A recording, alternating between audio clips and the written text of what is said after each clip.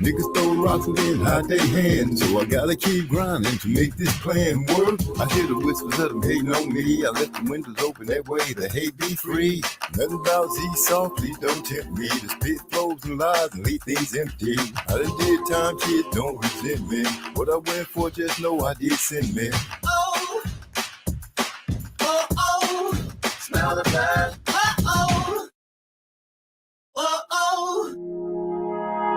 Mama told me to watch my back, cause I'm the only one here that'll watch like that. Keep my eyes on the prize, watch where my steps land. Toes hang around, they'll bring deception. But those that'll bring better have protection. Situations change, make a misdirection. If I show the pole, yeah, it's gon' pop. Once I get to squeezing, then I won't stop, nah. So what we stop for? It's the end of the track. What?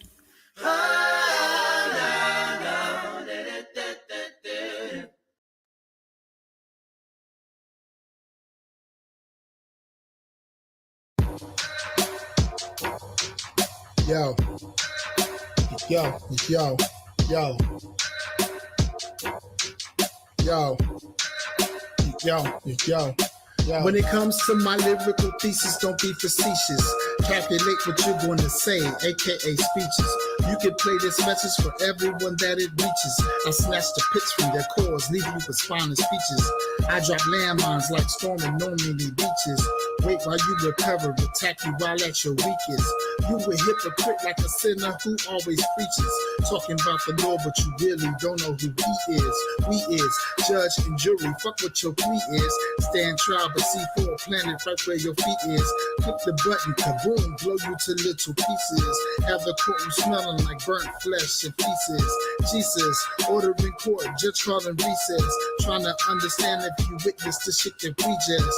Your people upset cause that shit was kind of egregious. I've been over the top ever since I was just a fetus. Yo, yo, yo, yo, yo. Yo, yo, yo,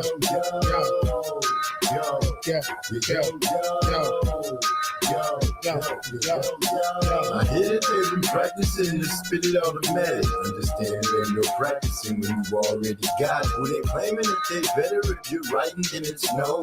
It's 21 plus, we gon' finally let it go. Damn Z, always understanding for the family. These niggas out here weak, it ain't no way that they can stand me. Plan B, always recognize and never hesitate. You listen to the track, open your mouth and hit detonate. I am Michael Myers to every MC. I am Halloween. Texas Chainsaw in the cipher, leaving cerebellum and spleen the predator. You ain't ready for what I'm ready for. It's whatever, bro. Rest in peace to my competitors. Live from the gas chamber, my mind's so fucking tangled. Take one of these fucking rappers, hang them high and watch them dangle. Cut the fucking rope, and if you twist and he get strangled. I control the MIC and you can't fuck with me. No, not likely, do not give a fuck if you don't like me. This is strictly for my niggas like to PAC. I'm colder than the polar vortex, chilling in the AC. Mr. Freeze to my foes, that means you can't freeze what's already for. I got some good gas, that strong, smoking by the whole zone. So fucking high, I roasted on top of the ozone. These boys sounding whack as hell. Dr. Seuss, rhyme form, I form Voltron. Yeah, it's no damn cyphers here. Hits from the bone, taking hits from the bone. Driving optimistic, trying jumping out the bumping shots out Megatron. Next time you speak like spit up, pussy bitch, use the phone. I use the phone, line like category 10. Cyclone, cause cataclysmic event, board up your home. Pyroclastic flow, no warning shots, it's on. Kill shot straight to the dome. Yeah, I'm on my Snoop Dogg, like climb to the ball. Stay back, way back, call the hazmat. Chemical spill on the track, bust the gas and air rain. Yeah, we came to party, leave the whole scene ransack. Track tight, run that. Back, creeping on the low. It's that MYSTRO. That what caused the wreck the damn show. Now all I gotta do is shut the fucking door. Chillin', reclining on the scene. I be coolin', they say I'm looking mean. I ain't trippin', I'm just trying to see the green. We having fun and we fulfilling our dreams. Yo, yo, yo, yo, yo, yo. Yo, yo, yo, yo, yo, yo, yo.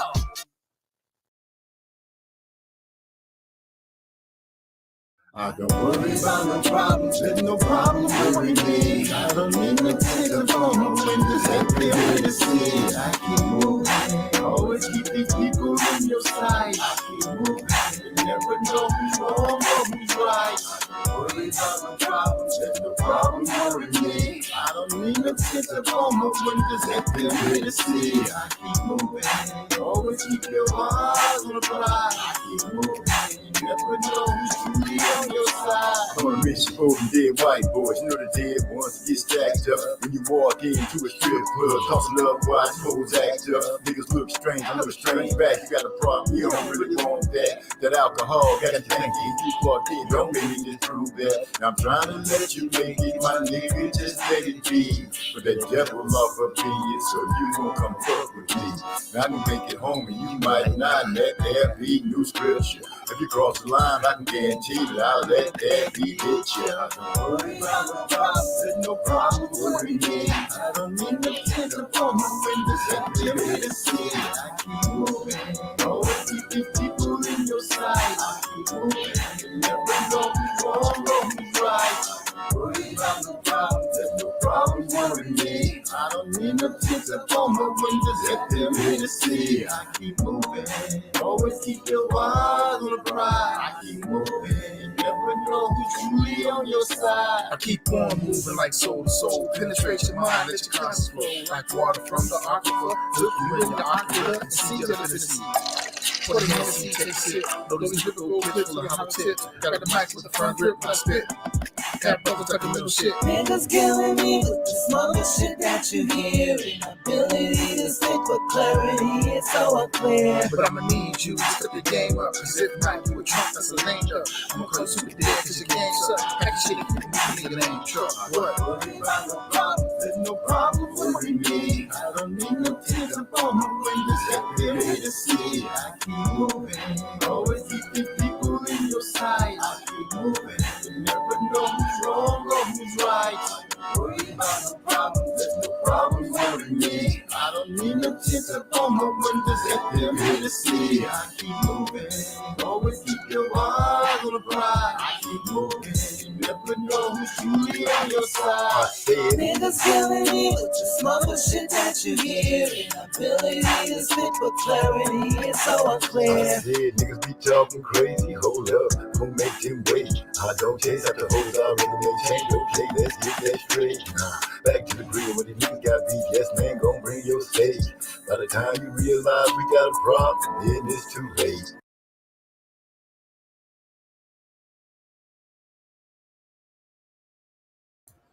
What's good? What's good? What's good? Welcome to another episode of MZ Talks Boxing. We decided to have an open panel tonight. As you can see, we got Mr. Jerron Boots Enos, who just put hands on David Avanesian, the same gentleman that Terrence Crawford took care of before he decided to take care of Earl Spence. Now, because of this fight, I'm hearing a lot of my constituents saying that Boots is ready for Crawford. It is time. It is time for Crawford to meet up with Boots and stop ducking. Well, before I go through that, I'll have to say, and I know a lot of my brothers are gonna be like, we don't say that. It's my opinion they're on two different trajectories. Terrence Crawford is on a path to solidify himself in the record books and put a stronghold on some things by chasing undisputed at 154. Boots, from what I understand, plan is to become undisputed at 147 and then move up to 154. Us seeing the clash between those two is going to take some real doing, in my opinion.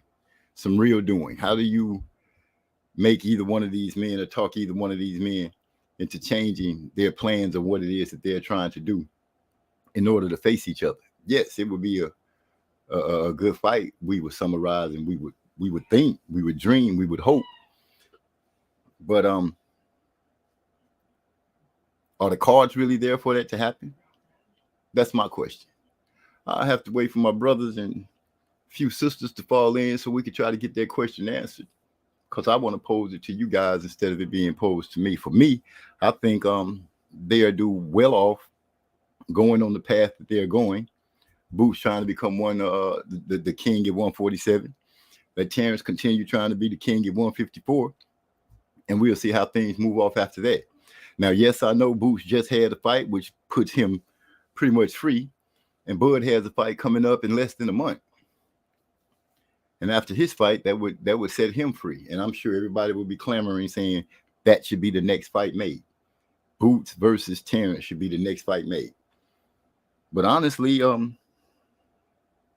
if you really look at it, Bud has did everything he needs to do at 147. It's all about 154. And I'm not making an argument for them not to fight. I'm just making an argument of what I see and how I think people will break it down on why they shouldn't fight. I also want to touch on the situation of Shakur Stevenson handling his business in what some said still was a lackluster fight. But he didn't run around as people predicted he would. He stayed in the pocket. He made the man miss. He slipped. I believe people were disappointed because they didn't get a knockout or what have you. And another strange thing to me that I have to ring the sentiments of other people. For such a large group of people to all of a sudden decide to start leaving the fight at the same time. You only see that pretty much in like football games and basketball games when the teams are getting blown out and there's just no chance for them to come back and win. For all those people to get up and walk out on the Shakur Stevenson fight, I can't say that was a natural phenomenon that I'm used to seeing. And it has a little odor to it. I don't know. Could it have been planned? Possible. I don't know. I heard Shakur make a tweet saying that he felt like they paid for people to leave his fight. Either way, people are complaining because they're seeing a boxer box. He's still winning. He might not be winning the way you want him to. He might not gain all the knockouts and things of that nature, but he's still winning. Andre Ward went through it. People complaining about the way he fought, but he kept winning. And the important thing is that you fight through it and keep doing what you're doing. Can Shakur Stevenson change up the way he fights? I don't know. I also got a chance to hear he and Terrence Crawford have a conversation where Crawford was letting him know he's not letting his hands go. Andre Ward was also in there. And they were speaking on how Shakur did. And I noticed Shakur saying a couple of things like, I was trying to do this. I was trying to cut the ring off. Crawford told him, you should have cut the ring off, step forward and let your hands go. Something he wasn't doing. But when he made the statement that he was trying to catch the dude, but the dude just wouldn't stand still. How many times have we heard people say that about other boxers? He just not, it's not his job to just stand there and let it happen. Now, thinking on that level and Shakur giving that little insight about himself, I'm just thinking, if there's a possibility that he and Tank gets into the ring, the mindset that he had in his last fight, Shakur that is, he can't have that same mindset going up against Gervonta. Salute to my brother Trey X, who just fell into the building. What's going on? Man, he made a call on a bet that all I can say is rent is paid. Rent is paid. I can't tell you how happy I was, but shoot, I was elated. But anyway, as I was saying, the mindset, listening to Shakur talk to Crawford and Andre Ward, I just feel like he can't have that kind of mindset talking about what he can't catch the guy or this or that. You got to make it happen. Now, I'm not expecting him to go out there and get knockouts and things like that. I expect him to go out there and box because that's what he is. A lot of people expect him to go out there and just go blow for blow, haywire. And sometimes that does look like a good fight. You walk away saying, oh, that was a great fight. But then there are times that you feel like the pugilist that you were trying to watch to see him do great it just don't turn out that way. Bad night or whatever. But I feel like a lot of people went into Shakur fight, went in watching that fight with a predetermination that they weren't going to like it. If he didn't get a knockout or it wasn't a slugfest, I believe a lot of people had it in their mind straight out the gate that they were not going to like the product that he put out. Well, I also want to say that I'm waiting to see which way he's going to go now. I'm hearing about the WBC is ordering a Shakur Zepeda fight. And then Oscar De La Hoya comes out of nowhere talking about he has all 4 sanctioning bodies to look to, and nobody's going to force him to fight anybody. He's going to fight who he wants to fight. But that doesn't fit the narrative that he's been saying about Zepeda and Shakur going to be a good fight and all this kind of stuff. If it's a chance for them to have the fight, go on and let it happen. Oscar, if you feel like Zepeda can beat Shakur, turn him loose. Let him go on out there and do what he got to do and handle his business. All the crowd can do is, all the audience can do is sit back and cheer for they fighter. Simple and plain. But don't start talking about the other sanctioning bodies that he can go fight for when you've been screaming Shakur's name for I don't know how long.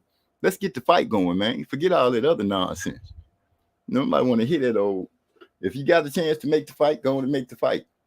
And I know that sounds against what I just said about Crawford and Boots meeting each other, but Crawford is on a road to become undisputed at 154, and Boots is plowing the ground at 147.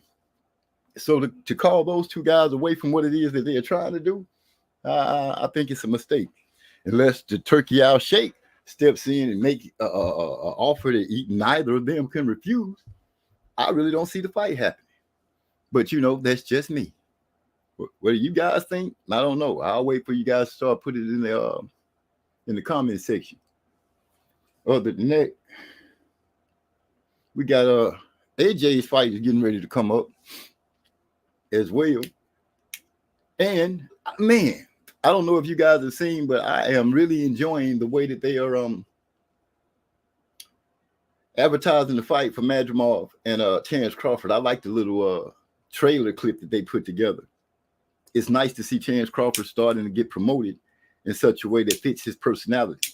Okay, you can't get him to do a lot of talking, but I see he can stand in front of the camera and act out a few things, which is turning out to be, in my opinion, pretty good. Well, ladies and gentlemen, welcome to the show. My brother, Trey X, the maestro, the oracle when it comes to calling these fights, my brother from another mother. What's going on, my man? Salute, man, what's going down? I'm over on this dojo.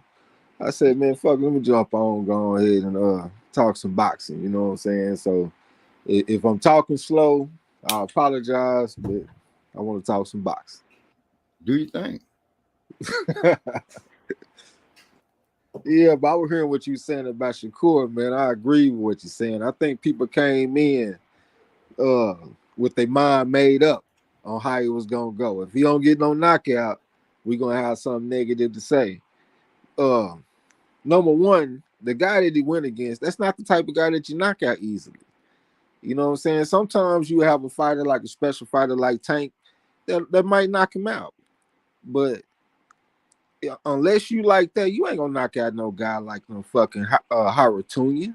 He done already went the distance with Frank Martin. Frank Martin can punch. So I didn't expect Shakur to knock him out. As a matter of fact, I had put a late bet in that the fight that Shakur would win by decision. You know what I'm saying? That's how strongly I felt about the shit. And then at the same time, people talking about the fight boring and all that kind of stuff. Shakur didn't go out there and move the whole fight. He stepped to the dude. You know what I'm saying? So he made the fight. So I think they just being harsh on the guy, man. That wasn't no terrible performance or nothing like that. But at the end of the day, I do see two things operating. Number one, Shakur, the way he talk. He be talking about how he great and he this and he that, and he gonna go down as a great and all that kind of stuff. Well, if you talk like that, you gonna kind of sour people's opinion on you. And at the same time, you're gonna have to live up to it. And I also see that we're in a sensationalized type of generation right now. Social media and stuff, people are constantly being stimulated by what you see on your phone, on social media, and all this kind of stuff. So you see all these knockouts, highlights. The person to really kick it off in my mind was Deontay Wilder with all them highlight real knockouts, and everybody was impressed. And then you got Tank Davis following up with it, the type of stuff he's doing, and that's who Shakur being compared to. If he can't deliver them type of moments, he gonna kind of suffer in this day and age. Maybe in the past it wouldn't have been like that. Somebody like Pernell Whitaker was appreciated, but he only had 17 knockouts out of 40 wins. He wasn't no knockout artist. He talked about Ali. People appreciated Ali. He could get out there and float like a butterfly, sting like a bee. Go out there and use the whole ring, north, south, east, and west, and people still loved Ali, even though he would beat the brakes off you and still get stoppages and stuff like that. You know what I'm saying? But you have fighters like Willie Pep that would get out there and do a bunch of moving and grooving, and people appreciated them. Nicolino Loche from Argentina had a very low knockout percentage, but he get out there and box and look beautiful doing it. People appreciated fighters like him, you know. So I think it's part of his personality and also the time that he lives in that explains the vitriol that he been getting from the fans. I agree with you on that 100%. Them going, people going into the fight looking at it, anything less than a knockout is a bad performance. Rod X said he just didn't want a De Los Santos performance, which I'm sure Shakur didn't want that either. And he went out there, like you said, he started stepping to the guy. He put the guy in retreat, and around what, 4 or 5, or about the 4th or 5th round, he started putting the man on retreat. The man started giving up ground, and Shakur did start stepping to him. Shakur also stayed in the pocket a lot more in this fight than he did in the previous fight, and showed that he had the ability to make a man miss and capitalize off of it. He doesn't have that massive power, punching power like a Wilder, or the knockout percentage like Tank's hitting at like a 93%. But he's not either one of those guys, and people need to realize that they can't put the jacket of another fighter on other fighters and expect that jacket to fit well. That's just not how the sport is broken down. And I heard you speak on Sweet Pea, which I was just looking at a picture of him earlier. Masterful way of stepping into the ring and damn near having no waist. The way he moved and made people miss, slipping punches and going under punches, and he was able to make people also pay. And bouncing off what you said, not a great power puncher, knockout artist, but he got the job done. And I think people need to look at Shakur and realize what he is and who he is. Yeah, he gonna talk his noise, but what you have, it's rare that fighters don't. They gonna talk themselves up because of what they're doing. But I feel like the man did a good job in his last fight. The only complaints that should I say, the only drawbacks that I have from him is listening to him when he had this conversation with Terrence Crawford and Andre Ward, and some of the things he said about the guy wouldn't stand still so he can hit him. But hell, that when he said that, I was like, that's exactly what you do. You don't stand there and just let somebody hit you. You make them have to come get you. And it was something else that he had spoke about. And just listening to him going back and forth with Crawford and Andre Ward, Crawford telling him, he said he heard somebody telling him to step right. Crawford said it was him. But he said, I was telling you to step right to cut off the ring, but you were supposed to come forward and let your hands go. He said that Shakur got aggressive with his movements, but not with letting his hands go. And listening to Terrence Crawford, you have to give that some credit, some credence when he speak about it. And I think Shakur should take that to heart and really work on it. Because if he ends up getting matched up with Tank at any time soon, that mindset cannot even ease into his mind. Or I would have to say that I would believe that he would be 60% beat already. I don't really like I ain't seen what you're talking about, but I don't really like the sound of it, to be honest with you. I mean, I seen what I need to see from Shakur in that fight. Number one, he made the fight look 10 times easier than what Frank Martin did. Frank Martin went life and death with this guy. Almost lost the fight. He got a late knockdown because Harutunian took a knee, and that's how he won the fight. Shakur won pretty much every single round. So he showed me that separation. It sounds like whoever said what you talking about, step right and let your hands go and all that, like they trying to make him them. Like this is who this guy is. Let's not make it seem like he don't know what he's doing in the ring. And if he do fight Tank, that type of attitude might actually help him win the fight. Like, for example, when Bivol fought against Canelo, Bivol would get Canelo against the ropes, and it looked like he'll have the advantage. Canelo tried to wave him in because he wanted, invite him in because he wanted to try to catch him with a hard counter shot.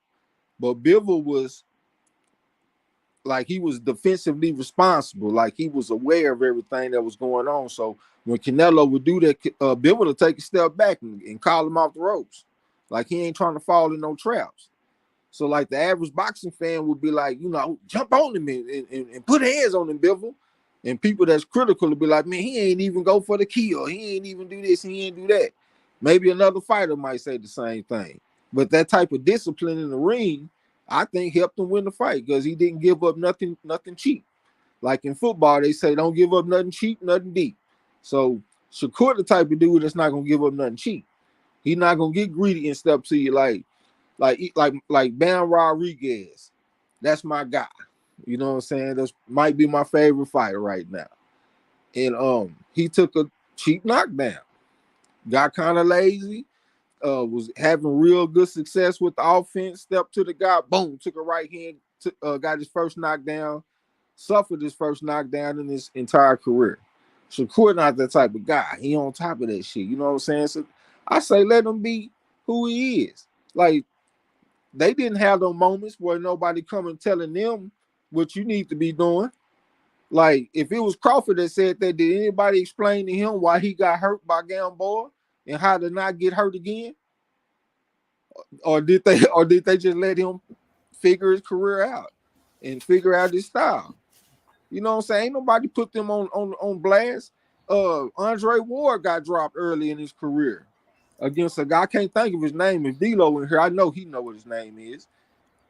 Didn't nobody sit Andre Ward down in front of the whole world on a video and tell Andre Ward, well, this is what you need to do to not get dropped?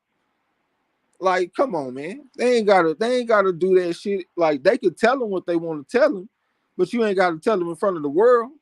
Because it's almost like you side with everybody else. You agreeing with the public that you boring, and I'm trying to help you not be boring. Like, fuck that. Let the man be effective how he gonna be effective. I agree with you 100%. And yeah, if you get a chance, I forget which channel it was that had the interview, but it was Crawford and Andre Ward talking to Shakur. Shakur was sitting in the chair, kind of laid back. Crawford was sitting to his left. He was kind of stretched out too. And Ward was just sitting straight up in the chair, and they was talking about it because the last word that rang out to me is when Shakur said he was tough, and the room kind of went quiet. And he was like, I think he said no cap or I'm for real or something like that. But he said he was tough, and then the video goes off. But yeah, it was his two mentors that were talking to him about it. I don't know if they knew the camera was rolling or not, but that is what was said on camera. I agree with you because I think I don't have a problem with a boxer going out beating the person up and winning the fight with skills, showing his skills off. You know, I enjoy seeing that. I do enjoy seeing knockouts and things as well, but I love to see the skills come out in a fight where you can say, this dude here really handling his business. He know what he's doing. The man is an Olympic bronze medalist. Why wouldn't he be tough? Like, that's the thing that surprises me. Like, even the fighters, it seems like they don't know their sport. Like, they should understand what that represents coming in, but they seem to not understand. Like, if you expecting Shakur Stevenson to go out there and stop an Olympic bronze medalist like you expected, I think that's ignorance on your part. Like, whoever thinking that, I think that's ignorance on your part. If it's a fighter that had already shown you toughness, he also showed you the intelligence, because like when he fought against Frank Martin, he took that knee to make sure he heard the final bell. That's intelligence of a fighter that's hurt on the fly. Some fighters, they'll just try to man up and get the hell beat out of them, then get stopped. Like Komatov when he fought against Raymond Ford. But this guy showing you intelligence. He know how to hold, he know how to run, he gonna take a knee if he get hurt. It's hard to stop a guy like that. And plus, at the beginning of the fight, he showed excellent head movement. He presented a type of rhythm to Shakur Stevenson that gave him a lot of problems, and it also facilitated some hesitation. I seen that because he was real herky-jerky, and he had the head moving and shit, and Shakur couldn't really calibrate him for like a round or two, maybe even 3 rounds. It took a little while for him to settle in with the type of style that Harutunian had. And plus, it was a very energetic type of style, so Shakur would step to him and try to get him to use his energy, burn up his energy. You know what I'm saying? That got me thinking about Floyd Mayweather when he fought against Canelo. And Floyd Sr. kept on telling him, step to him, walk to him, and make him use his energy. That's what Shakur was doing, you know what I'm saying? So even if you don't appreciate his type of style or whatever, it is a lot of little subtle things that he do in the ring. He a hell of a fighter, man, for real. I done been kind of tough on him at times and shit. I still want to see him against like another fighter that can invade the space a little bit more. Because like Nakathila had them long arms and De Los Santos was a southpaw power puncher. So I still want to see a little bit more. You know what I'm saying? But for that performance right there, I'm satisfied with it. Right. I feel like he put the bad performance well in the rearview mirror. And right now he's looking up. And shoot, it was something you said that that take me back to that interview. Something that you said, I can't remember what it was. It'll probably come back to me. It's something that I missed about it. We got a question for you coming from AI Meets and Music. It says, at Trey X, how do you feel about Shakur versus Zepeda? Yeah, see, that's interesting because that's a southpaw on southpaw matchup. So that's the type of opponent that can invade your space a little bit. He had a pretty decent amateur background. He was a 4 on my scale. He fought at the AIBA World Championships, so he got the pedigree. Throw a lot of punches. See, like the way I look at fighters, like let me say something real quick. Like I got like a bell curve in my mind that I put fighters on, and like some fighters are to the left of the bell curve. That mean that they underperform. Some fighters are right in the middle of the bell curve. That mean that they do what I expect them to do. And some fighters are to the right side of the bell curve. That mean that they over exceed my expectations. You know what I'm saying? So like on the left of the curve, it might be a guy with a deep amateur background, but he don't go out there and win when I expect him to win. So I put him on the left side of the bell curve. And then in the middle is like if I predict you to do a certain thing, like beat a fighter by decision, and that's exactly what happens, and it happens regularly, I'll put you right there in the middle of that curve. And if you over exceed my expectations against fighters that I consider Iron Men, or you knock out fighters that I don't expect you to knock out on a consistent basis, I put you to the right side of that curve. And I'm seeing some signs that Zepeda might be on the right side of that curve. His last fight when he fought against Giovanni Cabrera, he went out there and stopped an Iron Man. You can question whether he was in shape or not because he came in 2 pounds overweight at the weigh-in. So maybe he wasn't fully prepared for the fight. But he went out there and stopped the man in 3 rounds. That I would have gave you 3-1 odds that he wouldn't stop Cabrera in 3 rounds. This is a very tough man. Got 60-some amateur fights, decent amateur background. Won the Chicago Golden Gloves. Won the national championship in Mexico. Went the distance against Pitbull Cruz of all people. And you know Pitbull gonna bring that pressure. He beat Cabrera by split decision.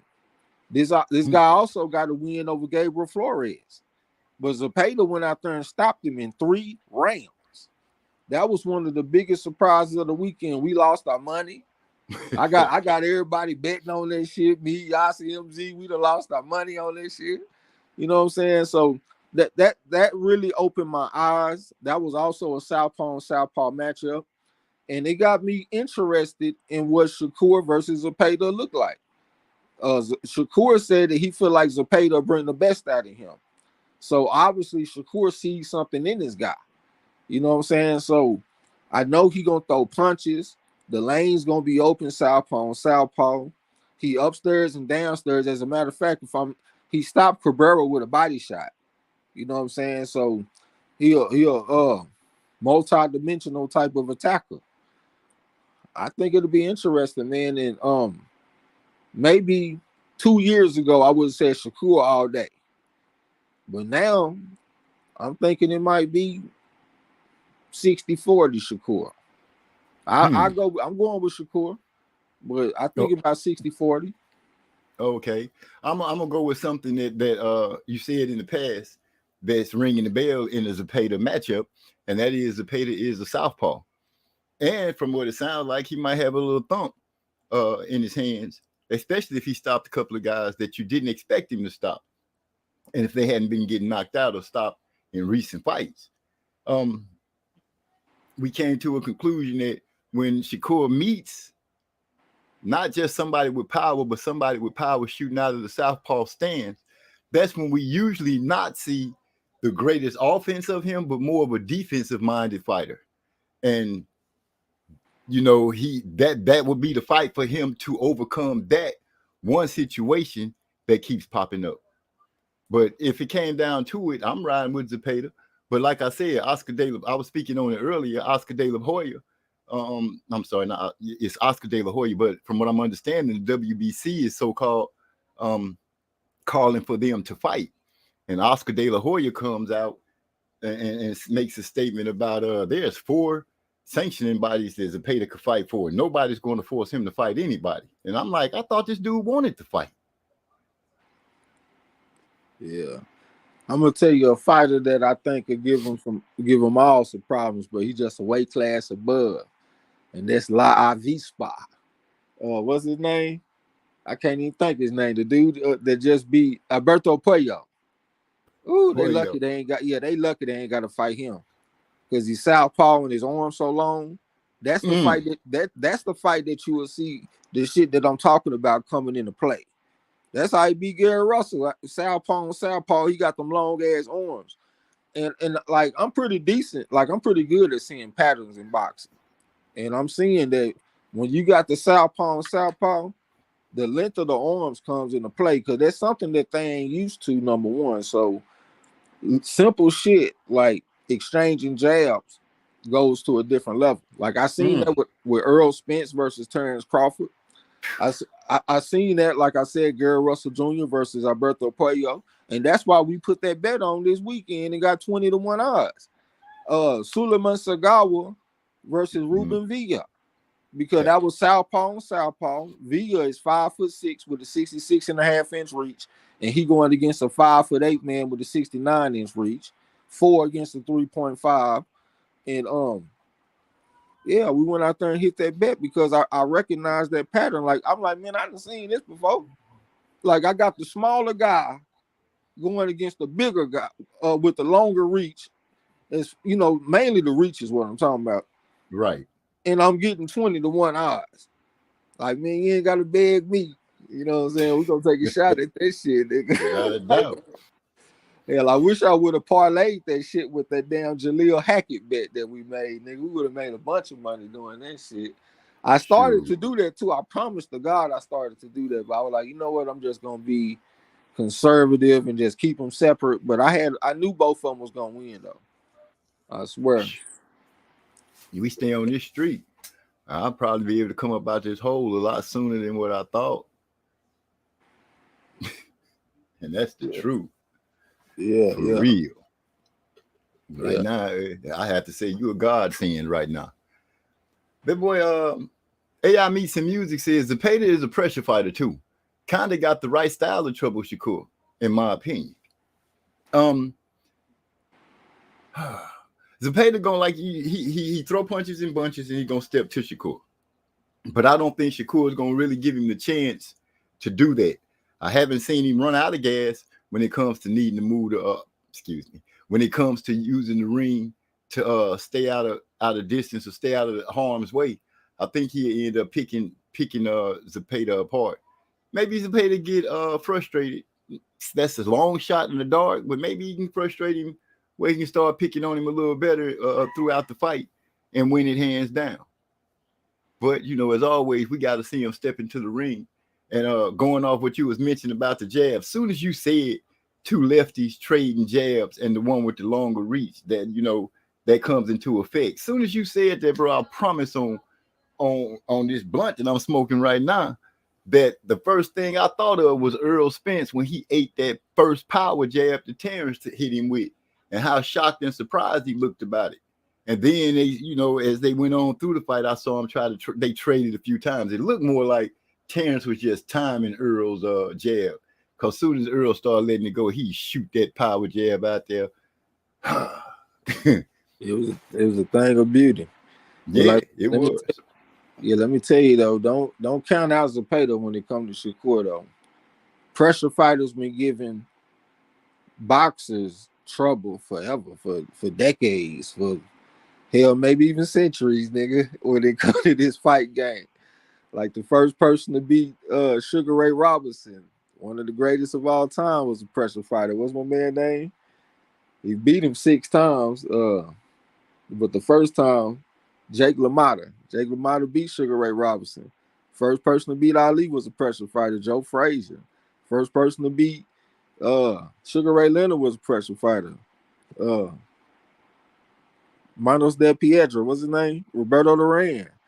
Like, that's the way it show up a lot of the time. You know what I'm saying? Yeah. They had some close calls. Like, Shockey Foster almost lost to a pressure fighter fairly recently. Rocky Hernandez, I think they call him. He was losing the fight and he got the knockout in the last round, but, you know, he bringing that pressure, gave him trouble. Yeah. You know what I'm saying? So, yeah, that's just like a classic matchup in boxing. The boxer against the pressure fighter. And the pressure, the boxer got a pretty good win percentage, but don't be surprised when that pressure fighter come through and get his too, though. You know what I'm saying? Yeah. and I gotta put this little footnote on the Ali losing the Frazier pressure fighter, but I gotta give the layoff. I think they paid a big dividend, because I feel like we missed, in my opinion, the spectacle that Ali could have been if the United States didn't do what they did to him about that in the draft thing. Yeah, but that shortchanging Frazier. I think Frazier would have been a tough fight no matter what version of Ali came through. That's just my opinion. He's an Olympic gold medalist. He's a 5 on that scale. And he got maybe the greatest left hook of all time. Good at cutting the ring off, excellent head movement, a good athlete in his own right. I think he would have been hell either way. Underrated jab. Smoking Joe Frazier, man. Ali was a bad man, don't get me wrong. When he was out there fighting Sonny Liston and stuff, he was moving gracefully, like something that we ain't never seen before. You know what I'm saying? And what you saying is true. But I know that Joe Frazier was a bad man, and I think he would have been hell either way. Right. I feel you.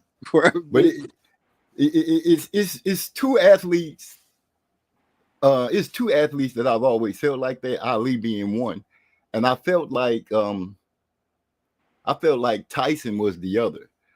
I feel like not only did, you know, him losing Cus D'Amato, which I feel was an intricate part of everything that Tyson was when it came to the ring, but when he started having issues, I noticed how fast the public opinion hurried up and swayed against him and turned against him. Nobody really rolled with that young man, because Tyson was a youngster when he was going through a lot of that stuff. Nobody really rolled with him or pulled him to the side or tried to comfort him. And it's not like he wasn't looking for it, because he was.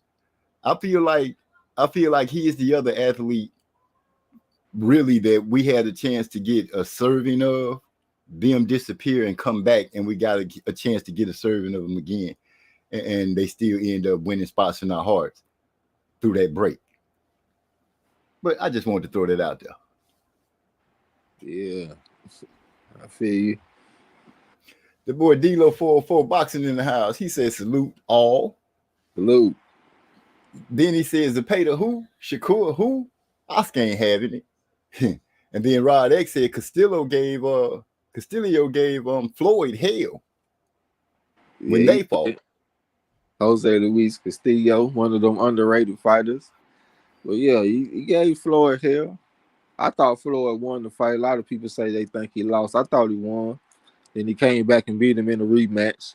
You know, so history. That's what the books say. You know what I'm saying?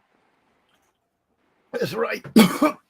That's right. Shoot, y'all say I like the way Floyd would do it because he would say, "Oh, y'all say he beat me because he did good a couple of rounds that he deserved a rematch." He wouldn't have shut those down real quick. He didn't take no year or no long time. He doubled back and went on and handled that, got it on out of people's mind real fast. Yeah, square business. Man. D-Lo said Ali looked unbeatable versus Cleveland Williams, but Styles do make fights. Yeah, that motherfucker Cleveland Williams only hit him 3 times in 3 rounds. It's not for real. Square business. Like I ain't even like being like exaggerating or being or nothing like that. You know what I'm saying? Like, yeah, it was one of the biggest punch disparities in the history of boxing. Like, as far as the people actually landing punches. I know it have been some fights where like somebody go out there and just put hands on somebody and they don't even get a chance to get nothing off. But as far as a fight that'll win some rounds and both fighters have had a chance to land some punches, that might be the biggest disparity in the history of boxing. Man landing 3 punches in 3 rounds, and the other dude raining hell and brimstone upside his head all day. You know what I'm saying? But Cleveland Williams was tough though, man. Before that fight, he actually got shot in the stomach, I want to say. And he had to have surgery and all that kind of stuff, of course. And he resumed his career and ended up fighting Ali, and that's what people really remember him for. But he was actually a very tough fighter, and he was very talented before he got shot in the stomach. So salute to Cleveland Williams. Salute to that, especially getting shot in the stomach from every war situation that I've heard somebody, because I had cousins that actually went to war, and they say that stomach shot is like the most worst thing you can get if you get shot and survive. And the longer it takes you to get to somebody that can get you some help, the worse it gets. So yeah, salute to old Cleveland with that. Yeah. Eric R in the building, he said Cuss had Mike locked in. And D-Lo follows up by saying Kevin Rooney as well. Yeah, see, I was listening to what you said about the situation, but it seemed like in Mike's situation, Cuss seemed to be the only person that can really lock in with him. The other people, they dealt with him, but they ain't really just had the same type of love that Cus D'Amato had. So he didn't reciprocate that type of love to them either. Because I already know what happened with him and Teddy Atlas and stuff, with the little girl and Teddy Atlas pulling the gun out on him and all that kind of stuff. You know what I'm saying? So I can't even fault nobody for not locking in with Mike, because he might not been the type of person that you can lock in with. And then on top of that, you mix in fame and fortune with somebody that's already a troubled motherfucker. You know, sometimes you can't save him. Yeah, it can be a difficult bout, but the key word you did speak on that is Cuss loved Mike. He loved him, and I think he recognized, yeah, we got this brute of a man right here knocking out other men, but he ain't really growed up yet in his head, and that's the guidance that he needed, and he got taken away from him. And I think the other people that dealt with him really didn't realize it, because money plays a big factor in a lot that we do. And you know, that's just my thought of it. I don't want to have us keep locked on that, because I want to bounce about as much as we can. Because I'm just to say too, my apologies, because my baby girl pulled a gangster move on us last week. Y'all saw. That's all I can say. I wanted to say though, I don't like to shift responsibility off people too much and slide it off to somebody else. Fuck what that. we slid? I'm just saying, like, instead of thinking about the people that's around Mike and all that, like, nigga, you could have made better decisions in your life. Just like any of us can. Like, if I look at my life, I don't be thinking, well, my mama should have did this or my dad should have did that. Fuck that. Like, I live my life, I made my choice, I made my decision, whether good or bad. You know what I'm saying? So that's the way I look at life. I ain't gonna hit you up and be like, oh, we lost the bet because some external shit. I fucked up, I made a bad bet. I'll do better next time. Stay down, you know what I'm saying? So that's the way I think about shit. I got you. You know, I like to, you know, break down into human nature and stuff like that. So that's why I end up looking at stuff like that, because as happy of a guy as I am, you know, I had some issues that people would not believe coming up. But those issues made me realize that, man, I'm going through this now. Down the line, because nothing is new under the sun. Somebody that I know might end up going through the same thing. And I want to be there, handle them in the way I would have wanted to be handled, because I've seen how a lot of people miss the situations that came around on my life, and they looked at me a certain way, or even questioned the fact that I might be able to be capable of doing some of that stuff. So yeah, that's just why I look at I try to look at things through levels like that. Yeah, but I do understand. Yeah, but even then, people, you can be a sacrificial lamb, so you can go through some shit, so you can help one person go through something, so they can help 20 people down the line. Mike Tyson, the type of person that can go through something and help millions down the line. So if that's the path that his life was meant to take, I'm not about to sit up there and think about ways that it could have not happened and all that kind of shit. That's the story of his life, and that's what it is. You know what I'm saying? Yeah. And it's an enjoyable one. Like I said, you know, we actually get to see Mike actually reinvent himself with the one man show that he did. I actually watched it. It was pretty good. He did his thing on there. I enjoy seeing the new Mike Tyson. He seems happy and everything like that. Yeah. So, Eric R. He put into the comment. He said, for all these current fighters wanting to be locked, wanting to be looked at and mentioned in the same light of Floyd Mayweather, they sure ain't looking to run it back in close fights, no matter what. Yeah, that's one thing you can say. You haven't seen too many rematches where somebody say, yeah, we're going to run it back because it was close. I want to make it no doubt. Who have we seen do that yet? Canelo don't do rematches unless he just got to, or he know it's just going to be a win. But who else have we seen just give a rematch because it was a close fight? I can't think of one person. Not in this generation. I ain't tripping though, because I ain't a big fan of rematches anyway. So that's no cry about it. Fuck them rematches. We do the Champ Ross. I see rematches on the schedule. I'm like, fuck. You know what I'm saying? Because I got a bad record. We don't bet no rematches. Like, as far as your legacy go in the standing of the fans and all that, I understand them. And there have been rematches that I enjoyed in the past, like when Andre Ward had the rematch with Kovalev. I love that shit. Oh yeah. But overall though, I ain't a big fan of rematches, man. We got one this weekend on the Champ Ross, Nathan Heaney versus Brad Pauls. It was a draw last time, so now we got to come back and deal with that shit this week. Somebody's surely gonna win this fight. Oh, I want to go back because I missed one of D-Lo's comments. He said William had only lost to Listens 2 times and Terrell prior to Ali. And then he comes back and say, no, I'm wrong. Just check BoxRec. William had some other losses before those. Those were the ones that stuck out the most. Listing Ali and Terrell. Yeah.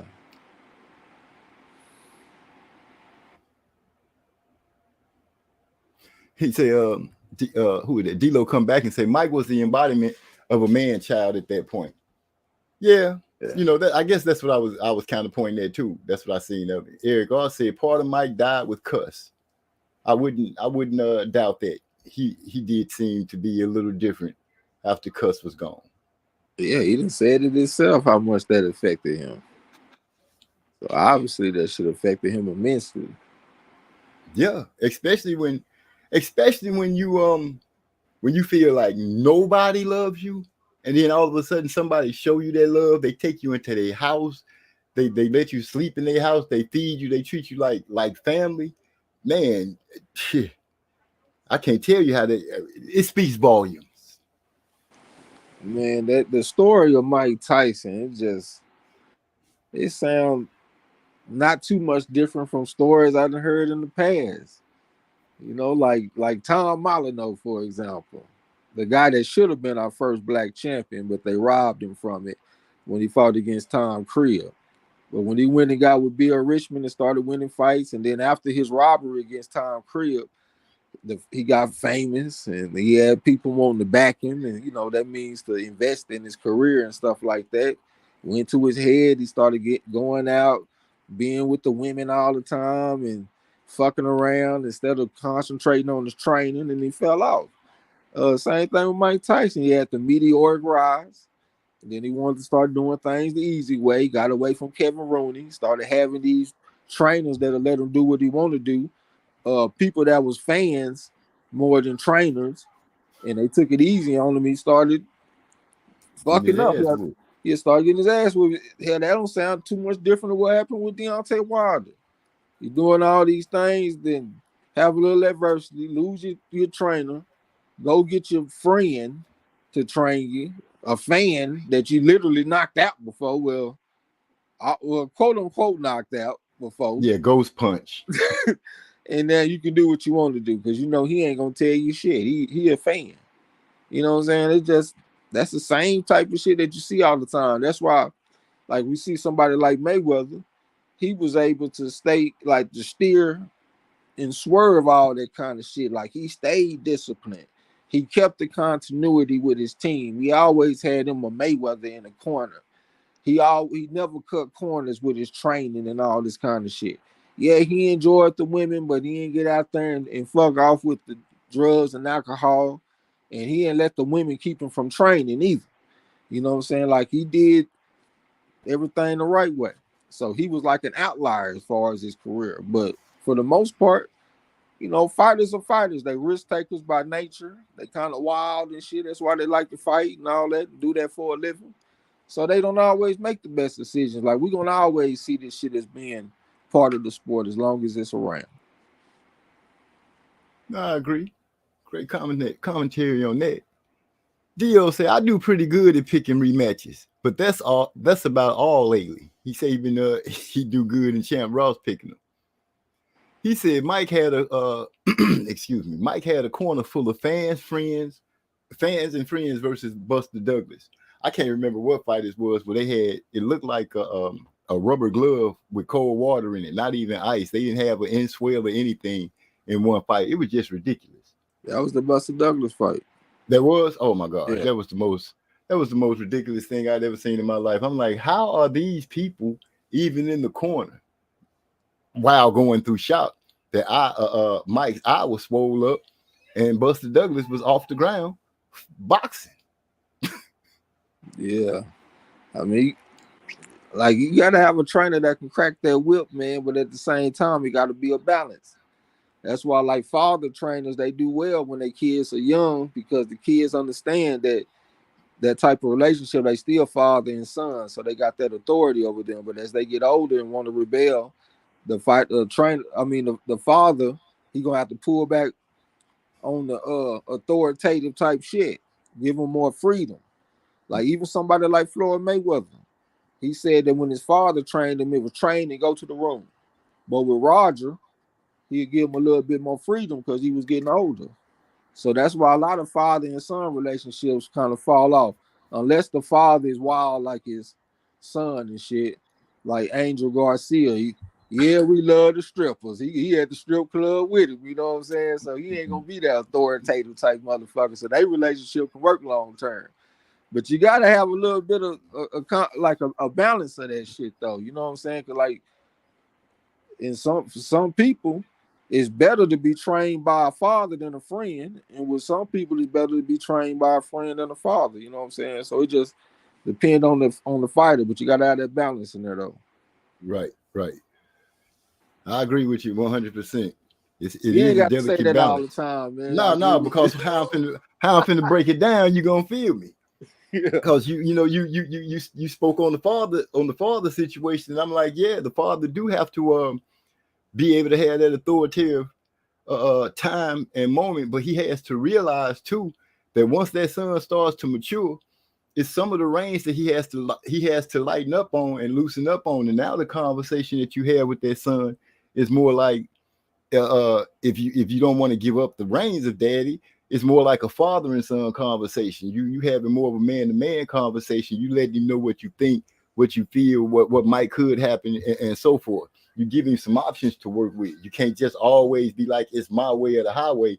And I kind of feel like Sean Porter and his dad kind of had that relationship a little bit. I think Kenny was more always leaning to a military authoritarian type, instead of having the understanding to say, shoot, when certain things going on, maybe I should go ahead and put the earmuffs on and listen to what my son got to say. And I think that would be a good relationship. And I think that can go a hell of a long way, father and son. I think Floyd was blessed to have the father and the brother.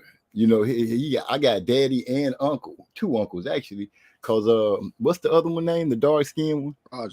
Roger. No, not Roger. Is it Roger? Oh, you talking about Jeff? Jeff, yeah, Jeff. No, he had Roger in his corner though. Jeff wasn't his trainer. No.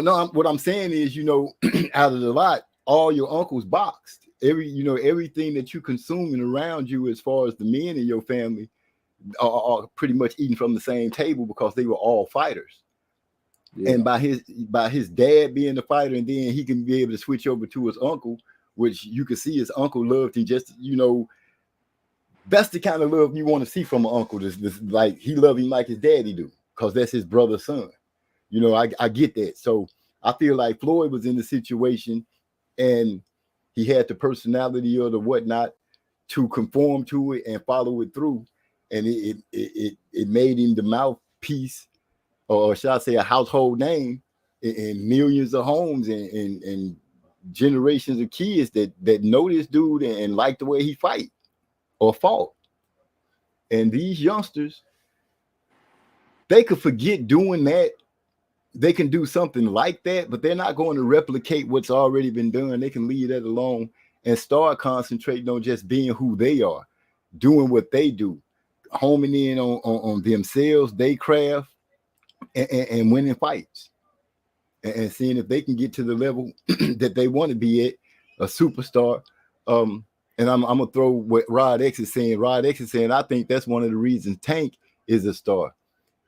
He has a similar background as Mike, and plus he's knocking people out. That stardom always helps. If the person, if you got the charisma, personality, and you're giving people what they want, you're gonna get them by the droves. But all fighters aren't like that. And for the ones that are winning and they not getting the heck of a backing from the fans because their name just not ringing in people's mouths, all I can say for them is keep on hammering, keep on pushing down the road. Everybody not gonna get the break. Yeah, I mean, this is the time. If you a knockout artist, you can get put on right now, because people gonna be watching it all the time. Like, you knock somebody out, man, everybody watching this shit, making memes, cracking jokes, posting on Facebook, Instagram, Twitter, whatever that's out there. They own that shit. So it's no surprise. To be honest with you, I wouldn't even put Tank in my top, maybe even top 5 most entertaining fighters. I don't think his fights are just overly entertaining. It's just that knockout sequence that's super entertaining. He'll have like 6 rounds where he ain't even throwing no punches, and all of a sudden in the 7th round he explode with a knockout, and that make everything a-okay. You know what I'm saying? Like I understand why everybody like him, but I think it like a true like entertaining fight is when they go into war and throwing punches the whole time. I respect the knockout, but I would probably take a 12-round blood and guts war over low action 6 rounds than knockout in the 7th round. You know what I'm saying? That's just me though. You want it to build up, you know, you want it to be action going through the fight where you kind of like, ooh, you know, and it accumulates and explodes with a knockout. I feel you. The knockout coming from just out of nowhere. You've been kind of toying with the like a mouse do, like a cat do a mouse, slapping it around a little bit, not really being serious, and then all of a sudden, bam, lights out. I think that's what pulled everybody to Deontay Wilder, because he could be losing the whole fight, and bam, all of a sudden it's a knockout. He won. Like for me, give me that Adrian Broner versus Antonio DeMarco, and I'll take that over anything Tank done in his whole career. You can throw Deontay Wilder in there too. Put them together. Any of their fights. There's not a fight that they have that can surpass that to me. That's one of the prettiest ass whoopings that I ever seen in my life. R.I.P. Mike Stafford. I can still hear him right now. Underneath. Wop. Underneath. Wop. I'm talking about this shit was so pretty spectacular. Give me Mayweather versus Arturo Gatti. There ain't a fight in his career that can match that. A year ago, it was 3 fights that stood out to me. They was pretty ass fights. Number 1 was Terrence Crawford versus Errol Spence. Just a pretty ass whooping for rounds. You know what I'm saying? The other one was Inouye versus Cool Boy Steph. I ate crow in that fight, but it was just a pretty ass whooping from the first round to when it ended. And the third one was Edwin De Los Santos versus Joseph Adorno. Just a spectacular ass whooping. Me and D-Lo hitting each other back and forth, talking about that shit on Discord, just amazed at how this fight is going. Like, from round to round, we just amazed. And I'm still shocked that Adorno even went the distance. Matter of fact, we bet on that fight and shit. And we had De Los Santos by decision and got paid. We took the fight to go the distance, I think. So those are the type of fights I like. I respect what Tank do. I like the knockouts and stuff.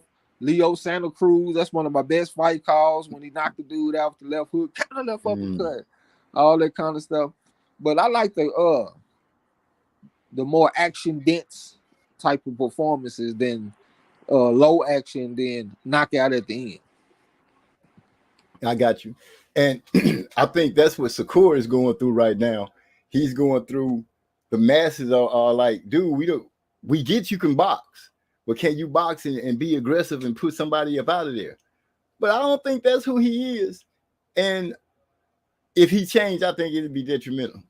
I really think it. I think it'll end up messing him up. I think he should stay like he is and just keep winning. At some point, the tide will change where people will ride with you. Stop talking so much or compare it. Well, you can't stop talking because Ali talked. But then again, Ali was fast and he was flashy and he was beating people up when he needed to and getting them out of there.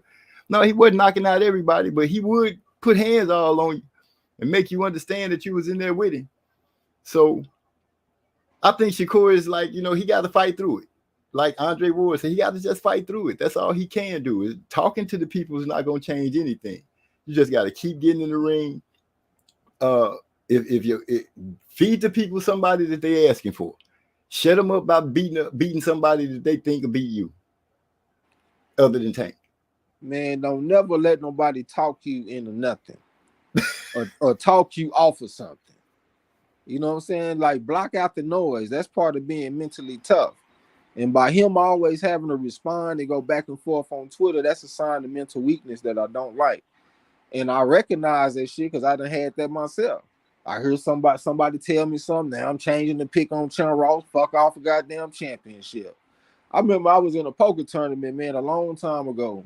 It was the tournament cost $300 to get in, but if you got what's called a double add-on, it costs $200 more. So It was basically 500 to get in, and that's what everybody did. So that's what I did. And it had like well over 100 people. First place was either gonna be 11,000, or you could get a ticket to the World Series, the main event, what they call it in the World Series of Poker, and they'll give you $1,000 in spending money to spend while you're down there in Las Vegas.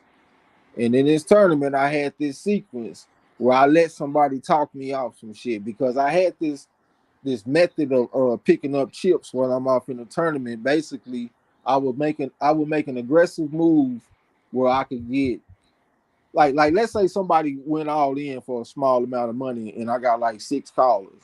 When it gets to me, no matter what cards I have, I go all in and get everybody to fold. Me and that person will go heads up, and I'm basically getting 7-1 odds on my money.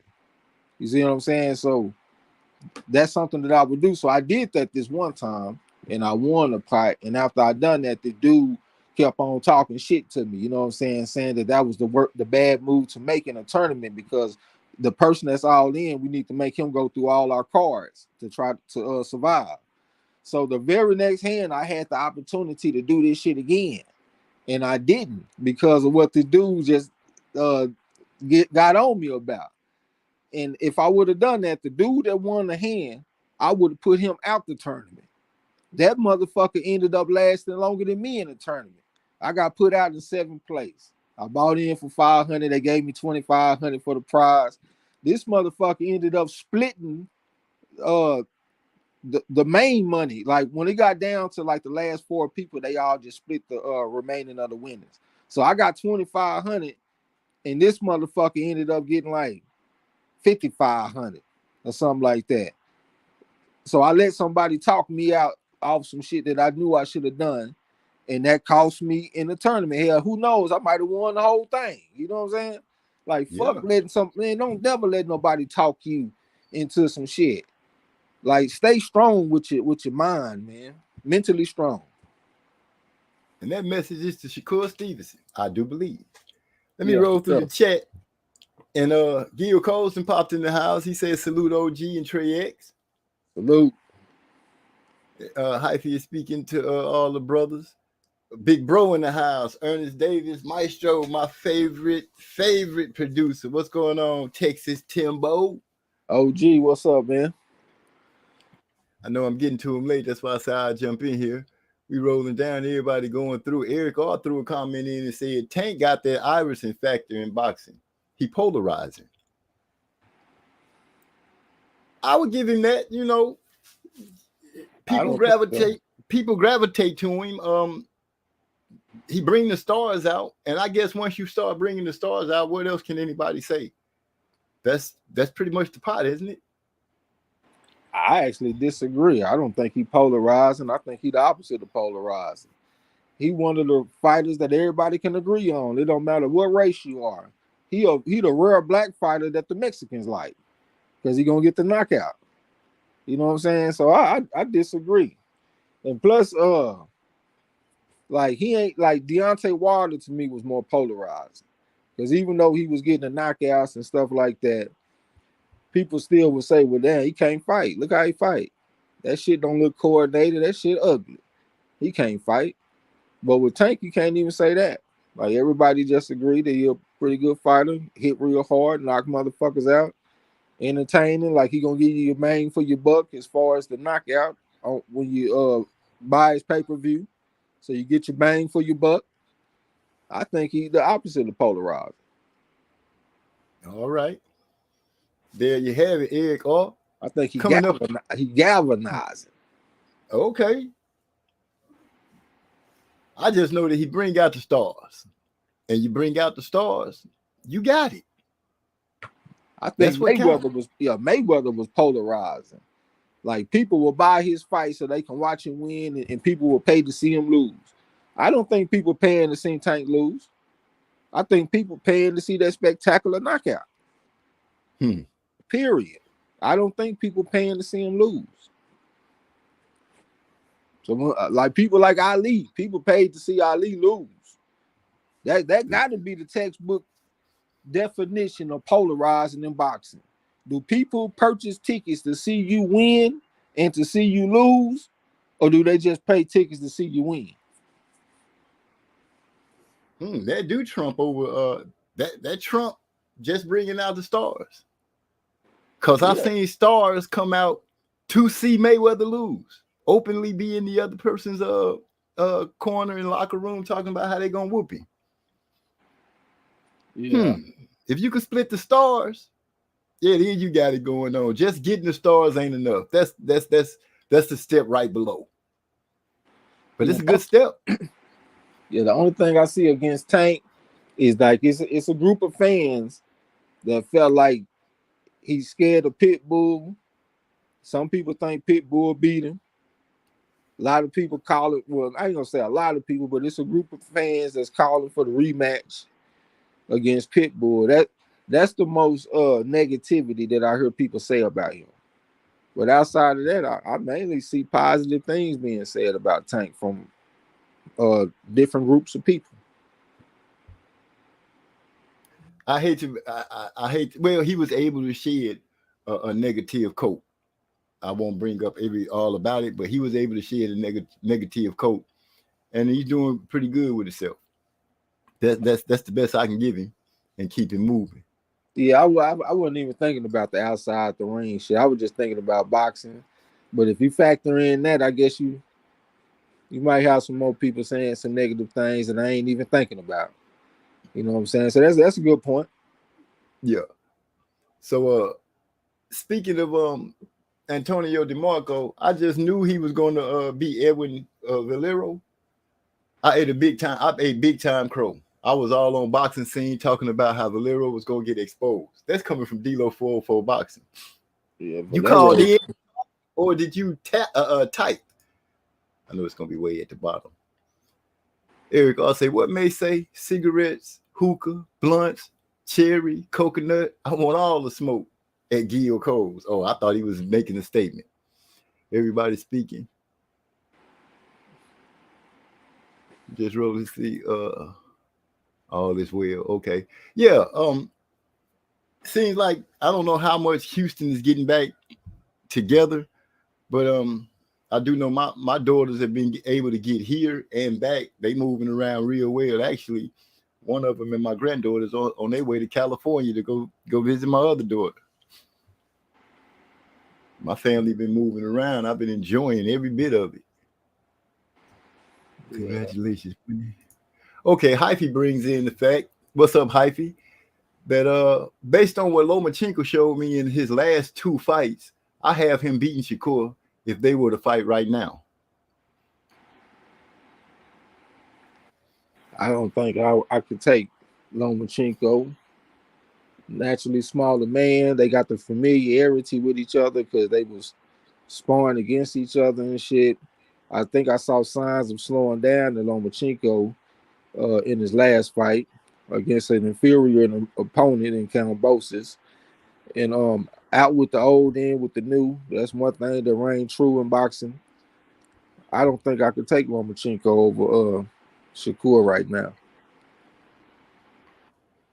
I would take the baby world beater because I like the way he boxes. I feel like he'll be able to. I would hope he could match Lomachenko's wits, and his youth should be able to play a big hand. Not that I've seen Lomachenko get tired, because I really haven't. And him beating the hell out of Kambosos, I'm like, was that a good win? Because if you look at it by what a lot of people were saying, Devin Haney lost. Devin Haney beat Kambosos, and Kambosos wasn't that good from the get-go. So if you looked at it like that, then how could you look at Lomachenko beating Kambosos, who really wasn't that good in the get-go? No, he was the first person to stop Kambosos, a fucking Iron Man. Somebody that got dropped by Teofimo Lopez and got up and fought on. Motherfucking went the distance. Losing against Devin Haney, was steady on his feet the whole time. That's an Iron Man. And he went out there and stopped that motherfucker.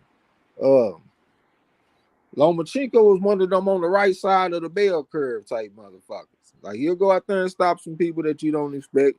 Early in his career, he was stopping people like they were quitting on the stool. I ain't really talking about that. I'm talking about like when he stopped Masayoshi Nakatani, that kind of shit. Nakatani tough. Shit, Lomachenko stopped that motherfucker. Kambosos, man, I'm telling you, man, I almost bet my money. If it wasn't for the layoffs, I would have bet my money that fight would go to distance. Kambosos is an Iron Man. Man, Lomachenko went out there and stopped that motherfucker. Body shot. Right there on the liver. You know what I'm saying? Yeah, Lomachenko like that. He got several stoppages to the body in his career. The other one that I'm thinking about is Linares. Just touched him right on that button. Real smooth, real cool. Didn't even look like a hard punch. Kind of reminds you of what Tank Davis landed against Ryan Garcia. You barely even see it. Southpaw versus Orthodox. The Southpaw laying that short little left hand to the liver. You know what I'm saying? Like, yeah, Lomachenko, you're a bad motherfucker. But I think he's starting to slow down. He's 36, lightweight, 397 amateur fights. So he got the wear and tear. Them fought tough competition since he been to the league. I mean, he had Salido as his second fight. Like, I can't take him over Shakur right now, man. I can't take him over the youth, the upward trajectory. Like, can I say that Lomachenko on the way up right now? No. He trying to maintain right now. You know what I'm saying? He trying to keep from declining. Shakur is on the way up. You know what I'm saying? So, yeah, I got to say Shakur, man. Baby World be the steal. A good argument for Lomachenko, but the baby World be the steal edge him out, Hyphy. Now, when it comes to somebody like Avispa, I might give you a different answer. I need somebody with them physical gifts. It's kind of like when Willie Pep, when he fought against Sandy Sadler. You got you a masterclass boxer in Willie Pep, one of the most masterful boxers of all time. But when you get somebody with them physical advantages, like a Sandy Sadler, he beat him 3 out of 4 times. I think Lomachenko just don't present that type of threat. If you got somebody like La Vispa with them long ass arms down to his knees and shit, and plus he got the skills to go along with it. That's the type of guy that I think could give Shakur some problems. But I can't see Lomachenko right now. Yeah, because they got pretty much the same dimension on reach, right? Lomachenko reaches 67, I believe. 65, I think. I think he got a 65-inch reach, and Shakur got a 68-inch reach. So that's one of the guys that he got the advantage over clearly when it comes to the reach. You know what I'm saying? Yeah. And seeing that Shakur do know how to box, that I think he'll be able to use that quite well to his advantage. Even though Lomachenko come with angles and stuff, I think Shakur will be able to box him, stay out of danger. I seen some early odds on the Tank versus Lomachenko fight, and Tank is a minus 230 favorite, so he a little bit better than a 2.5 to 1 favorite over Lomachenko. So the odds makers they giving Lomachenko some credit. They got the odds in that range where either guy can win. You know what I'm saying? Mm-hmm. You see, trying to make sure I'm going through the chat and get everybody read. They got a lot. It's a lot of conversation going on. Good for them. AI Meets and Music. Tank is only disliked by those of us who recognize the cherry picker of how he's moved. The cherry pickery of how he's moved. Yeah, see, that's what I done complained about. But the thing is, you got to be a hardcore fight fan to really know that shit. And the majority of the people that's voicing their opinions on this boxing shit, they not really hardcore. Even when they say they are, they not really hardcore boxing fans. That's why they ain't know who Steve Claggett was. That's why they think Haratunian supposed to be stopped and all that kind of shit.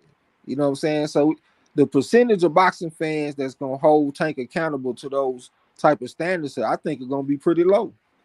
You know what I'm saying? Like, whenever I said shit like that in the past, like, this motherfucker, even though Tank is looking better now, because for a while he was just riding off that Pedraza win. But now he done had some good wins. He got the Frank Martin, he got the Hector Garcia, he got Ryan Garcia, he got Frank. I can't even think of the other dude's name. Mine just went blank. But he got the other Garcia you talking about, huh? I said Hector Garcia, Ryan Garcia, Okay. Frank Martin. It seemed like it was one more. I might be He edged over Pitbull. Yeah, that's a good one too. Pitbull a champion right now. Yeah. But, you know, he done had some good wins, so it's looking better. You know what I'm saying? I can't complain too much. He beating 3.5s. How can I complain about that? You know what I'm saying? But before then, it was just that Pedraza. And I would have to lay that on the shoulders of Mayweather and his promotion moves that he was making with Tank. But now it seems like Tank is taking over the helm, and we'll see how things keep going. If they keep going up, or they level off, will the competition drop? But I'm thinking he's on the ride for. We'll start seeing him in better fights as they come around. I want to see what Pitbull gonna do with El Rayo. When they supposed to fight? I think they fight on the Terrence Crawford undercard. So how'd you wait, now let me finish going through here.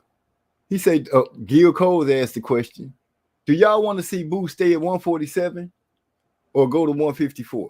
I feel like he should stay at 147. This is what Gil Cole said. I feel if he's really serious about being undisputed at 147, then there's no question that he should stay there, because he got work to do at 147 if he planned on collecting all the belts. What would be his purpose to go up to 154 unless he's chasing a certain fight? And if it's Terrence Crawford, Crawford is on the same mission that he's on at 154 to become undisputed. So at this moment right now, I think Boots should stay put and continue on his road that he's plowing and let Terrence Crawford do what he's trying to do. I don't see. Oh, my Go bad. ahead. No, go ahead. My last thing was going to be that at the moment, I don't really see any cause for Terrence Crawford to fight Boots unless Boots comes up. And if Boots comes up, how much of in Crawford's way would he be if Crawford's going for undisputed? Man, Boots, man, fuck 147. I say that division dead. That shit look like a goddamn graveyard. That shit weak right now. The only person I can think that he should fight is Iomonte Stanionis. Off the top of my head, I'm pretty sure there's some other decent little fights or whatever. 154 is where it's at. That's where all the names is at right now. It's depressing. Like if I put myself in his shoes, I feel depressed at 147. Man, let me go where all the people that so I have all the options for fights. And then look at the same time, the fucking division done shrunk. You ain't got these big 6 foot motherfuckers for the most part walking around. Ain't no Jamal Charlo, ain't no Andrade, ain't no Hurd and all them type motherfuckers. They ain't up there no more. So you got people that's of manageable size. They your size. They 5'8" and 5'9" now. You got people like Madrimov. You got Crawford up there. Of course, you got Earl Spence. You got Charles Conwell. He one of them dudes that's about that size. I know Kurbanov just lost, but he up there. I think Josh Kelly up there. He about 5'9". Like they all about the same size now. Like this is the time to go to 154. What's his name? They got the split on his head. That's be coming back soon. There you go, Tim Tszyu. He about 5'10". Yeah. Yeah, we all the same size, man. Virgil Ortiz, Serhiy Boachuk. They about that size too, like 5'9", 5'10". Like, man, I'm trying. And then look, I saw Crawford on the video. Dude just looked so happy, man, in training camp. Cause he ain't got to cut all that weight. He still got to cut some weight. He still got to train. He was wearing a sauna suit, so he still got to cut. But it's way different than going way down there to 147. People was already making fun of Boots of it in his last fight. It might have been maybe Eric R posted something saying, "Damn, do this dude look healthy? Why go through all that, man?" You know what I'm saying? And then if you look in the history of boxing, what weight class has the least amount of fatalities? That'll be heavyweight because they ain't killing themselves making weight. If you can avoid that shit, avoid it, man. Prolong your career. Fight closer to your walk around weight, man. 154 right now just sounds like heaven to me. You got the deepest competition. We all the same size, and I ain't got to cut and kill myself making weight. Why the fuck wouldn't I go to 154? Fuck 47. That's what I say. I feel you. I hear you. Great argument.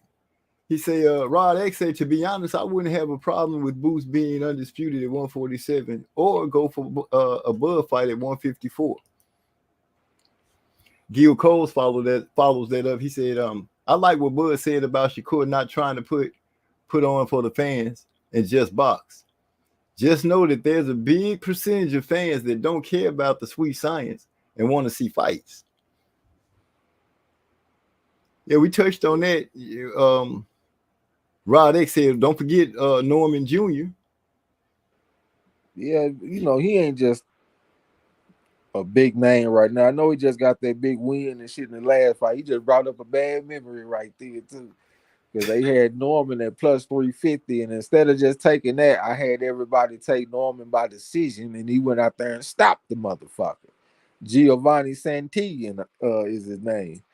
And that hurt thinking about that. Being greedy, going for the 7-1 instead of taking a 3.5 to 1. You know what I'm saying? But yeah, that's a good fight right there. I just don't think he on that level right now where people really gonna be looking at him. He more like a prospect that just broke into contendership. Let him simmer a little more, is what you're saying.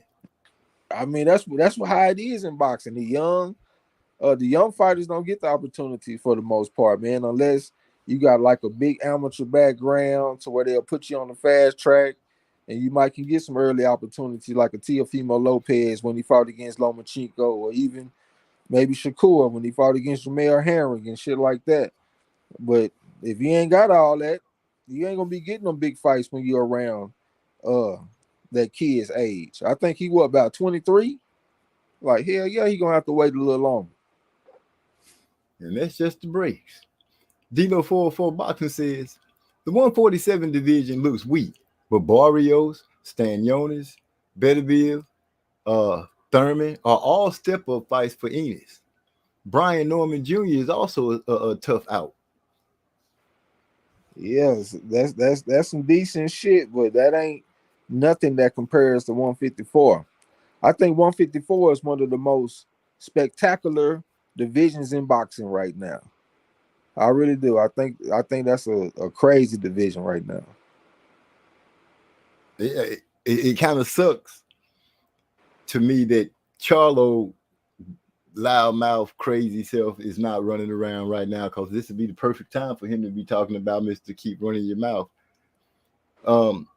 It's an exploding spot, but I'm gonna still ride with Boots in whatever decision he makes. If he want to be 147 undisputed, then so be it.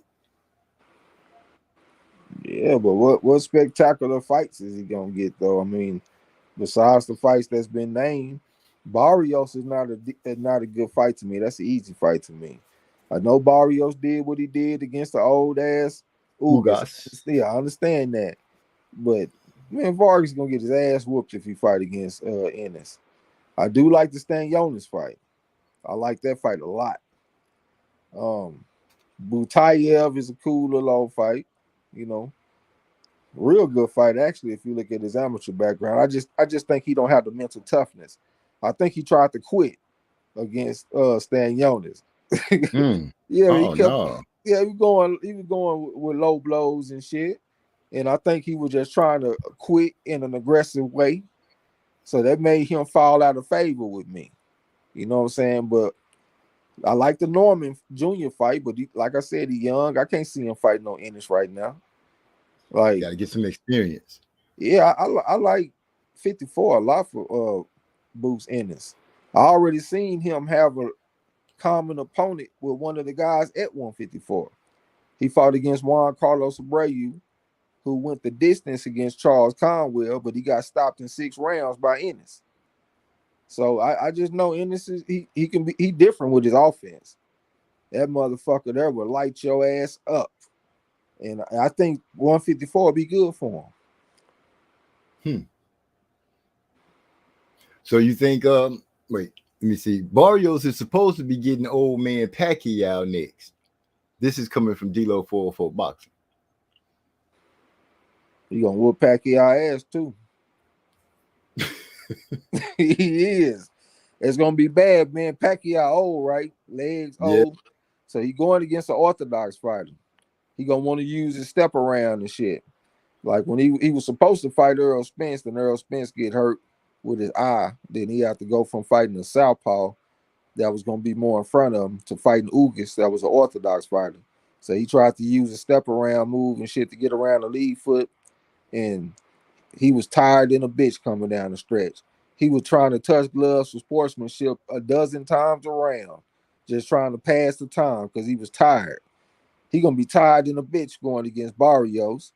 At a time, you would take Pacquiao with Barrios all day, but Pacquiao to slow down with age. They got a common opponent. Pacquiao lost to that motherfucker Ugas. Ugas had a surprise performance.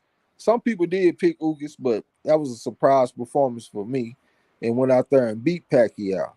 Then Ugas go out there and fight this motherfucker Barrios and get the shit whooped out of him in just as big of a surprise as when Ugas beat Pacquiao. I can't say it was that much of a surprise because I actually picked Barrios in that fight in the Champ Ross. I wish I would have put some money on it because the odds was big for Barrios. But they got that common opponent, man. It's just like the Danny Jacobs fight. Any day of the week, you'll take Danny Jacobs over Shane Mosley Jr. But Danny Jacobs coming off a layoff, like Pacquiao coming off a layoff. Danny Jacobs done slowed down. They got a common opponent in Gabriel Rosado. Danny Jacobs went life and death with him. A lot of people think Rosado won that fight. Shane Mosley Jr. beat Gabriel Rosado easily. Shane Mosley Jr. go out there and beat Danny Jacobs. You know what I'm saying? Like when they have them common opponents, you get a chance to see the slide. So I think Barrios will go out there and whoop the shit out of Pacquiao. Plus, he's a naturally bigger man. He's young in his prime. I think he'll whoop Pacquiao. I don't even know why he would be entertaining the fact to come back and fight. Shit, man, you can't stand outside and hand out $100 bills all day and don't need some money. Yeah, I guess that could cause a big problem in the banking account. Yeah. Man, I forgot. I had literally it slipped my mind that he used to do that. I don't know if he still does it, but I know. Yeah, that's a good heart. I guarantee he still do some shit for his people. He might not be outside handing out $100 bills, but he's spending money to help his people though, for sure. So I won't be surprised if he needs some money, man. Well, I guess having a major fight or a fight up under the lights is a good way to make a nice grip. All he got to do is go in there and get him one decent win, and shit, he back on pay-per-view. But who do he get a decent win against? Barrios. That's what he's trying to do. Get it over Barrios. Maybe that could catapult him to a pay-per-view fight with somebody. Maybe even Mayweather. Rematch. May? I would be surprised if he come out, but I got a feeling something's gonna make his pride stick him too much. I got a feeling he's gonna slip up and come out and mess up his perfect record. I think he'll come back with somebody like Pacquiao, but he ain't gonna come back for nothing crazy. Yeah, not nobody in their prime.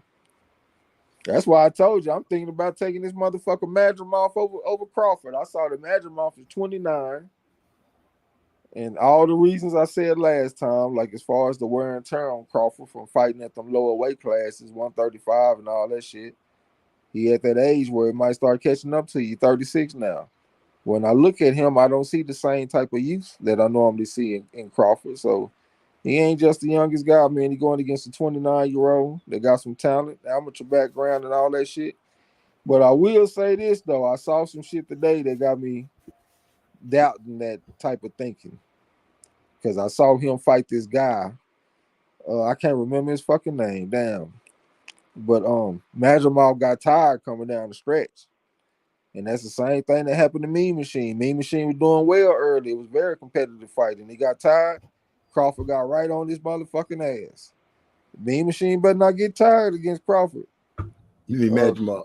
Yeah, I mean Madrimov. He better not get tired against Crawford, man. It's gonna be bad. And I saw him get tired. This might be the fight that Crawford want to fight orthodox.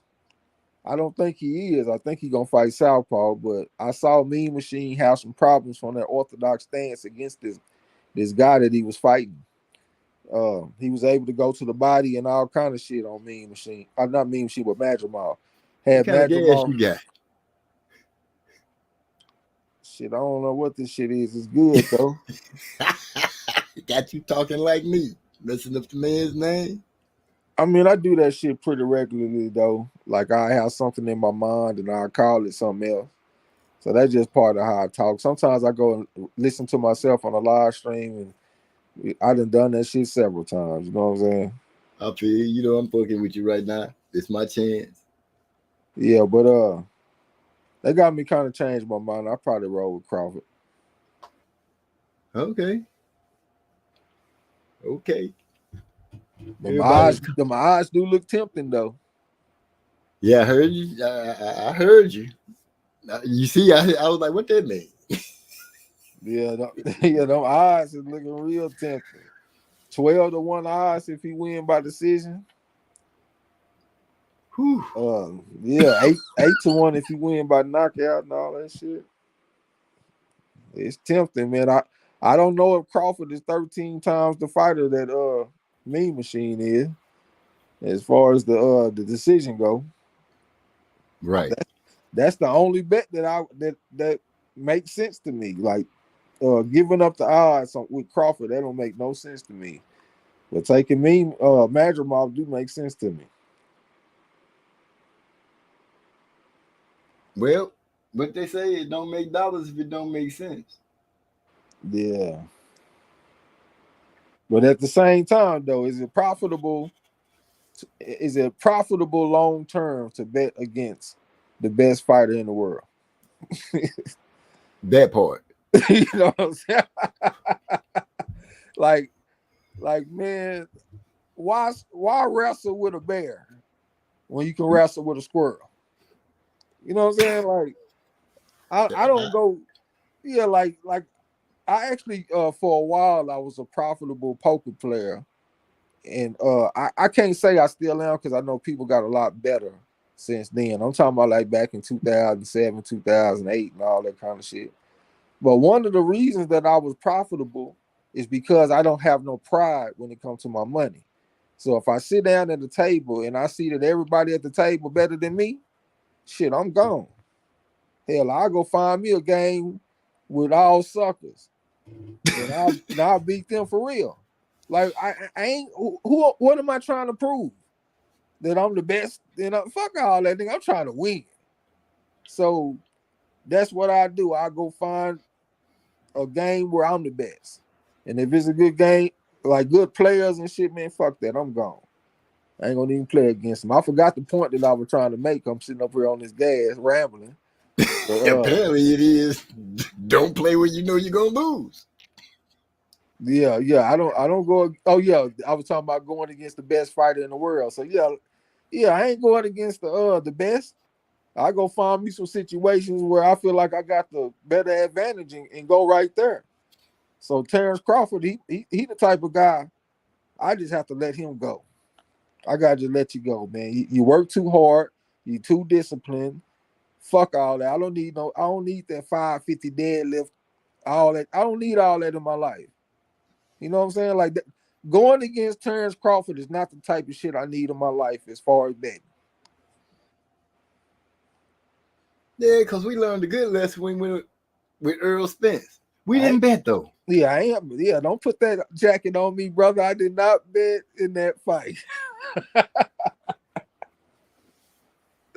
But I rolled real hard. I talked big noise against my boy DeCane and D-Lo. I mean, I was all in. That night, oh man, I was like, oh, it's gonna go down right here. And then he hit the floor, and I was like, what just happened? Get up. He got up and looked a little dizzy. I was like, my daughter was like, Dad. I'm like, don't talk to me right now. I'm trying to see what's happening with this boy. He gonna get it together though. He gonna no, that's not what we're looking for. He goes down again. Bloody power jab that DeCane told us about. He's like, I noticed that Chance was, they was working on a power jab and stepping over.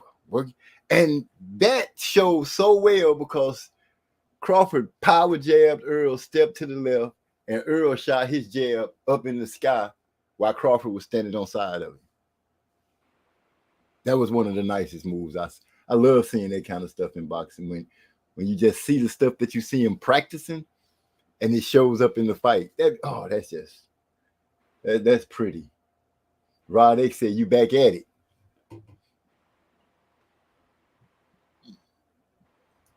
That boy DeCane say that bing noise when you get hit, you hear that noise ringing in your ears. I done had that before. I got hit with an aluminum pipe in the head. I know exactly what that sound like.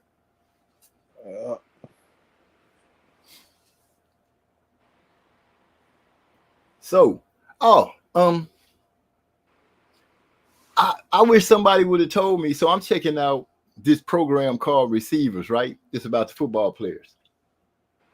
And the Lions got a dude on their team, I think it's the Lions, named Amon-Ra. Yeah, I think he wide receiver. Yeah, he a wide receiver. That when I heard them say his name, I was tripping. I was like, I know they didn't call this boy Amon-Ra. But yes, he is the first human being that I can say that his name generated a point where I was like, wow, this dude is literally named after a Egyptian god. Yeah. His brother got a unique name too, but I don't remember hearing him say it, so I can't tell you what it is. Yeah, he's a pretty good football player. Yeah, that little receiver show kind of got me interested in wanting to watch some football. What and that I'm shit really come on? It's on Netflix. Oh, okay. Yeah, it's on Netflix. I'm thinking about starting to watch. I'm gonna start sitting down and figuring out when the girls, the WNBA are playing, so I can start watching some of those games. They just look like they just balling out to me right now. Yeah, A'ja Wilson, man, that woman is cold. That woman is a bad woman. I ain't lying.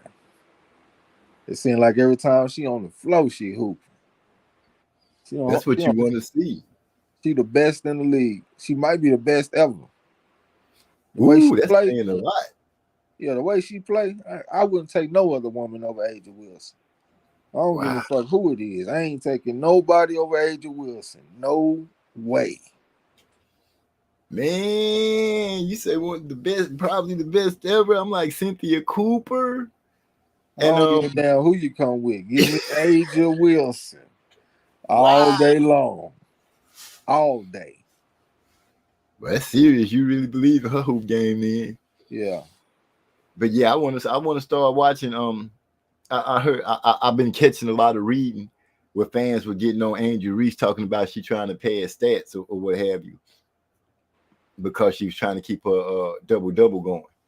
But I'm like, well, it is what it is. But the videos that they showing talking about the teams, the triple teaming her and all that kind of stuff, and she the only one down there rebounding, and it exposed their team, and I'm like, I don't see it. I really don't. Unless it starts really showing up and they start taking loss after loss after loss.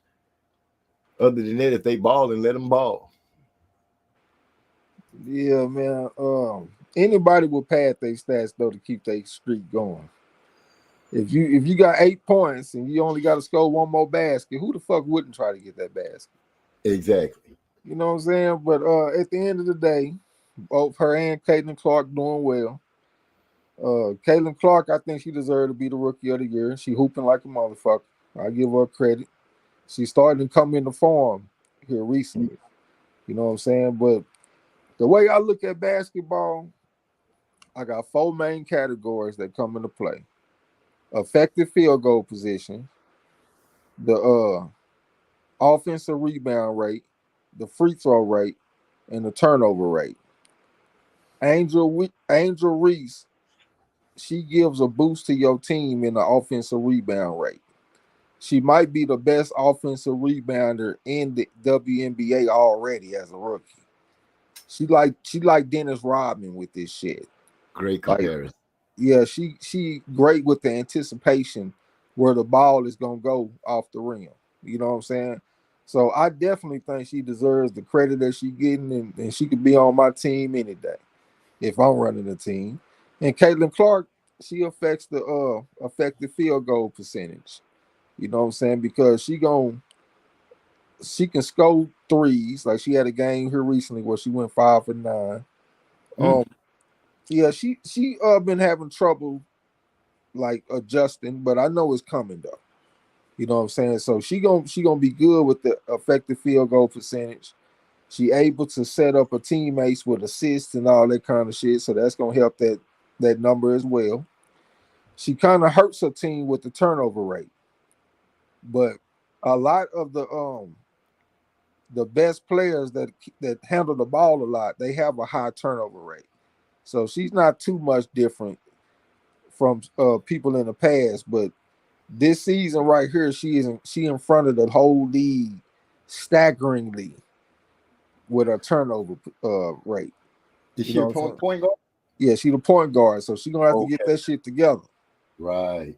You know what I'm saying? But to me, I can see both the players clearly affecting the stats that matter. So I think they worth the price of admission. And Angel Reese, players like her, they bring the attractiveness to the game. Because they want the men to watch. And if all the women out there with their LGBT pride, we don't give a fuck about that. We want to see some beauty. So we like to see them looking pretty. So you got players like Angel Reese, they don't want to give her no credit, but that's what she brings to the game. She brings some prettiness, some femininity. That's something I like about Carissa Shields. She the baddest woman throwing down of all time, but she like to be feminine. You can tell she like to be feminine. Yep. You know what I'm saying? Like, I love that energy in a female athlete. I don't give a, like, man, all that being tough. Shit. Yeah, I mean, I respect the Ann Wolfs and all that kind of shit, but I like to see some femininity in the women's sports as well. So the women's basketball league is growing, and it's because of people like Caitlin Clark and Angel Reese. But it ain't just the skills of Caitlin Clark, because she ain't got no kind of appeal. She flat as a fucking board. She ain't got nothing. But you got some other players that's coming along, and they bringing that beauty and feminine energy. Because back in the day, it used to be some player like Candace Wiggins, for example. She was a feminine woman, but she said that she got ostracized in the league by the other players because they didn't like her because she was heterosexual. That's Candace Parker who got married, right? Not Candace Parker. I'm talking about Candace Wiggins. Oh, okay. She went to Stanford, and she lost in the championship to, I want to say, UConn. And when she went to the WNBA, she said she was ostracized because she was heterosexual.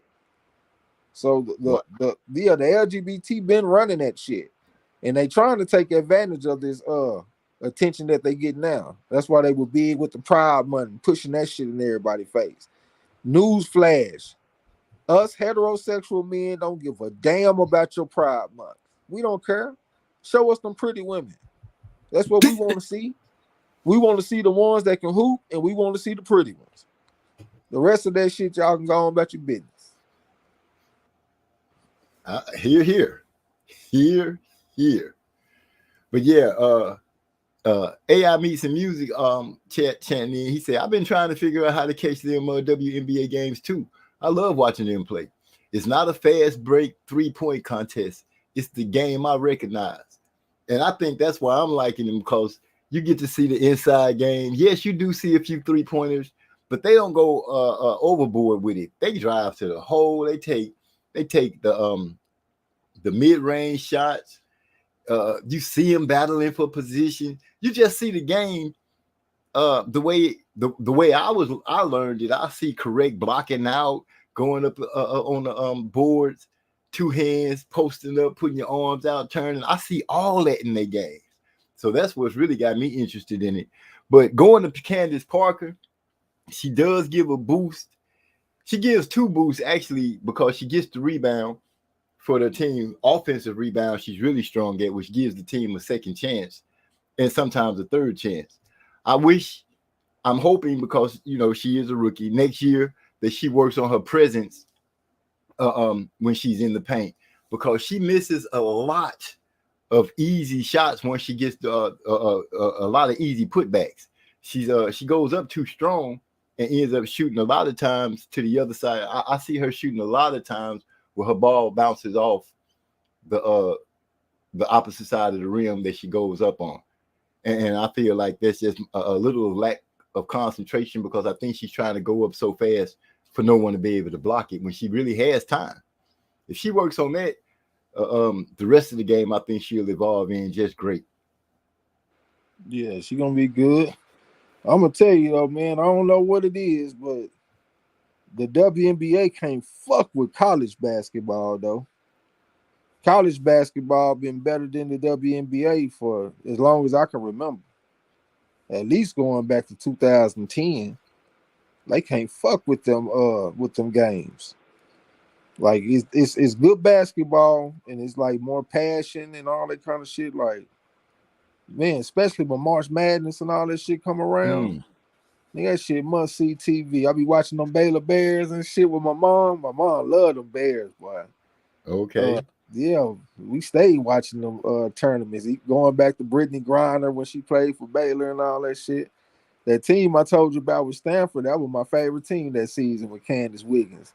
I was sad the motherfucker when they went and lost to UConn. But UConn was a goddamn powerhouse. Boy, they were going undefeated and shit.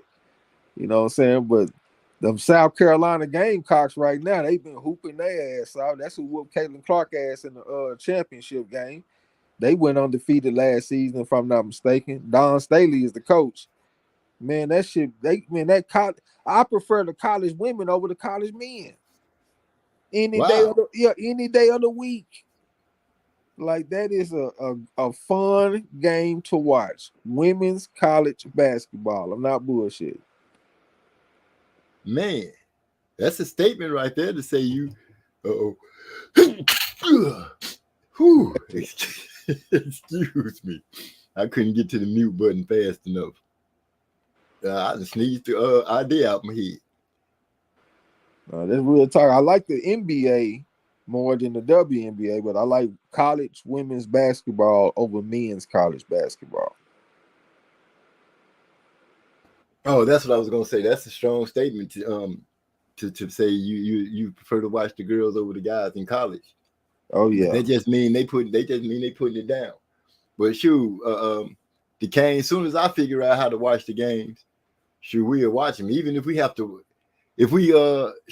I'll make a private session. We can come in the studio together and watch them together. Even if we have to look at the reruns or whatever. But yeah, I want to sit back and check out some of the games and start bringing it to the front. I'm excited too.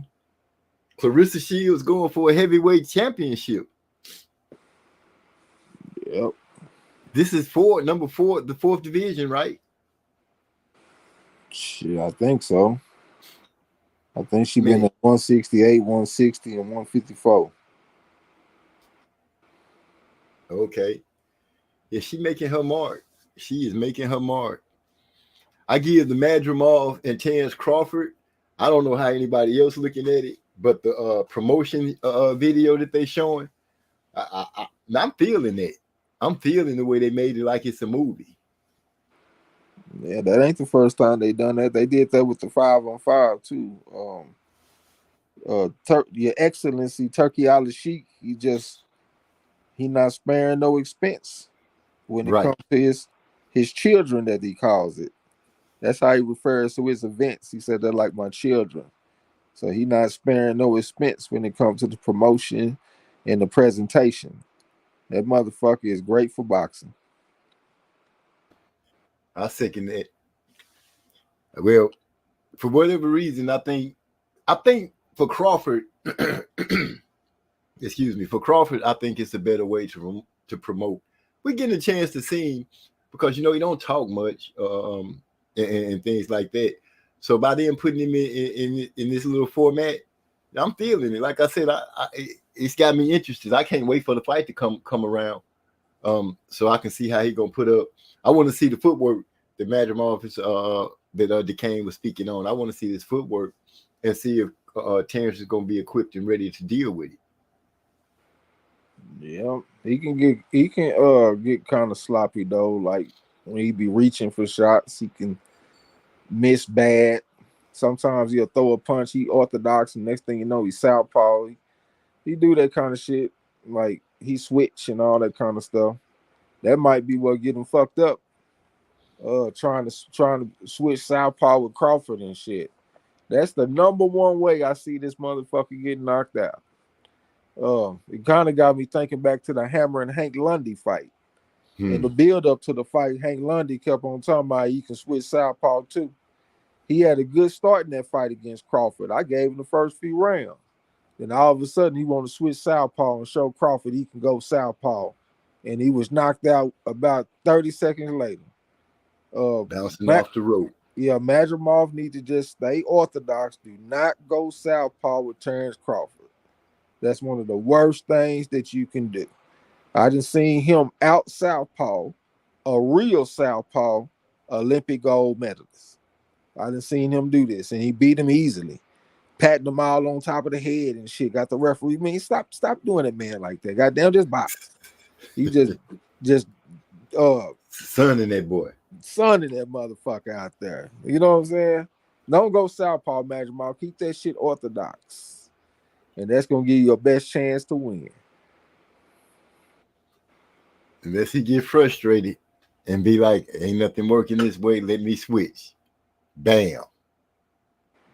Stay patient too, man, because don't spend all your gas money at one time. Don't spend all your money in one place. Spread that shit out. Because he do get in that mode where you want to get you out of there. So you want to jump on you and just throw a million punches at one time. Then next thing you know, the next 3 rounds, he don't throw no punches because he tired the motherfucker. Don't do that shit. That would be detrimental because I do believe if Bud know that you tired and you can't return fire, he will pick him apart.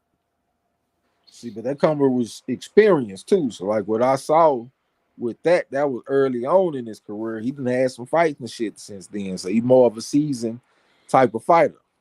You know what I'm saying? He done had some pretty tough fight. Well, not tough fights, but guys that were fighting back like Marcus Soro.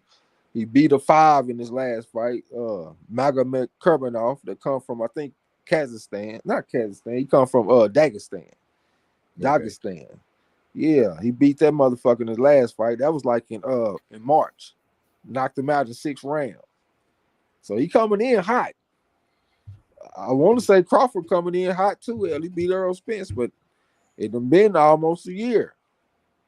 You know, this guy, he had his hot win a little more recently. So maybe he a little more hot coming in. We'll see. Only time will tell. And it's less than a month away. Yeah, I'll probably watch that shit with my pops.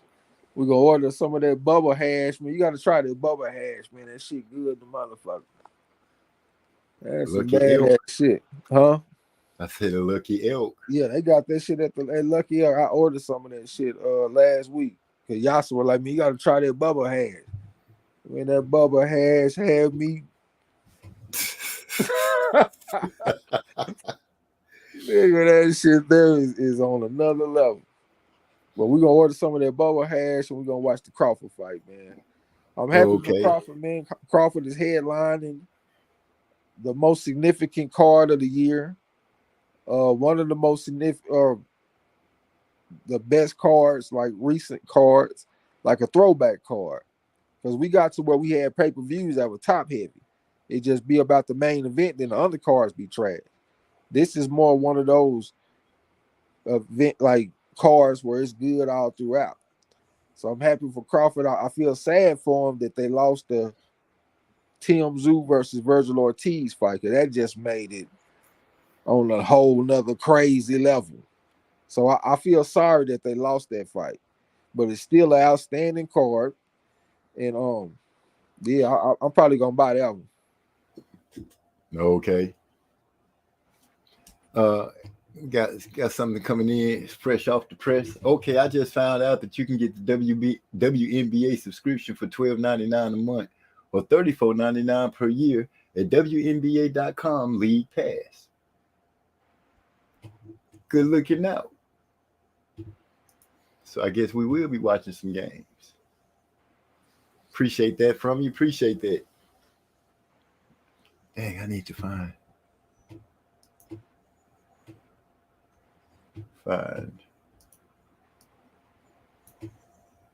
Ooh, man, this is crazy. What's that? I'm trying to find a track to put on so I can run. Oh, here we go. I'll put this in here real quick so I can run to the gentleman's room.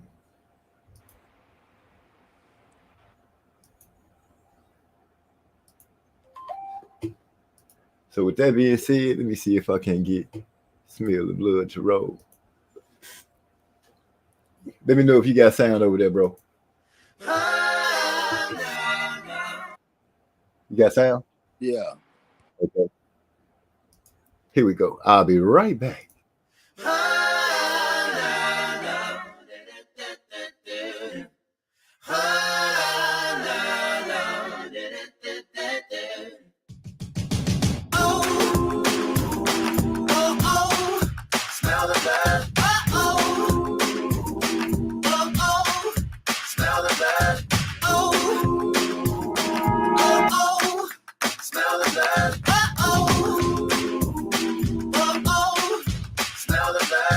Niggas throw rocks and then hide their hands, so I gotta keep grinding to make this plan work. I hear the whispers of them hating on me. I left the windows open that way the hate be free. Nothing about Z-Soft, please don't tempt me to spit flows and lies and leave things empty. I done did time, kids, don't resent me. What I went for, just know I did sin me. Oh, oh, oh, smell the blood.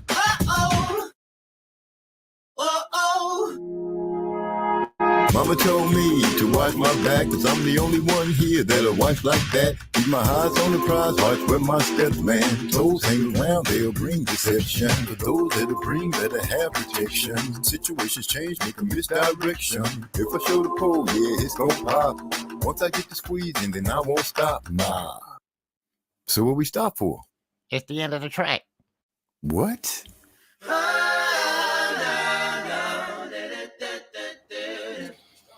Whew, I made it. Man.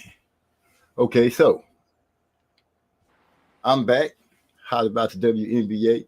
Oh, I know what I want to bring up. Since I do be I've been, checking out that Billy Carson stuff, but I've really been looking at the books. Like I told you, my wife got me the Enuma Elish book, which is the 7 tablets of creation. And I'm gonna get the Emerald tablet.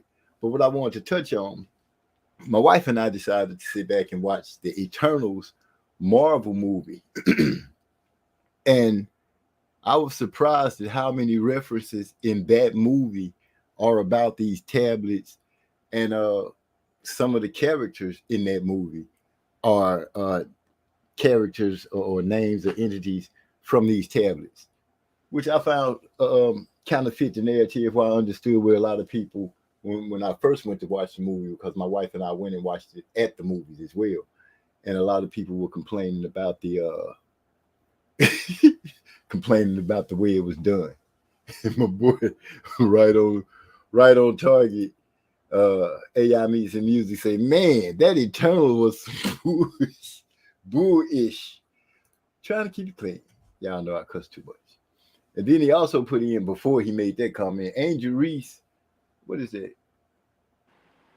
Oh, Angel Reese and them beat Ja Wilson. Aja. Ja Wilson. How you say her name? Aja. Aja. Yeah. Aja Wilson. Yeah. Is that the dark skinned sister? No. Which one is that? I got the one. I got it. She got the same color as Angel Reese. She played for Las Vegas.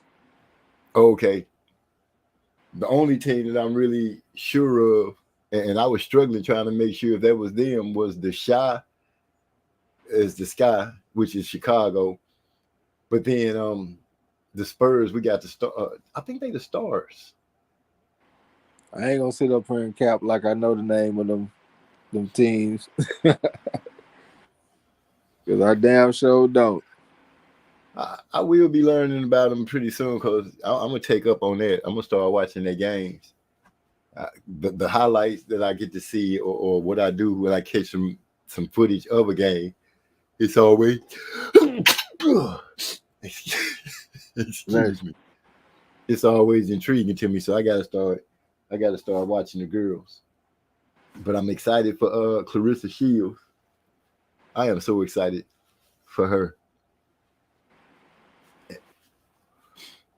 Yeah, and sure. I started thinking about her a little bit more on the terms of listening to her and seeing how she fits. And I'm like, you know what?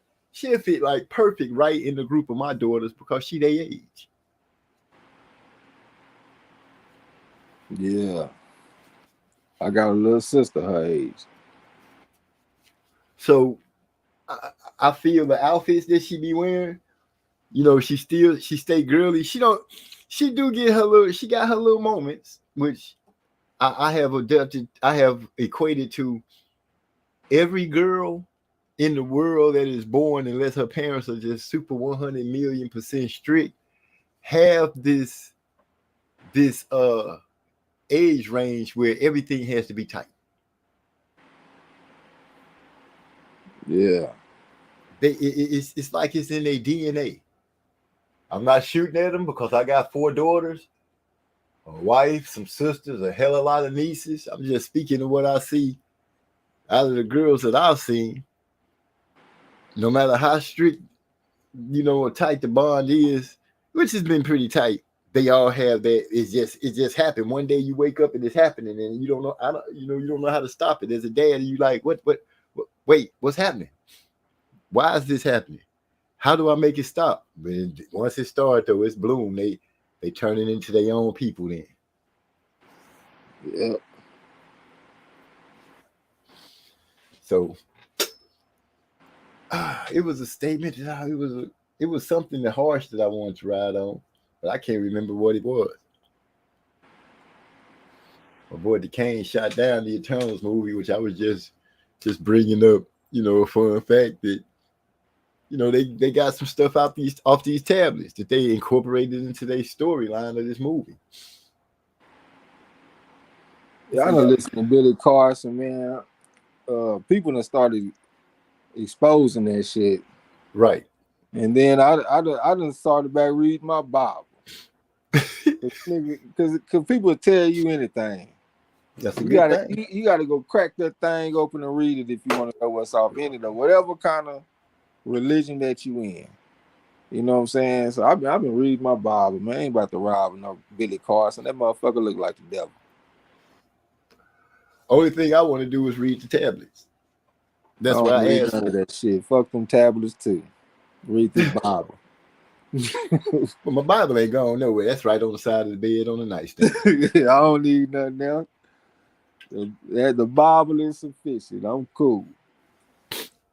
I just want to hear this epic story that I've been the one I read. I'm like, okay, this is a nice story. That's how I'm looking at it. It's a nice story. Yeah.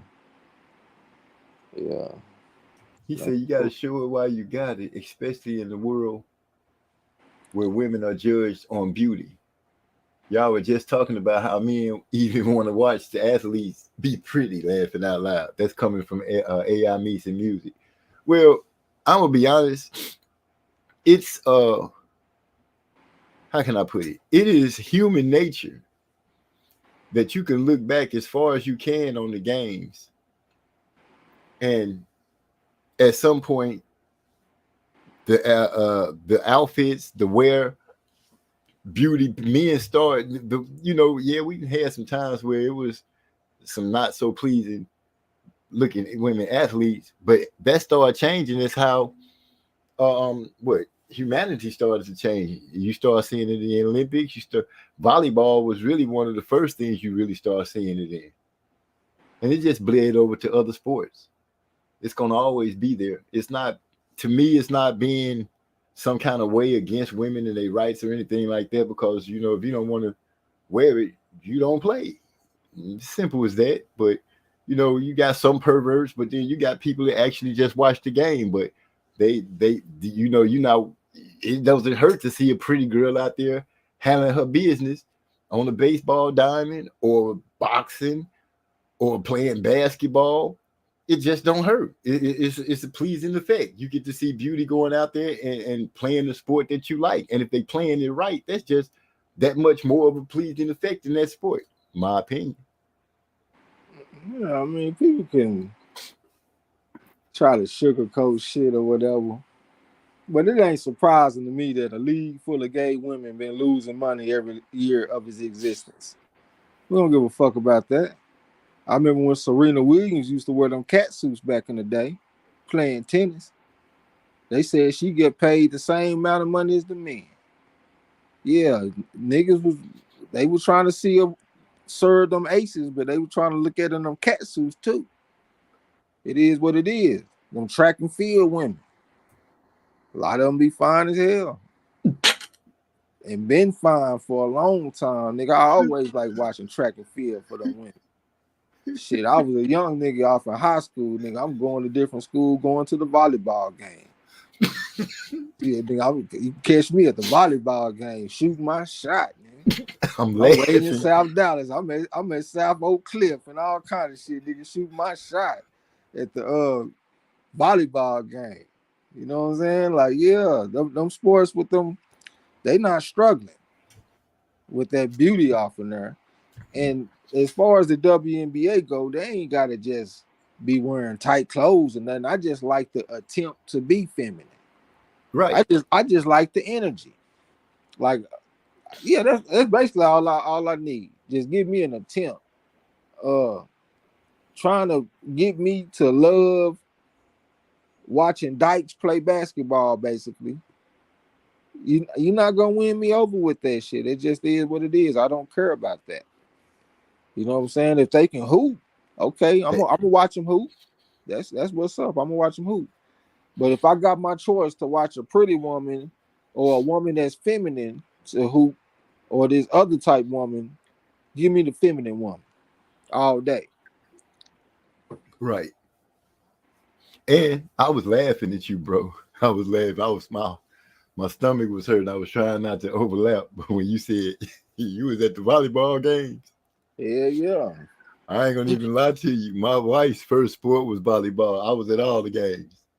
Yeah. I think her volleyball game is really what won me over. Yeah. Yeah, I felt you on that. All 100% of them, you know what I'm saying? I felt every moment that tracking. When he said the track and field, my mind just automatically hit the hot tar. Yeah. Images of FloJo and man, let me tell you. Yeah, that's what I'm talking about. You could 10. Let's keep it real. Yeah, and the, like you said, the ones today, gymnastics is ridiculous. The balance beam, the what they call it, the horse, the uneven bars. Yeah. Swimming.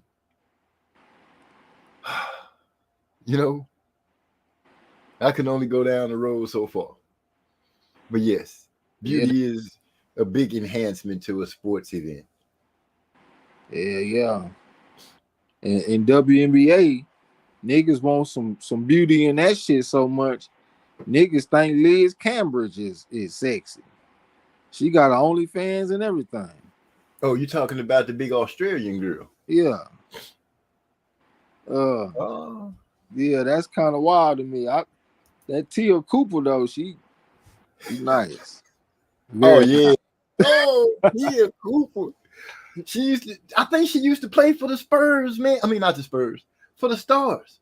But announcing, he say, Shasnor Stevenson has joined the situation, ladies and gentlemen. Welcome to the show, Shasnor. And What up, fam? What's up with it? What's going down? Listen to y'all talk about these women folk. Man, Yeah. he said Tia Cooper though. That was like a shock, cause yeah, Tia fine, Yeah. pretty too, and she could hoop. It's just that I don't know what happened to her.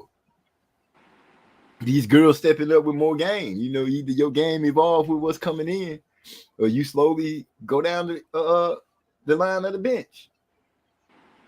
Yeah, I don't even know if she's still in the league, but she nice looking though for sure. We done had a few of them like that Skylar, what's her name? Skylar Diggins. I think that was her, Skylar Diggins. Yeah, she pretty. My baby girl would know for sure. Yeah, she pretty. Yeah, I think Asia Wilson pretty. With a big camel looking ass. I think she pretty though.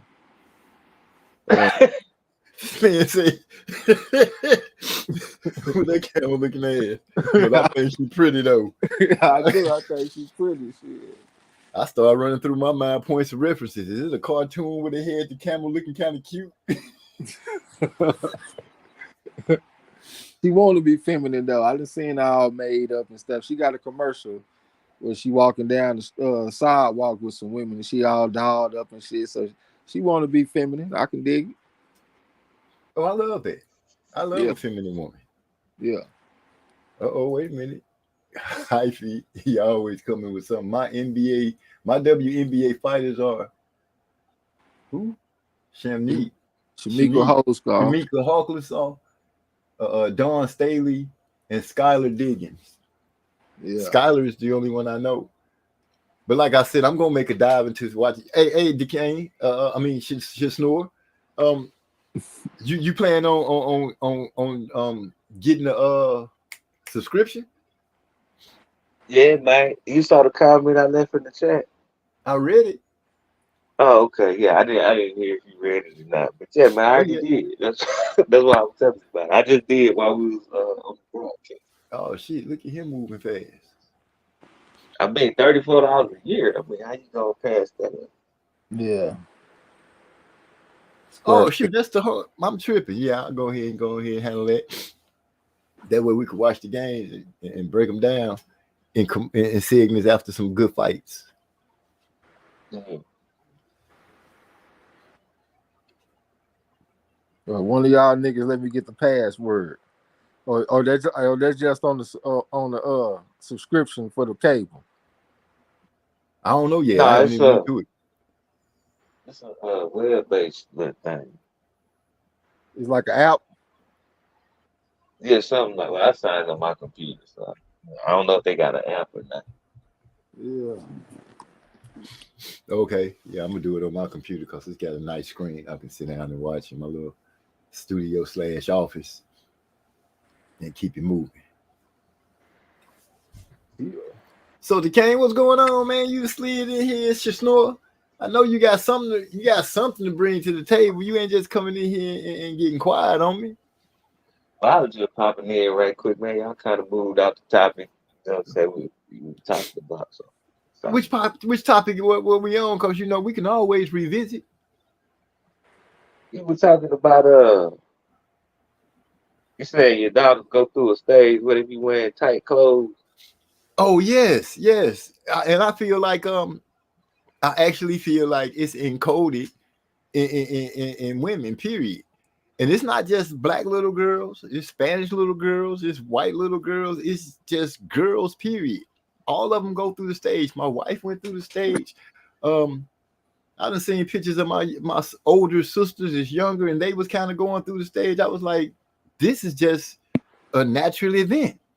But as a father, when it started happening, you know, it's a culture shock. You like, why is this happening? When did we even buy that? And you know, what I was saying was like culturally, I think women realize that, you know, looking a certain way, they get attention for looking a certain way. So like, you know, when their body start developing, they notice they get a certain amount of attention, certain kind of attention. And so you rather live. I know a lot of women talk about how they don't want to be hollered at every time they go out, and being talking to them get on their nerves and stuff. But they don't get on their nerves so much that they don't want it to ever happen. Like most women would rather have that kind of positive attention than not have it. So I think it's got a lot to do with that. You realize you get a certain type of attention. Men do too, but not like women do. You know what I'm saying? Well, you know, a man dialing up and a girl dialing up, you know, he only got so much to work with. You know, she got What so I'm saying much. is like, what I'm saying, like if a man, if his body in real good shape, if he muscular and stuff, you gonna get a certain type of looks from women that you don't get a certain type of attention. They gonna speak to you more. They gonna be nicer, all type of shit. Like especially if a when you woman, that age. yeah, if a Especially, woman, if a woman nice looking and she can be in line and start, she'll get a free coffee because she look nice. You know what I'm saying? Like just it's the way people talk to you, body language, everything. It changes your quality of life. Being an attractive person changes your quality of life, especially for a woman. yep. So that's what I think. I started working out when I was 12. Yeah, there go your little ducklings, nigga. Really that. That's it, ducklings calling them. It's Papa Duck. But you're right though, man. I definitely saw that comparison before you even said it. Like the guys working out. Because I started doing push-ups and shit when I was 12. And by the time I got like to 13, 14 and all that shit, I was strong as fuck. Already muscular and shit. So I definitely agree with you, man. It's the same motivation. The girl might dress more provocatively and get the attention, and the young dude, he'll work out and do push-ups and all that shit. I'm back. See, this is a good time. This is a good time for me to speak on that comparison, right? Because you know when you're young, you're more attractive. As you age, you know your attractiveness fades, etc.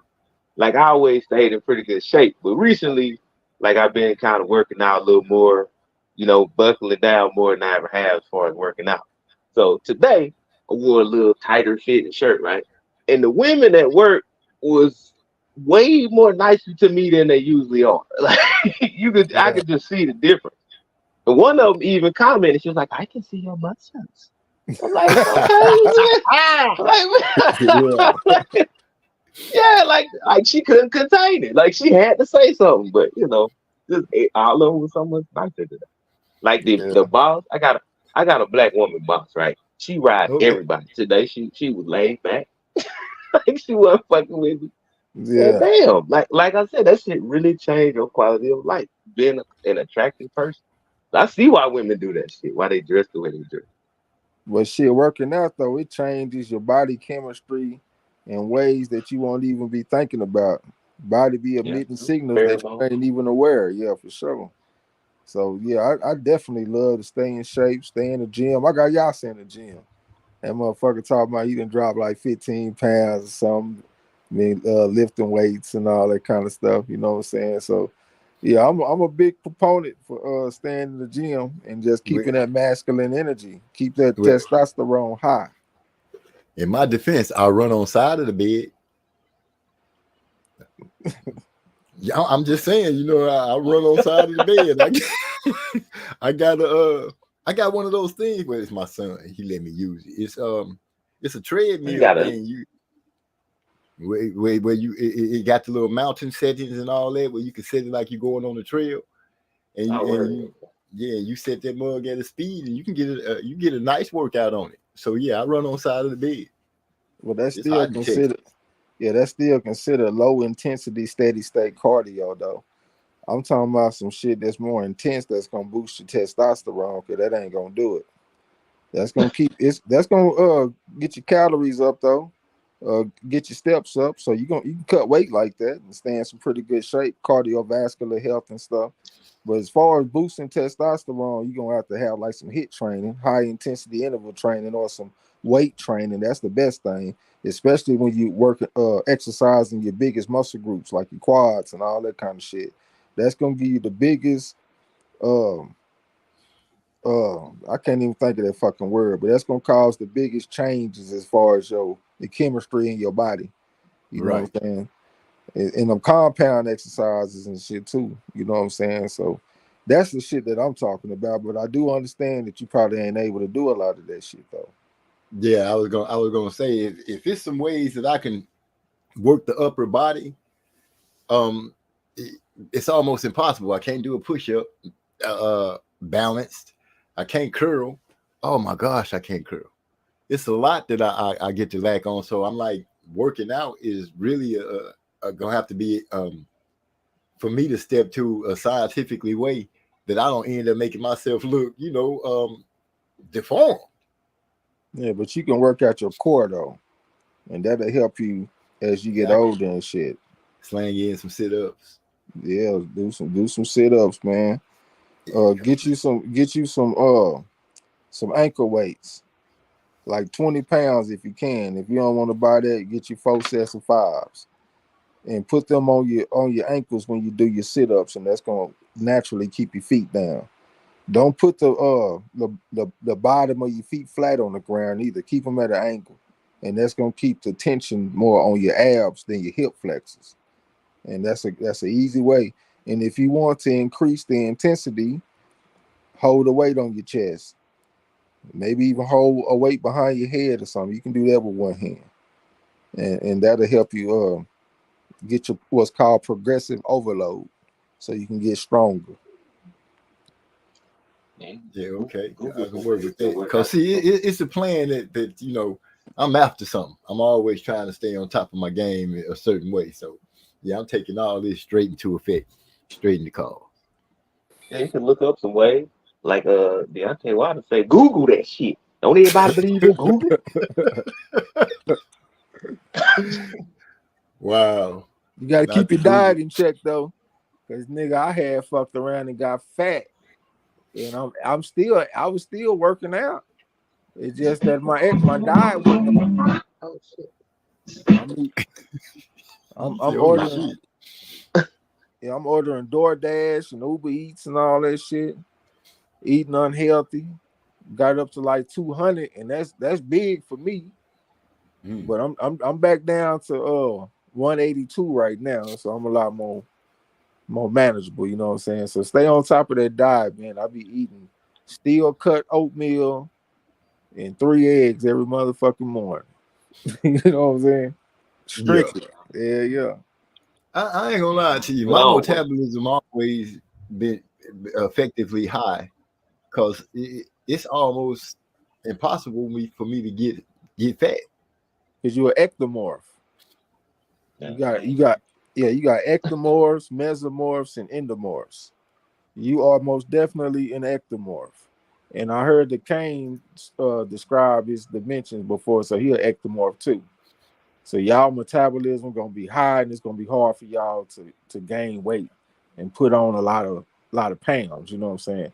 I'm a mesomorph, so I definitely got to be more mindful. But overall, I still have a pretty good balance. Like I can put on muscle good, and I can also keep my weight low. But then you got some people that's some endomorphs, and I probably get more of that of that from my mom's side of my family, because a lot of them are endomorphs. So it's like I'm kind of like a mix between a mesomorph and the endomorph. You know what I'm saying? Because I got a little bit more muscle than the average mesomorph. Okay. Shit, I can't get past 155 trying to build. Yeah, because you're an ectomorph. You know what I'm saying? But each build got its advantages, though. You know what I'm saying? Yeah. Because I stayed at 190. I couldn't get paid. I couldn't break 200 until like I turned in. I was like 30. Yeah. I was like 30 when I hit 200. And I was like, oh shit, I'm 200 pounds. Y'all can't tell me shit. Yeah. Just always keep your shoulders up though. Cause that's where that's what the women like, they put that with masculinity, like they associate that with masculinity when you got them strong shoulders. They kind of take I wasn't allowed to waist. slouch. Mama slap. I ain't talking about that, nigga. I'm talking about being strong in the shoulders. Yeah, I know men what you do mean. too. If you look at a woman with big ass shoulders, we'd be like, this feel like a man. Yeah. Yeah. It's a sleekness. And not to make those women with the big shoulders feel bad, because they have beauty in their way too. If the body is just right, they big shoulders go with, you know, that little stout body, and you be like, damn, that little motherfucker fine. I'm just saying, you know, that, and I'm not the only man to think like that, I'm sure. I mean, she got a lot going on in the lower half too. Yeah. Yeah, you know, I'm just saying, you know, different different builds and stuff, you know. I'm gonna mute out. Get his ass dope over there whooping his ass. I ain't trying to body shame. I'm just saying that's what men gonna say, you know. Yeah, of course. That's just like if a woman seen a nigga with some big hips, she gonna say that nigga built like a bitch. So it's the same thing, you know what I'm saying? There's certain parts of the body that we associate with the different sexes. Hey, when I had my little tighter shirt on, I saw the women when they were talking to me, they kept looking down at my chin. Yeah. It was an Egyptian pharaoh named Akhenaten. They said that nigga had some big old hips. Akhenaten, yeah, because he was the one who consolidated. Because remember they had multiple gods, then he consolidated into one god. Yep. Yeah, He the one that brought the monotheism. yeah, monotheism. Yeah, he was like, you know, worship the sun. Yeah. Some people try to see people like Billy Carson say that's who Moses is. And he ain't got no other evidence except for that's what he think based off some shit that he done read. And I'm just Billy Carson, man. huh? Who is Billy Carson? He just I don't even know how to explain this dude. But basically he got a big following, and he says that the religions can be traced back to the ancient writings, like in Samaria, the Emerald tablets, and all this kind of stuff. And he really go at Christianity. That's the main thing he go at. He don't really go at the other religions too much, but he basically be making some bold claims, and can't nobody check up on it. Like he said, it's a spaceship beneath the Sphinx. And like he'll say different stuff out the Bible and take it out of context and all that kind of stuff. But the people that be listening to him, they don't really know enough to, you know, to separate it from a religion and life, and just learning what people put down in history. He say a lot of stuff though, man. I done listened to him for a long time. He interesting to listen to, I will say that, but I don't think it's no facts in what he's saying though. He kind of like a Terrence Howard. Right. Goddamn, man. Hey, I listen to a lot of them kind of cats who try to talk about how the religion come from ancient texts and all that. I don't know if you ever heard of Cyrus Susan said it. But yeah. No, I haven't heard of him. Man. Yeah, because he's straight from the street. Speak like you're from the street, but he studied under Ashwell Quason. He got shit on YouTube, man, but he'll break down how, you know, religion came from ancient texts, but he don't just go with Christianity. He gonna go with every religion. Talk about how they got this shit from here. Yeah, man. Yeah. That's steady, man. Which I don't even think that's too much of a big deal. I mean, if it was something major that happened in the past, I won't be surprised if it's different recounts of that story. You know what I'm saying? The different people around the world experience a similar event around the same time. I mean, why wouldn't it be? And that's the whole reason I asked to read the tablets, because I don't want somebody to just tell me what it say. I'd rather read it myself. That's the only way to know. To a point. You know, got some shit to say. Because you still at the mercy of the author, whoever deciphered it. So you still at the mercy of what they actually put down or what they say it said. So even then, you're not for sure. Yeah. I get kind of frustrated when I listen to like atheists and stuff, man, because they seem to not understand that it all involves faith on some level. That's why I feel cool with my spiritual life, because even if I didn't have one, I still would have to have faith in some kind of way.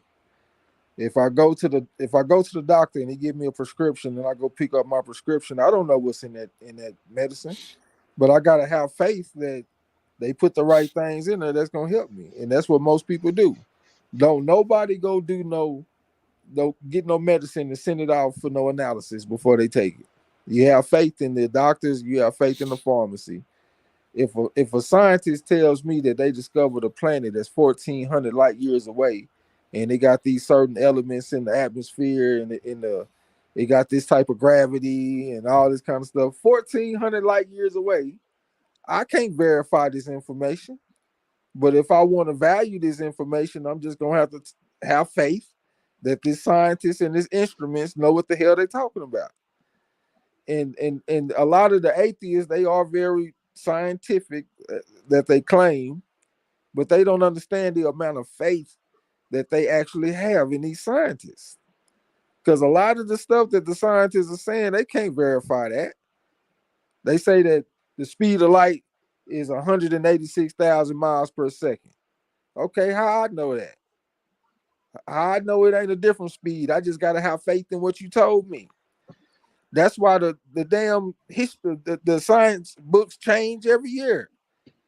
How the hell can the truth get outdated? It's because a lot of that information is not based on facts. It's based on theory, and theories change when a new and better theory comes along. But the people make it seem like they believing in facts, and the spiritual people are believing in fairy tales. But I'm like, shit, if a scientist tell me that a planet 1,400 light years away has certain conditions that I can't verify, hell, that sounds like a fairy tale to me. But one thing I can say is all them elements on the periodic table, they came to life. And the scientists, they can't create life. They can't even create a prokaryotic cell. The simplest type of cell there is, they can't recreate it. And we have eukaryotic cells. They damn sure can't create that. You know what I'm saying? So I think it's crazy to believe that we all just came from an explosion, a perfect explosion, and everything just happened by chance. So until somebody can explain that to me, make that make sense, and also recreate life, I'm going to leave a little bit of room for a spiritual life. Because I came by myself, and when I die, I'm going to go by myself too. You know what I'm saying? Facts. But I'm saying there may be some truth to it if you know how King James sent the people to compile the info to write the Bible. Yeah, that was the Council of Nicaea, where they all decided, they had many of them where they decided what books and where and we're not going to be in the Bible and stuff like that. Which I always say, like the people with the biggest army basically decided what was going to be in the Bible. Because if you can't beat my army, then I get two. So I mean that kind of run counter to like the central figure in religion. He all about peace, but then you use the war to decide what book you gonna put in the Bible. So I just have my spiritual life, man. Some of that stuff I had to take it, right? So I understand what you're saying. I mean, a lot of that stuff back then was political too. If folks had the money to grease the right hands, they can get the book that they want in the Bible. See, but me, when I think about spirituality, I'm beyond the book. I believe that if the book was perfect, people will worship the book more than they worship God. So I think that the book is important, but I do understand there's some contradictions in the book.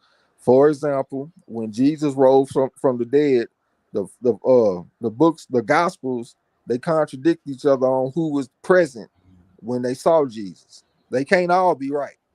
You know what I'm saying? So I understand there's some contradictions, but I also understand that a lot of those books of the Bible were written centuries after Jesus even lived. So I understand that stories can change over time. You know what I'm saying? So I personally do not remove the human element from the book. You know what I'm saying? But the main idea, I think, is the main idea. You know what I'm saying? So I can understand why people don't want to believe in it and all that kind of stuff. I mean, you know, it is what it is. But at the same time, I don't really debate people on it or nothing like that, because we gonna all die by ourselves. You know what I'm saying? Like I can't tell you what to believe, and I ain't gonna be there when you die. Believe what you gonna believe. You know what I mean? Right. D-Lo followed up with that. He said, "That's facts, Trey. Faith plays a part. Faith plays a part in it. So much of what we do." Let me reread that. He said, "That's a fact, Trey. Faith plays a part in so much of what we do." Yeah. The scientists coming around though. Them motherfuckers starting to say that we live in a simulation now. And if you got a simulation, that means that you got a programmer, and that's the person that we would consider God. And the reason that they say that is because they feel like it's some rules written into reality. Like, for example, the speed of light, 186,000 miles per second, and you can only go that fast if you don't have no mass. Why is that? Also, stuff like the properties of water. One of the properties of water is that when it turns into ice, it actually gets less dense. That's how we're able to have creatures that live through the winter in the lakes and all that kind of shit. Because the top layer be froze, and then underneath that it'll be liquid water where they can still live and survive. If we didn't have that property, we probably wouldn't even have life. You know what I'm saying? So they look at this kind of stuff and they like, man, we got the rules that look like a simulation. And some of the scientists, they say that it's a major chance, like that this ain't even base reality. Like one civilization lived in the base reality. Then they made the simulation, and the creatures in their simulation made the simulation, and the creatures in their simulation made the simulation, and it just kept going in the chain that led to us. So the scientists, to me, they coming around, because they saying, okay, we see all this stuff. We don't believe in God, but we will say that we believe in a programmer. So it's like we gonna meet y'all in the middle. You know what I'm saying? Right. But yeah, because they seeing stuff like DNA, G's, C's, A's, and T's. They say that shit remind them of binary code in computers and shit, computer programming. And they say whenever you see a program, what you got your programmer. They starting to come around. They saying, man, it's not logical to think that some blew up. Nucleic acids and amino acids and all this shit came together by chance in a primordial soup with all kind of molecules just bumping into each other and accidentally making this shit. You know what I'm saying? And then I see certain creatures, like they got a snake, they got a tail that looks exactly like a spider. Oh yeah, I seen it. How the fuck can evolution make that? That don't make sense to me. How can evolution design something that looks like, how can evolution make a tail that looks exactly like a spider? That don't make sense to me. When I see something like that, that should make me think that it's created. Even the simplest bacteria, they got a little tail. It's called a flagellum. And if you look at this under a microscope up close, it looks very complex. And this is one of the simplest forms of life. So it's like if evolution accounts for all of this, how the fuck does something simple like a prokaryotic bacteria have something look so sophisticated like a flagellum? You know what I'm saying? So I don't believe in that shit like that. I do believe that creatures are made to change to a certain degree. Like if we work out, we'll change our body. Caterpillars metamorphosize into a butterfly. You'll have a low-level mutation, like a butterfly used to have yellow wings, now they got purple wings, and that makes it less desirable to predators. So that's an adaptation that helps it to live a lot better. You know what I'm saying? So I believe in little shit like that, but that overall Darwinism evolution shit, I don't believe in that. I've never subscribed to that. Yeah.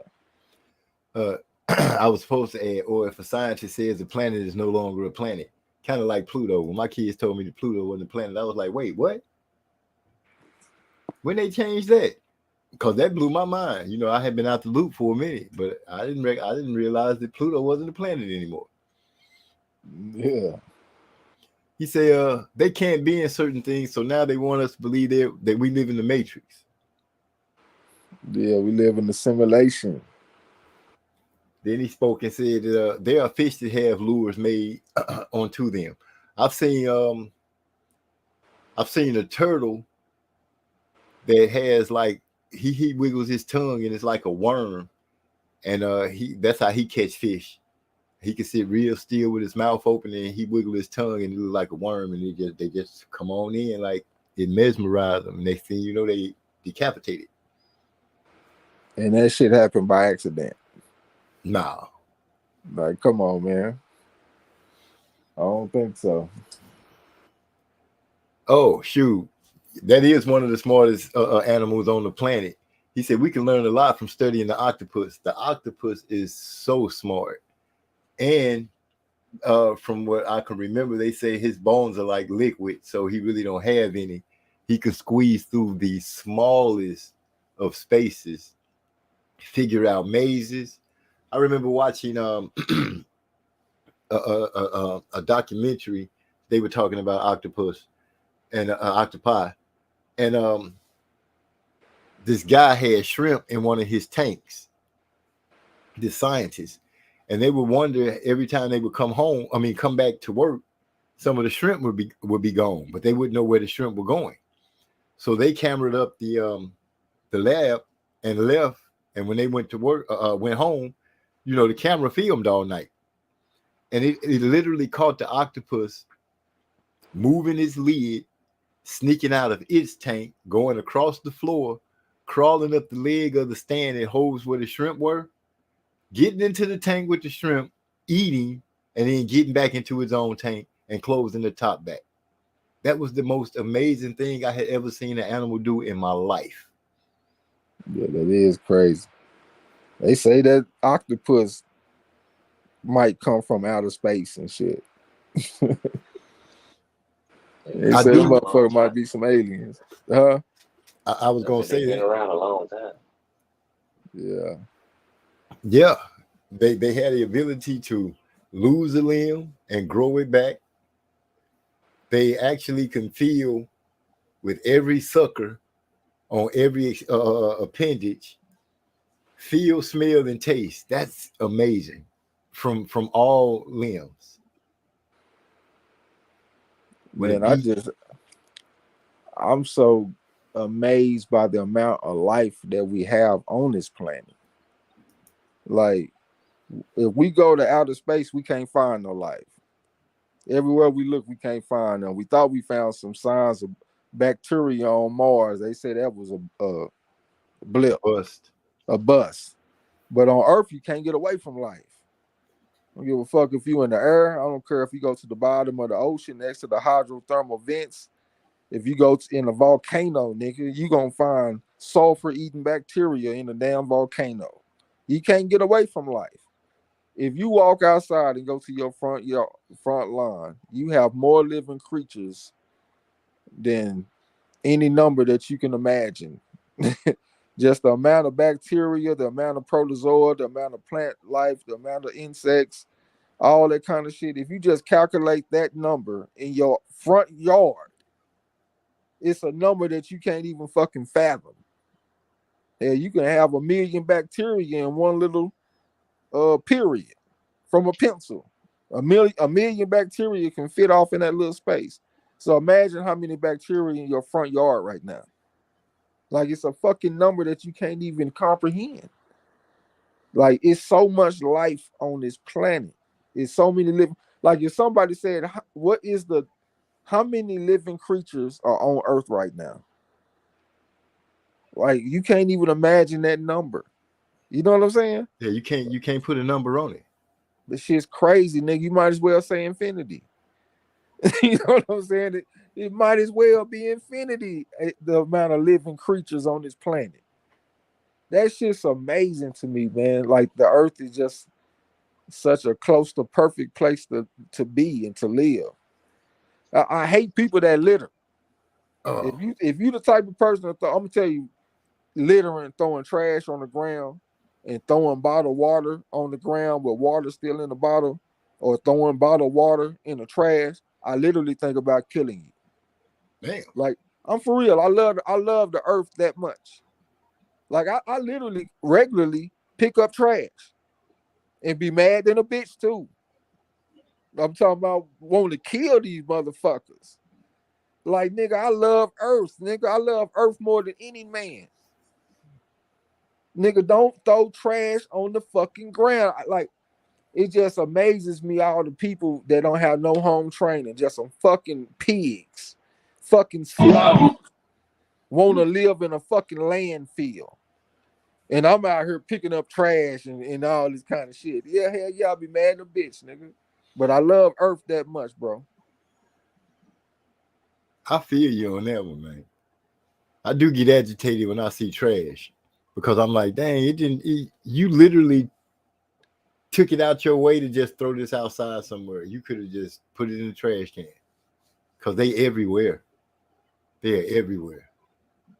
Yeah, and we the got place some that- homeless people that stay here and they done took my empathy away from them. I used to have empathy for them, and now I don't no more. Cause them motherfuckers can throw that shit in the trash, man. They ain't got to throw that shit on the ground like that. It got me saying fuck the homeless. I feel you because you know I deal with it at work badly. You know I'm like, you healthy. You literally healthy. One dude, he a youngster, man. He about like 23, 24. And I actually offered him a job about a year ago. And this young man told me he didn't want a job. Yeah, that's crazy. I want to be out there.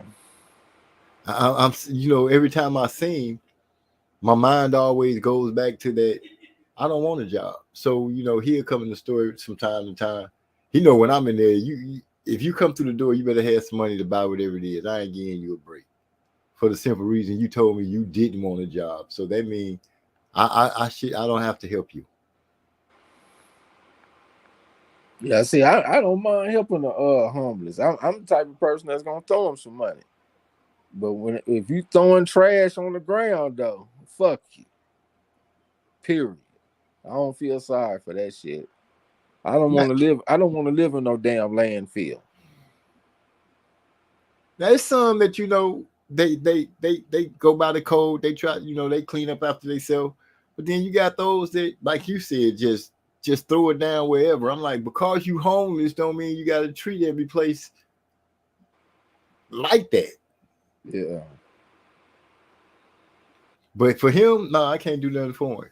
It is a few of them that I will look out for, but you sitting in that store, you learn that you peep the game. You know what I'm saying? You peep the game, and I'm like, it's a lot of them out there that's choosing to be that way, and instead of just going ahead and say, fuck it, I can go and work. If I don't work for nobody, I can work for myself, so I can eat, so I can take a bath, so I can have a safe place to sleep. Yeah. It's about respect for me too, man. Shit. I understand that you're down on your luck, but it ain't just about you. Like where I live, Western Hills, it's a beautiful neighborhood. It's a beautiful place to be. Why the fuck do we gotta drive down the street and see trash that you done threw all in the goddamn street? And on the side of the road and all that kind of shit. Like, nah, fuck that, man. I can't stand that, man. Like, this is Mother Earth. A great place to motherfucking live. let's take care of it, man. We already cutting down all the goddamn trees and removing habitat from the animals and all that kind of shit. Like They explode the freaking bombs all in the atmosphere and in spots that they deem nobody should live anyway. Just doing dumb shit. Now they talking about we need to find another planet. So they can fuck that up. Yeah, so they can fuck that up. Like, nigga, let's take care of the one that we have. The motherfucker that is perfect. Yeah, we have a virus. That's exactly what we are. Sounds like your boy on the Matrix said. We are, man. We are a virus, bro. Agent Smith. Agent Smith. We consume everything around us until it's not anymore and move on to the next spot where it is and consume all of that. Yeah. That's exactly what he was saying. Yeah. We created the Dust Bowl because they overfarmed the land, got greedy and wanted to turn it over with those tills that they had made and messed around and killed the topsoil. Big winds started coming through and blew everything away. Yep. The Dust Bowl was a bad motherfucker. Man. When you told me about that tornado that hit, that's one of the most fascinating natural wonders on the planet to me. Tornadoes just fascinate me. I have no idea why, but they do. Them, hellified thunderstorms, hurricanes, but my number one disaster that I like to see documented is a tornado, especially when they touch the ground. That motherfucker there wasn't fascinating. That shit sounded like Vietnam in this bitch. Motherfuckers had flooding, roof damage, hail damage. It sounded like that shit about to bust every window. That shit was crazy, nigga. I ain't never experienced nothing like that. Hell, you still see signs of that shit right now. Trees, shit all on the ground. Everybody got a roofing service sign in their yard. Cause hey, I'm telling you, if put your money in the roofing, nigga. If it's ever a natural disaster, put your money into roofing and shit like that. You gonna get your paper. I'm telling them, the people that's fixing roofs, they eating around here. Right. You still got signs all on the ground, big ass signs and shit. But it looked better than it did, man. At first, it was crazy, nigga. Power lines all on the ground. I tried to take my dumb ass to the gym the next day. The very next day, I'm trying to go to the gym. Pull up at Crunch Fitness, the whole power line on the goddamn ground. I'm talking about y'all open. Fuck no, we ain't open. Nigga, you see the power line on the ground outside, nigga. Hell no, we ain't open. Hey, but I ain't feel bad though, because when I was leaving, like it was people just pulling up. Hey man, the gym open. I'm like, hell no, nigga. I'm gonna tell you like they told me. You see that motherfucking power line on the ground over there, nigga? What make you think this motherfucking gym open, nigga? Hell no, they ain't open. They were like, man, we gotta eat, brother. Goddamn me. I'm coming back tomorrow to see if they open. But shit, they got it back running by that Monday though, because I had went on Friday, and by that Monday, shit, we working out again. You know what I'm saying? Yeah. Man, see, I went the day after the tornado. Yeah. If you gonna take your ass back home, come with that bullshit. You see what's going on around here? You want to lift some weights. Get your ass out of here. Hey, I'm addicted. Yeah, I'm addicted to working out. I ain't gonna even lie. You know what I'm saying? I feel you. Yeah. I feel you. But hey man, see, y'all ain't open now. No, we not open. You don't see that power line over there? Yeah. I'm talking about the whole pole was like splitting in half, nigga. Yeah, that shit, that was crazy. Do you see any lights on in here? Yeah. What the fuck? See, but they got me though, because on the app it said they was open. They said that they said that they was at half capacity. So I said, well shit, they open, nigga. I'm about to go get a workout in. Hell, I'm stressed out. And shit, I got up there and there ain't no working out, nigga. power line on the ground. Nigga ain't got no power in here. Man. Eric Carr said he got family out in PA saying they lost power too. Yeah. Our shit ain't been right since, man. Everybody power keep on going out from time to time. As a matter of the Wi-Fi, all kind of shit, man. Ain't nothing been right since that tornado. Man. I'm glad you all right. But you know, I still go back to, you know, that's I love tornadoes. I can sit down and watch documentary. I respect those people, the storm chasers. I respect them. I'm like, they go out there and get good pictures of the tornadoes ripping through the ground. The one that hit Oklahoma that year, where it left that giant trench through the town, like a giant machine had just came through and sucked up all the dirt. Yeah. I think they said it was 12 minutes. 12 minutes that thing was on the ground, just pulling whatever in its way up, just uprooting everything in its path. Yeah. I know. I was glad that, you know, everybody made it, my family and everybody. But I got a neighbor across the street. I don't like that bitch for nothing. And after the tornado, when she came outside, I was like, damn, that bitch made it. I was hoping that tornado swooped her motherfucking ass up somewhere, man. I can't stand that woman. Wow. She one of them people when you come outside, all you hear is doo-doo, doo-doo, because she hitting the alarm on her car like you about to break into her shit or something. Like, bitch, I ain't never broken a car a day in my life.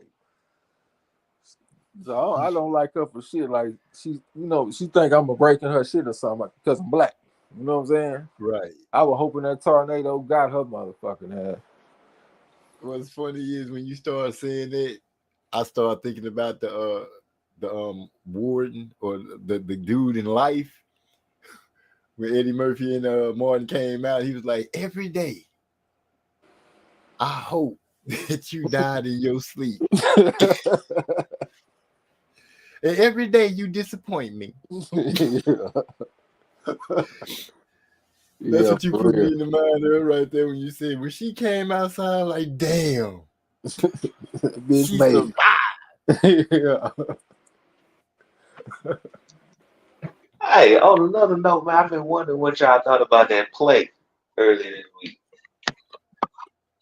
That what? Talking about the It shooting. was a play. Yeah, the play, the political theater play. I can say for his red meat to go to his fan base, he's a shoo-in as president. That put him over. You know, our man can't be touched. You grazed him, and he's still bravely coming out to the masses. He's looking danger in the face. Yeah, I still don't know what to think about that shit, man. At first, it looked like it was like a total hoax. But since then, I mean, a man has lost his life and all that kind of shit. I'm kind of 50-50 on whether I believe it was real or not. I don't understand how the dude missed him, though. I mean, you got you a clear shot right there, and you missed the motherfucker. That don't make sense to me. You supposed to be a goddamn sharpshooter or something, nigga. How the fuck you miss him? But it might be a publicity stunt, though. Like the Kane said, get that win. Right. I don't know if I don't know if it's propaganda or what, but I saw a video where a guy was complaining, where the camera showed a lady, you know, he zoomed in on the TV, where there was a lady behind Trump that held up a sign. And then the shot started ringing out, and she smiled, but she didn't duck, she didn't flinch. She pulled her camera out and started recording. Yeah, it was people that saw the damn dude going up on the roof. Yeah, they reported that. They didn't do nothing. Yeah, and didn't even do shit about it. So I saw footage of the so-called Secret Service agents telling the photographers to move around to the fronts moments before he got shot, supposedly. Yeah. Yeah, that shit. Yeah, he probably It's just was. a lot of stuff off, man. Yeah, His blood done dried up and coagulated immediately. Didn't none of it fall on his shirt. Come on, man. Like, yeah. And Yeah, I said, it looked like they gave you got one of them WWF little cuts so you can have some blood. can you imagine what links you would be going through just to become president again? What's so important that that you need to go back that you want to do? If all now this they is done fucked just up the Supreme Court. You know what I'm saying? presidents are now untouchable. Nothing can be done to them for what they do in office. Amazing. Can you imagine getting something wrote up, an escape for you when you have a job where they say, oh, no matter what happened while you with this company, we won't pursue any kind of criminal acts. Man. He trying to do some unprecedented shit anyway. I don't think a president ever lost an election and came back and won again. I know Teddy Roosevelt, he resigned and then ran again and split the ticket with John Howard Taft or some shit like that. Yeah, and President Taft. And the Democrat ended up winning. That's the closest thing that I could think of to this. It might take some special shit to get them over the hump for some historical type of shit. D-Lo said he not sure he believe a man lost his life behind that. And what's up with the chick next to Trump? Yeah, that's the one I was talking about, D-Lo. She pulled out the camera and stuff. She showed no fear at all. None at all. She actually, this is just what I saw. When I heard the shots, she damn near smirked, like she almost smiled. And then her camera came out. Did you see that, DeCane? Yeah, I saw a little clip of it. I just don't know if it's an authentic video or not. I'm gonna have to jump off on my phone, about to go dead. But before I go, I hate that we don't get the Ashton Seal versus Florida Schofield fight this week. That shit sucks. Man, I wanted to see that fight so bad. Yeah, Why did he pull it off? I don't know, man. That was 3.5 bona fide versus 3.5 bona fide, man. They got Ashton Seal. He gonna fight against Lucas Body, two-time national champion from Canada, this week. But I hate we didn't get that fight. It was also a fight with David Adelaide versus Solomon Dakers UK fight. I want to see that one too. Shit, that one got called off. It was several big fights that I was looking forward to that we ain't gonna get a chance to see, and we ain't gonna get a chance to bet on. You know what I'm saying? So that shit sucks. But we still got a pretty decent weekend of fights and shit coming up, man. So y'all check the fights out this weekend. I ain't gonna talk y'all to death. I'm about to go ahead and jump off because my shit about to go dead. Salute. Yeah. So man, what you got lately over there going off on AI Meets and Music? As you see, we got that banner rolling. Today's Rap with a Twist. Go check it out. Man, I appreciate that, man. I be doing all kind of remixes. Hell, I done turned my Angelo form into a song. Damn, did a Luther Vandross remix. Yeah, I got all type of shit. Huh. Well, shoot. You're gonna have to bring something over here one day, man, and let the people get a sample so they can come over there and just and overdose at AI Meets in Music. Today's Rap with a Twist. Hey. It's like a 70s twist, man. Y'all go check it out. Go check out people like the didn't I say that? Like you said, AI Music. Okay. My bad. Yeah, too. He say still I rise, auto tune. Hell no. Phenomenal woman though. Without a doubt. But yeah, I'm gonna have to go check out some more of your stuff. You know, I'm a fan of the Seasonettes. Yeah, I love that. I was like, this dude got a time machine. He didn't travel back and found groups that just slipped through the cracks and bringing them out to date. I appreciate you.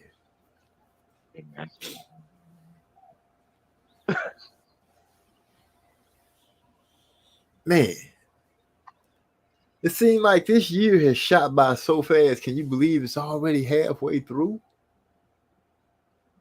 Yeah, man. I was thinking, I was like, damn, it's almost August. Exactly. That's great. My oldest daughter is getting ready to have a birthday on the 1st. On August 1st? Yep. That's what's up, man. Dude, I cannot. I can't.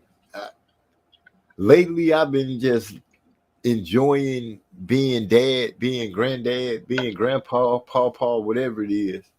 It's just been. It's been a hell of a ride. It's been a hell of a ride. I'm seeing past what I thought I would see. You know what I'm saying? You know, my dream of getting so far, I've surpassed that. I'm starting to see. Everything is unveiling itself as new, not planned, not as expected. Because I had my life planned out. I had expectations. I had things. I had plan B if this went wrong, and you know I worked that. But now all my children are grown. They have children of their own. I can really like step back and not really worry about being involved in what they do, because they have shown me that each one of them are making the correct steps. They're making the right moves. They're thinking out their decisions before they make them. And I'm getting a chance to see my grandchildren grow. One of them is in the second oldest girl. She's in gymnastics. So I'm like, oh man, I hope she falls in love with it. Because I'm like, shoot, here come the Olympics. I can dream. Yeah, man. How old is she? Carice is 7. Oh, okay. Yeah, that's the age. Perfect age. Gymnastics. Yeah. She's I think she's gonna be kind of tall. Everything about her screams that she's gonna be a solid young lady. She's gonna be a sturdy girl. She got that muscular tone, but it's a slim muscular tone. And like I said, she growing like real fast. She walks on her toes. I mean, literally, she walks on her toes. Okay, go for gymnastics. So I'm just excited. I can't wait. Well, I can. Let me not say I can't wait. I just got to sit back and chill for a few years and be patient and wait for my daughter to say, okay, it's competition time. I'm like, I got to be there. I got to be there so I can be loud and screaming. And I'll think of some ways to say some stuff about what a gymnastic person's supposed to be doing, but I'm going to be out there making noise. Papa Doc will be Say that again. I got the next Simone Biles over there. Man, that would be all I would do is all I can do is sit back and say that my legacy is in front of me. I'm seeing them do their thing. I get to sit back with my wife, their mom, and we get to sit back and just watch them do great things. Right. That's what it's all been about. That's what it's been about.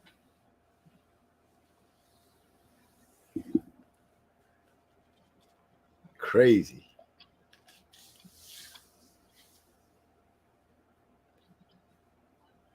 So I think we done touched everything. What's this? Papa Doc would be a player, Grandpa. Name. Pay homage to the Action Jackson. Call with us. R.I.P. Hey, did you see what's his name? Roy Jones on All the Smoke talking about Shakur? What did he say? Like, he was just giving little feedback. It was like, got great defense with his feet, but sometimes he step back, he step too far out of range. We can't count. You understand me? But yeah, he was saying that Shakur, when he got good feet, but his feet, he jumped back so far that he can't counter when he can't come back with that. Trey X has said that. Yeah. Trey has said that. He's so far out of position, he can't make the dude pay. Yeah, he was like, if he was let him teach him, he could teach him how to do it better. But yeah, he was like, he didn't want to, felt like he was trying to be down on, because a lot of these young guys, they call it hating or whatever, or criticism or whatever. He wasn't trying to criticize him, he was just trying to help him with what he was saying. Criticize. Actually, Shakur Stevenson shared it on Twitter. And he was like, see, this is somebody who ain't hating right here. Oh, we got Hyphy to slid into the building. What's going on with Hyphy? Yeah, that nigga Shakur is a mark, bro. Uh-oh. What's happened with... Like that? Just because he stepped too far to range, can't count him? You understand me? I mean, shit, this nigga, hey, he averaged more tweets per day than he averaged punches per round. That's a fact.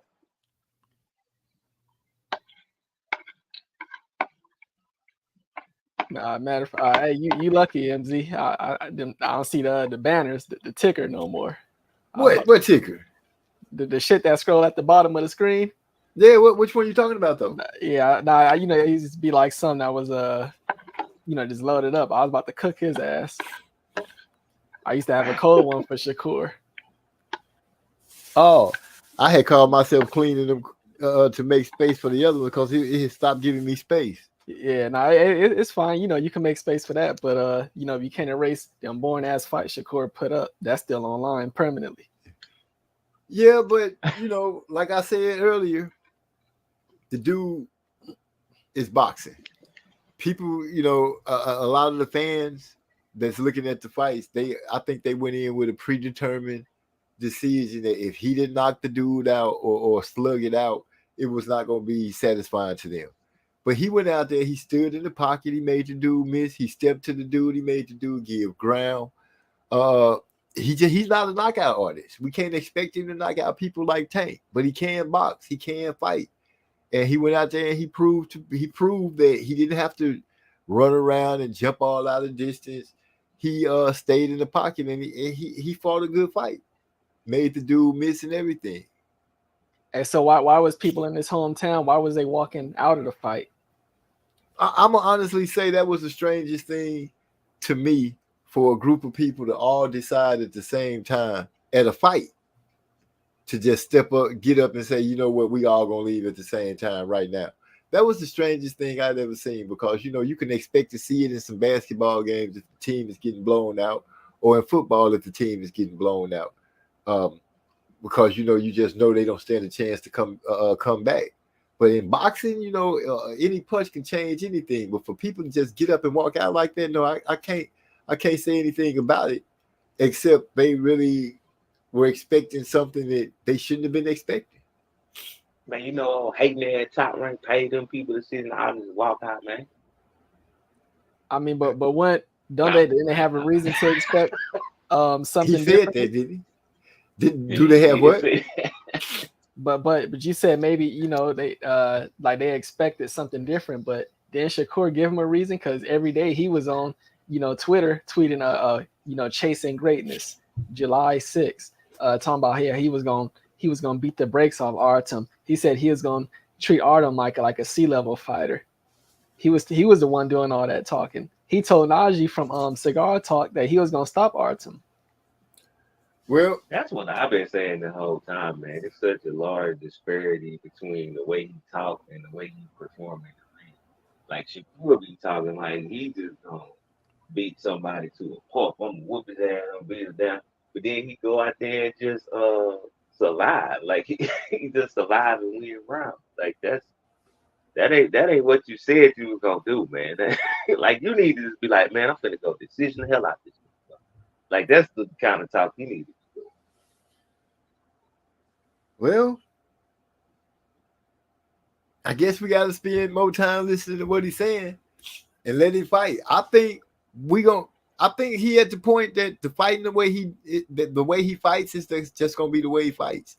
We can't expect the knockouts from him because that's not gonna be something that's in his repertoire. He don't have a lot of knockouts right now, but he can box, and I think that's what people should start expecting from him. He like Andre Ward said, he's just gonna have to fight through it. What if he changed for people and then still start getting knocked out? Then the first thing they'll say he was a bum or he didn't have it, or they're gonna dump on him. So if he gonna get dumped on, if he takes a loss, he might as well get dumped on by fighting it the way he fights. But I mean, it's only gonna be so long. I mean, soon he gonna be fighting on undercards because I mean, as you can see, it's not like the people are excited to go and see Shakur in person. I mean, the people from his own hometown, they walking out on him. He gonna be an undercard fighter soon. That nigga Mason, I don't want to see Shakur fight nobody. Yeah, and then he want to fight with Cameron and Mace, but he don't even want to fight niggas when he get in the ring. Like what's up with that? This is a young generation, and Cam and Mace doing their thing. I heard them saying that because James Prince had also made a statement that they spoke on. Like I said, it's a new era. And the way these fighters are handling themselves, everything is done on Twitter or Instagram or YouTube or whatever else that they get on to vent and say what they want to say. It's their way of staying relevant and staying in people's face. In Shakur's case, if he gonna stand by what he said and he gonna fight the way he fights, he's not gonna change for people, then that's what it is. Do you think that everybody gonna stop going to see Shakur, dog? Because he got fans. People might think that not enough, but I think he's doing quite well. I think he'll be all right. He just got to, once they put him in front of somebody that people are going to agree that this is a fight that he could lose or something like that, and he beats that person, then I guess it'll be all right. Or then they'll start trying to see who they can find to beat him. For a moment, I want to pause and say, Mace response to Jay Prince was some of the most classic shit I ever seen in my life, man. If y'all didn't see that home response, that was incredible, man. It was about time somebody say that shit, but that was incredible. Yeah, he thought when he spoke on it, he really seemed like he thought it out to the point, where it made nothing but good sense.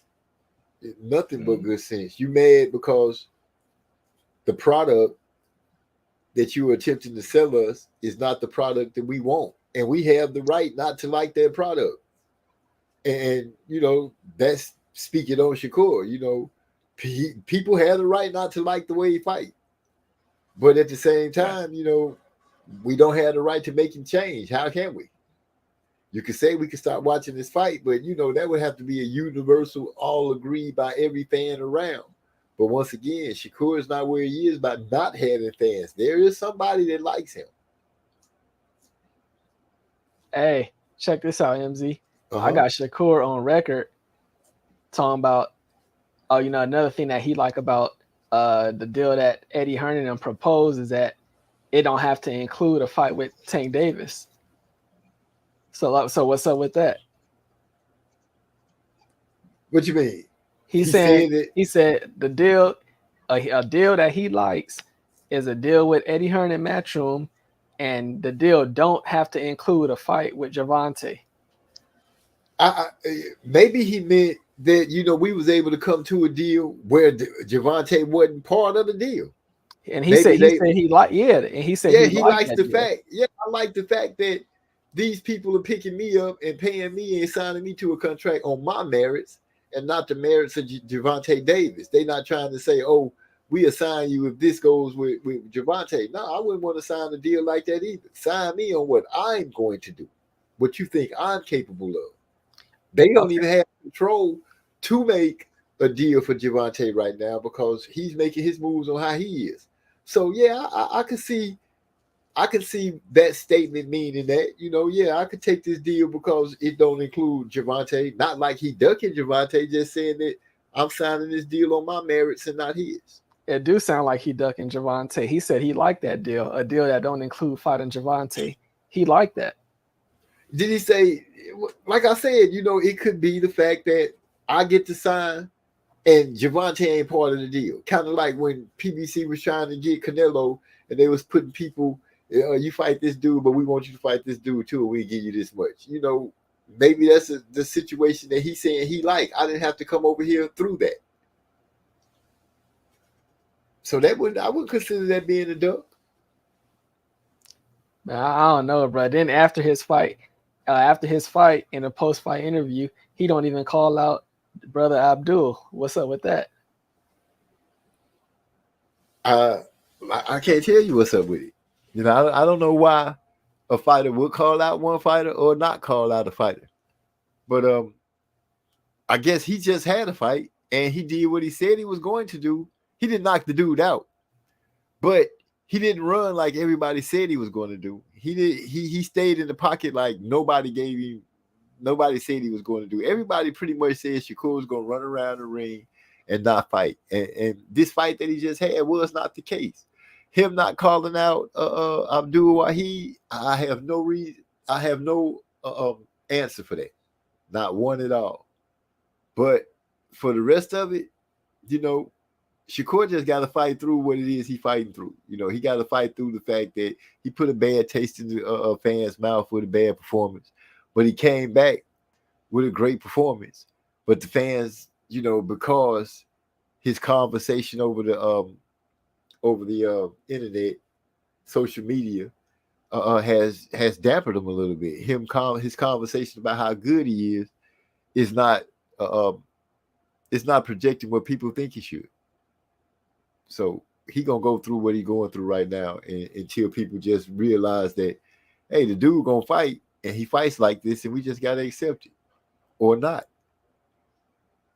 No, I mean, obviously the people, they're not accepting it. The people from his own hometown is walking out. I mean, imagine if he had to fight in like Vegas somewhere again. That nigga fought on a Thursday night and people were still upset, bro. But they went. It don't matter. Here's the great thing about it, though. Terrence Crawford said this pretty good. He said it don't matter what those people who got up and started walking out think, because they paid their money to come in there. So if they had left before the bell ring or at the last bell or whenever they decided to get up, they served their purpose. They paid to get in there. Now, if you have another fight and they don't show up, all well being good. But I'm pretty sure that he'll still get people in the stadium, in the arena. I'm glad you brought up Terrence, because I wanted to ask you, do you think Terrence, brother Terrence, is having some type of influence on Shakur turning his back on Top Rank and leaving him? I don't know. You could look at it and say that maybe, yeah, he could have had a small influence on it. Things seem to work out pretty good for him. Things working out well for him that he left Top Rank. I really can't say. Shakur had spoke on his dislikes about some things that went on with Top Rank prior to this even coming up. So, who's to say? Because Shakur, he like comparing himself to Mayweather, and we already see, Mayweather did it, and then, he called himself being Terrence's little brother, and, Terrence just went through a split with Top Rank. So that's why I'm asking, like, you think if Terrence is basically advising him on how to handle the whole situation with Top Rank? He may be giving him some insight on what he could expect or what he should expect. That's a possibility. If Terrence Crawford is any type of mentor, then I would suspect that, yeah, he would be giving Shakur some kind of idea of which way he's gonna move. But I think he probably would have gave him I'm pretty sure that the whole option of what was going to take place all rested on Shakur's shoulders. Yeah, I mean, if so, I think Terrence might have lined Shakur ass up, if you ask me. What you mean line him up? had him leaving Top Rank, but then put him in a messed up position because then what if like a deal with Matchroom, what if that shit don't work out for him? Or what if he can't get a deal as good as that? Well, it's gonna come down to him being able to negotiate who he has as a negotiator. One, two, him getting the deal. I'm pretty sure it'll work out good. He's a great fighter.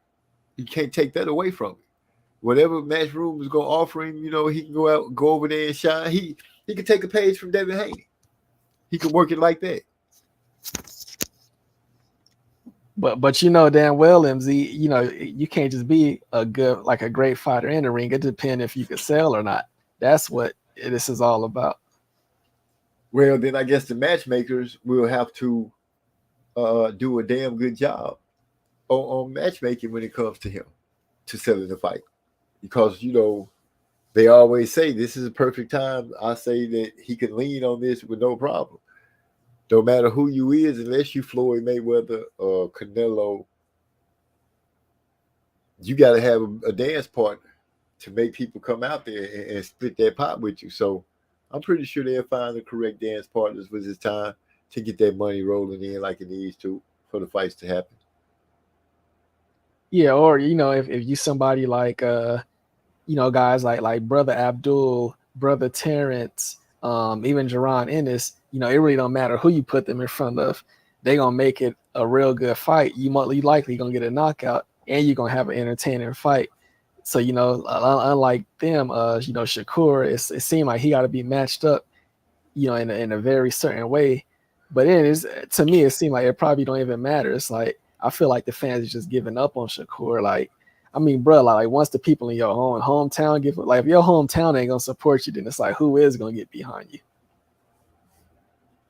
Well, he's at a point now where fight to make people respect it. Like I said, the whole thing we look at him to do is fight. Now, what's going to suppress everybody's hunger with Shakur Stevenson? Who would it take for him to get in the ring with and win? And I mean, just outbox the person. Don't go and say, "Oh, he got to knock this person out."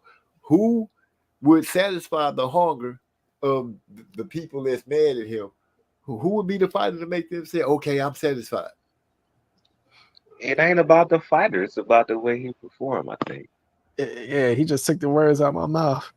They just don't want somebody that's just gonna go in there to box and not try to go for the kill. That for me, that's important. That's why I love Bud, because at some point he trying to get you out of there, and he know how to do it. Like Shakur said, he was trying to get Artem out of there, but he wasn't throwing enough combinations. Like Bud told him, he really wasn't letting his hands go. He wasn't setting up his shots well enough. He wasn't really hitting dude with nothing that he couldn't see coming. Like, it's more shit like that. Like, if you try to get somebody out of there, it's more ways to do it than just hitting them a bunch of times. Like, I don't know. If he was trying to get Artem out of there, nigga, where was I? That's what he said, man. Well, he did say he was trying to get him out of there, but at that point, we have to give Artem some credit. Every fighter ain't going out there just to lay it down because your name is what it is. So that's why you gotta make them lay it down. You're right. You got to make them lay it down. Shakur, I don't think Shakur got that in him. Okay, you don't feel like he got that killer instinct anyway. He like once he started hunting for blood. Yeah, I think that's really I think that's the real criticism that people have. Like, these are casuals, so they don't really know how to articulate what their problem is or why they were bored. But I think that's really what it is. Shakur just really don't seem to have no killer instinct. Right. We got Yasser to join into the conversation. He says, salute to Kane. He's good morning, MZ, Hyphy, and chat. I'm reading all his comments together so we'll get through them. He says Shakur plays ring around the rosy too much, and he don't step forward. He was stepping forward more this time. Artem was a pretty tricky guy, though. And then he said, I remember Trey saying Artem was the wrong guy for the hometown fight to look good. And not only that, you just reminded me when you brought that up. I was trying to remember when I was talking to Trey that Terrence Crawford and them had brought up the fact that Autumn was throwing Shakur off with his feints. And he gave way to that. He was like, yeah, he did have me kind of throw it off. He was like, yeah, I think it was Crawford. He was like, yeah, he had you throw it off with the feints. That's why I was telling you need to feint. You know, it was a lot going on in that conversation that I heard Crawford and Andre Ward say. And Yasser bringing that part up made it click in my mind when they were saying that about the dude had him kind of throw it off with his feints and everything. And he agreed to it. Hey, so do you think Shakur? Well, do you think Shakur is regressing as a fighter? No, I don't think he's regressing. I think he's still growing. What is he? Just 25, 26 years old? Yeah. I think he's got to learn to walk the fine line of the high capping that he does or the talking himself up. I think he's going to have to figure out a fine line on how to do that, or become a villain. You know, because it seems like the sweetheart part of him has died out with the fans or the casual fans or whichever group it is that's having the major problem with him. So turn villain. I don't know, get people to dislike you. But some kind of way, people gonna have to either respect the fact that he's a boxer and that's what he does. He's not gonna get the knockouts. That's a craving that he's not going to satisfy for you. And he's a lot of fans he ain't gonna have. Personally, I don't think that he's regressing as a fighter. I don't know if he's progressing as a fighter though. Like the last two people he fought was like decent competition at 135. Like a lot of times when we saw him get knockouts or stoppages, it was at a lower weight class and the competition wasn't that good. But anytime we see him in there with somebody with some power, you know, we see Shakur not really being no killer like that. Plus, I don't really know what kind of power he got at 135 anyway. So, yeah, man, I don't know if he's. I think Shakur like a gimmick fighter. Like he want to stay out the way of the punches. Like Gervonta Davis pointed out, he gonna step back, but you ain't gonna see like no head movement, no slipping, no punches, and all that type of shit. Like his defense all in his feet and staying out of range. So. Like, that's what he gonna do. Like, if you know that when he fought De Los Santos, that's all he did. Just stayed out of range. So, I just think that's his thing. Where he think like, okay, all I got to do is stay out of range and hit you when I get a chance. Right. So, I don't know if he like a complete fighter like that. You know what I'm saying? Like, where he got one type of defense. And he ain't got no slipping, no blocking, no none of that. I'm gonna just stay out the way. Well, he showed some slipping and blocking in this fight. I have to agree with Yasser on this comment. He said, let's face it, mans like Shakur and Devin never going to be knockout slugfest kind of guys. They should just focus on their strengths and win. Not everyone gets to be a superstar, and that's fine. You know, they could maybe he just have to go ahead and say, fuck it, I'm gonna take the legacy route. If people follow me, they follow me. If they don't, once my career is over, it go into the books. I might not get the glamour right out the gate. You know, who knows how history will look at him down the line. Man, one thing I would have to say is like, man, like the public view and like the culture of boxing and all of that shit, it changes from time to time. I think we're in a time right now where people they tired of that outboxing shit. We had the whole Mayweather thing. I don't think you can't be Mayweather again in 2024. Like, people sick of that shit. Oh, we gonna pay to see you lose because you ain't gonna come to fight. Man, don't nobody want to see that shit no more. I just think people tired of that shit, and that's what we witnessing with Shakur. And he trying to recreate the whole Mayweather thing, and like people ain't going for that shit no more. Well, I guess it don't hurt. It don't hurt that, you know, he happens to be in the realm with the likes of that Deontay Wilder walked around in with knocking out everybody, Anthony Joshua knocking out everybody, Terrence Crawford knocking out everybody, Tank knocking out everybody, Beterbiev knocking out people, Canelo knocking out people. That is a lot of product giving the public knockouts. If you say that, yeah, you feel like the era has changed, yeah, the knockouts are coming more often with certain fighters, and you get to see it a lot more.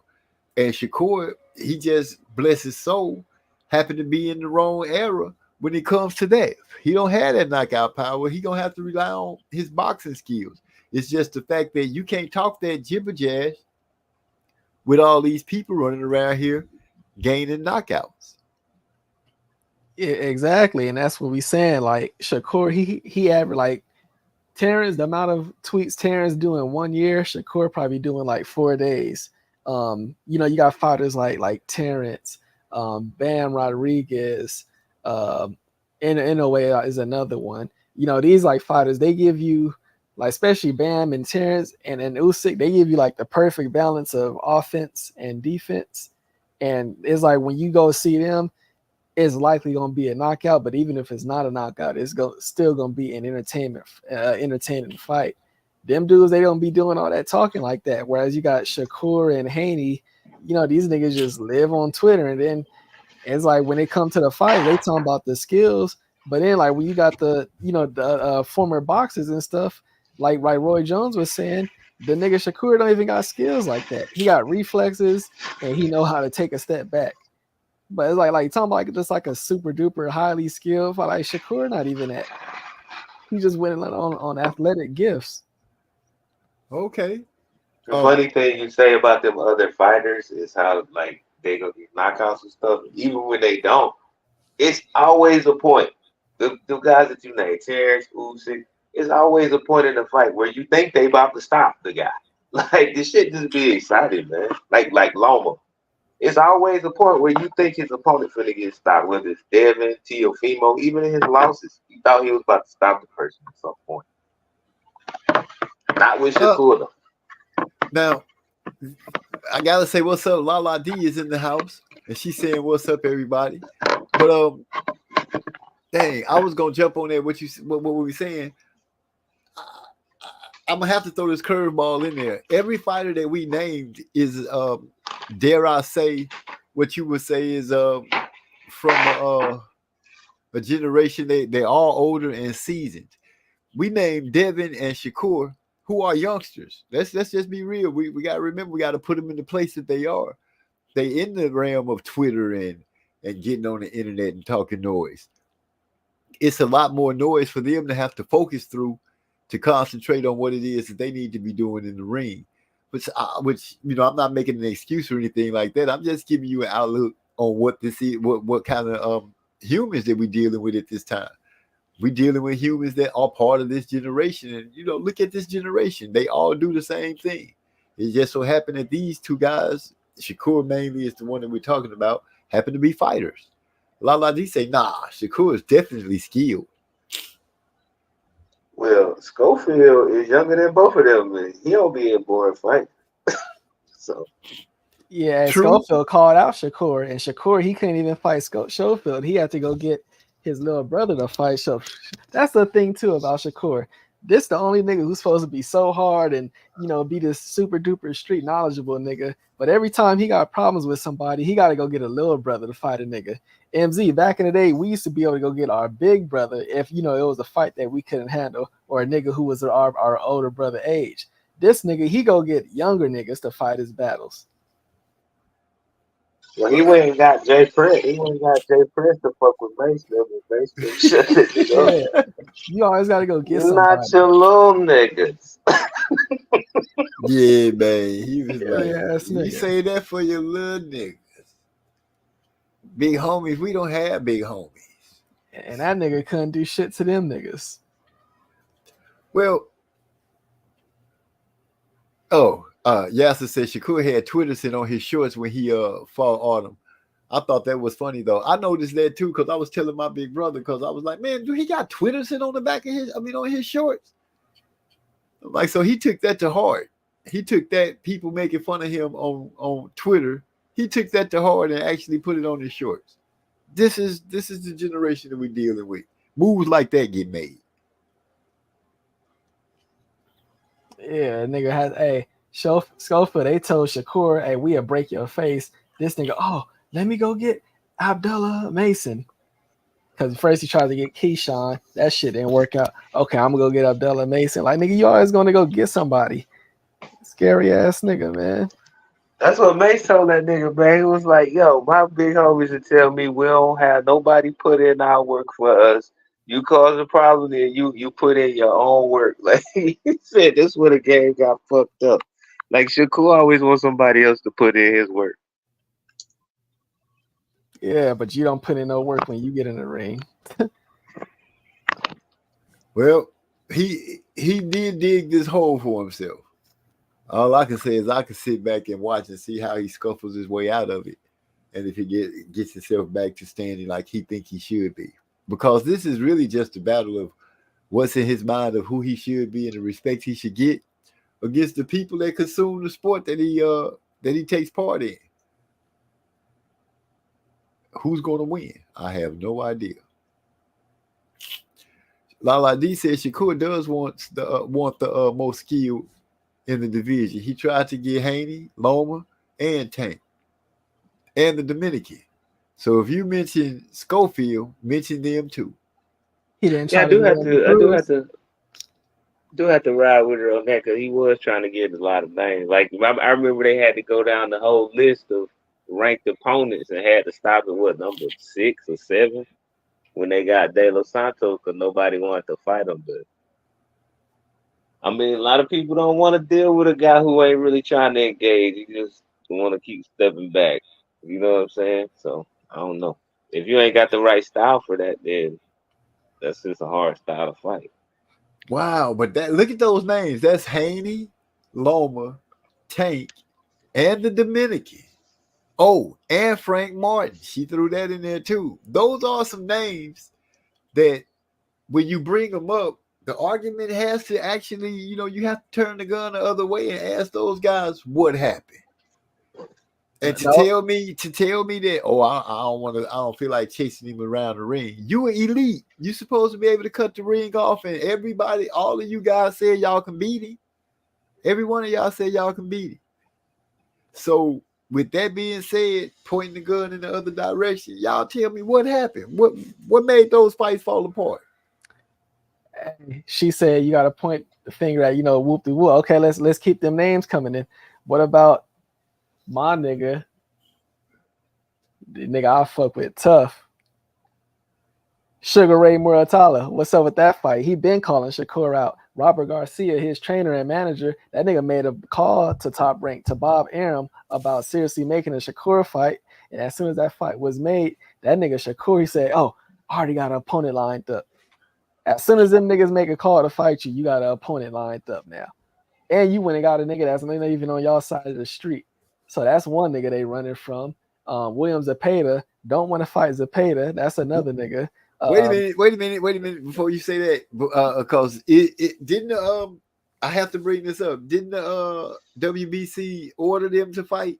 And Oscar De La Hoya popped up out of nowhere talking about, Zepeda has 4 sanctioning bodies that he could choose from. Nobody's going to force him to fight anyone. So before we go there, I just have to throw that in there that Oscar De La Hoya did say that. Yeah, I think De La Hoya the one that seemed not to want the Shakur fight. No, he wants Shakur because he's saying Shakur is requiring so much money that he's trying to get options on Shakur. Like he's trying to, get a long-term deal with the nigga. Like I said, William Zepeda, we talking about Zepeda. Zepeda on his ass. Zepeda want to put that nigga in the dirt. But I wasn't even done. Another nigga that you don't want to fight. You don't want to fight your quote-unquote brother. You don't want to fight Keyshawn Davis. Keyshawn Davis said he looking to become a champion. And I got him on record saying if it come down to it, he will fight you. But now you want to be friends with this nigga. Another nigga that you don't want to fight.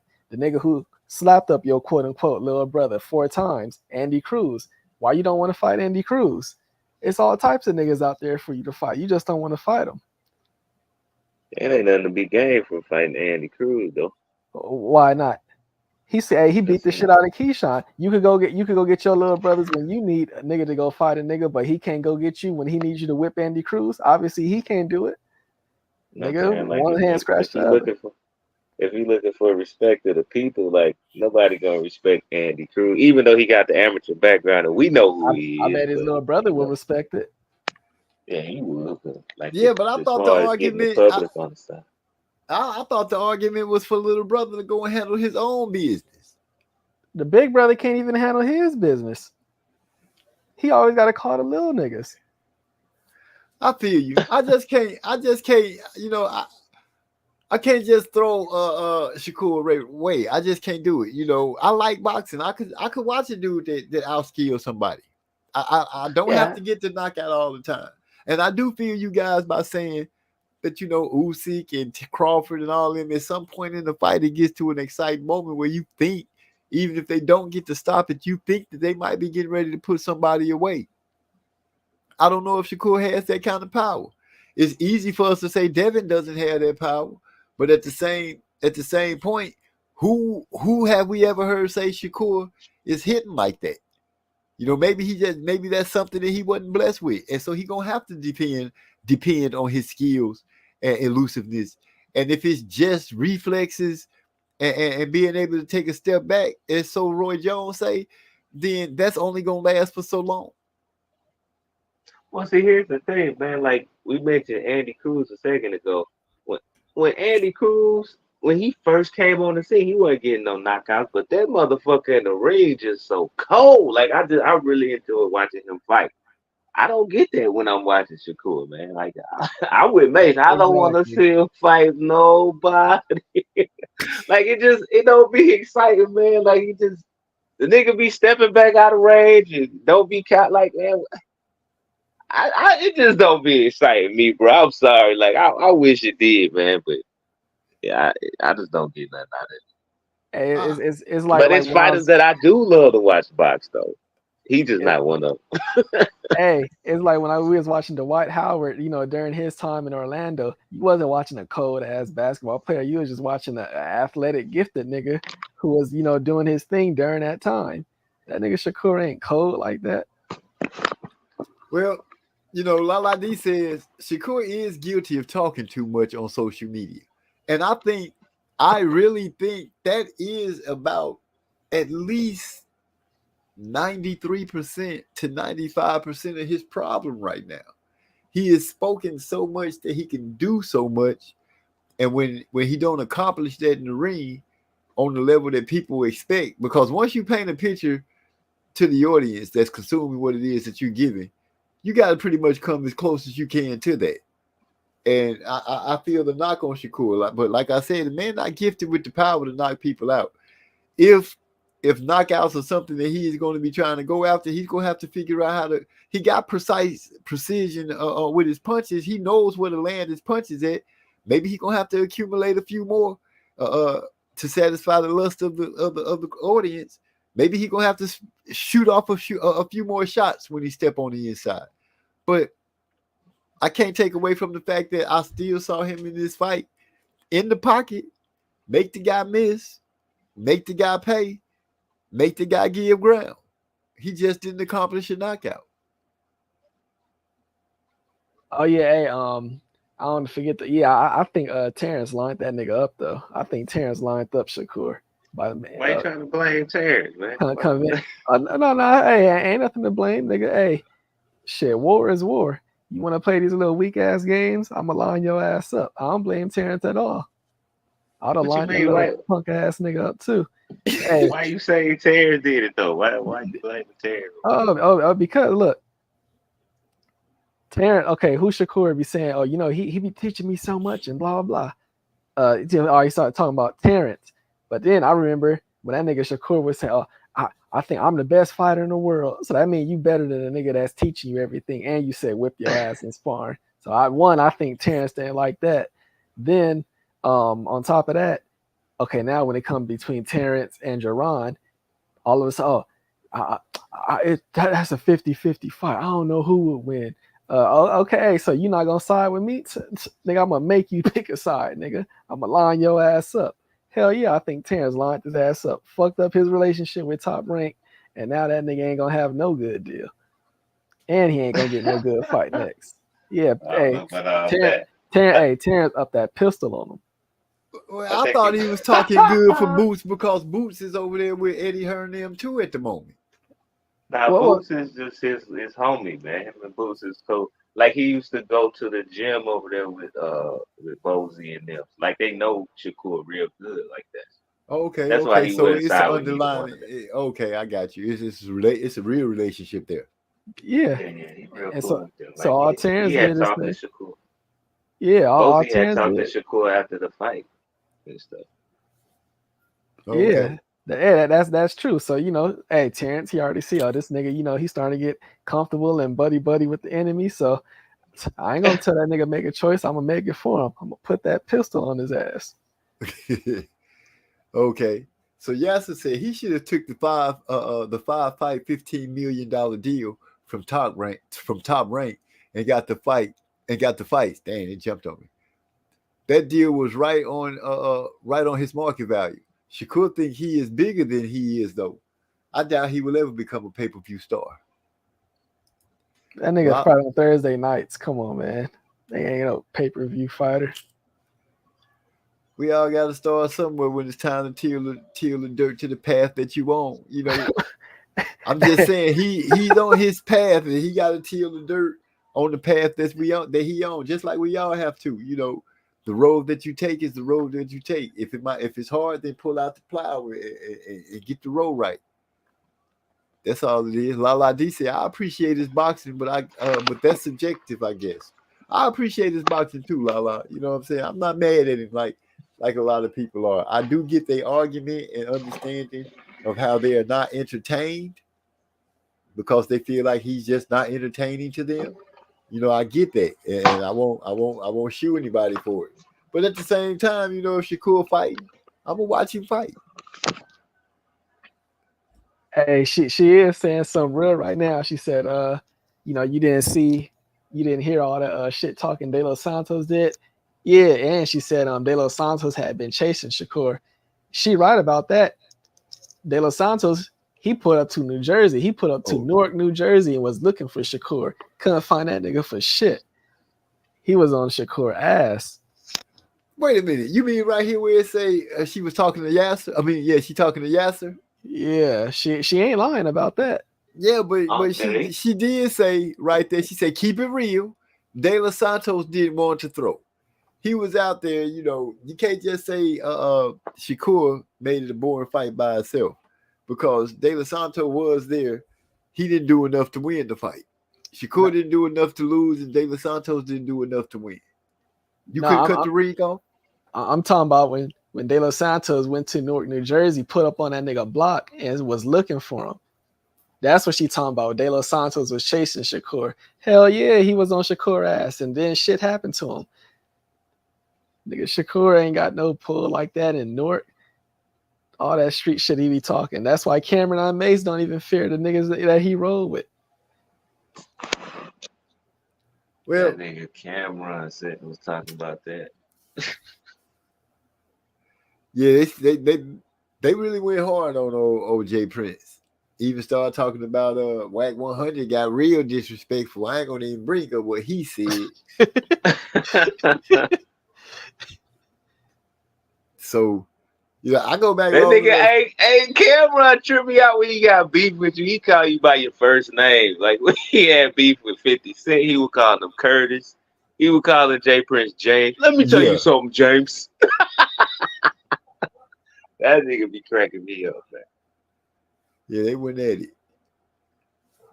But, right now, he got a Lala D say Whack 100 knows everything that's impressive. Hey, put it like this. Would y'all want to see Shakur anywhere on that August 3rd roster? Against who? Man, period. If it was against William Zepeda or some pressure fighter who ain't gonna let him breathe, yeah. That's the only way I want to see Shakur. If it's against somebody who's boxing, no. Now, if it's against a pressure person like Zepeda or whoever be to your liking, and he goes out there and wins, does he get credit? Or is it going to have to be he has to win a certain way? No, I mean, long as if he can keep somebody off his ass who ain't gonna let him breathe, like a I don't know, like a Sean Porter type of fighter. If he fights somebody like that and he can somehow come out with the win, okay, cool. Because you can't just be stepping back. You gotta fight. I want to. If I watch Shakur, I want to see him fight somebody who's gonna make him fight. Other than that, nah, I'm good. So y'all don't want to see a fight like Shakur versus Chris Colbert. Nah. Nah. There y'all go. Two niggas because promoted and all that. Go ahead. I was gonna say, well, let me see. If I had to think, I could tolerate that fight because I believe Shakur stepped to Chris. Chris is little. So yeah, that's how that fight would turn out to me. I think Shakur would step to Chris. He already got it in the back of his mind that he'd stop fighting. Let's see Shakur fight nobody. Yeah, I'm like DeCane, bro. Like, you know, like how PBC fighters, they just be like fighting once a year. That's where he needs to be. He needs to be with PBC, nigga. We could just see you fight like once every 15 months. Wow, that's just not right. Once every 15 months. So you're gonna give him a level 2 layoff. Yeah, like he going in that category. Like, niggas, I really don't care to fight. Like Tio, I don't be caring to see Tio fight. Cambosos, I'm most likely not watching another Cambosos fight. Unless it's against the name, huh? Yeah, bro. Like MZ, if they look Shakur fighting and it's on your day off, they call you in for some overtime. Nigga, you gonna take the overtime? Fuck Shakur. Damn. I don't think I don't even know how to answer that because I want to say, haven't I went in before for overtime on fight night? I can't remember, but I think I have. But that's kind of cold. All I can say is,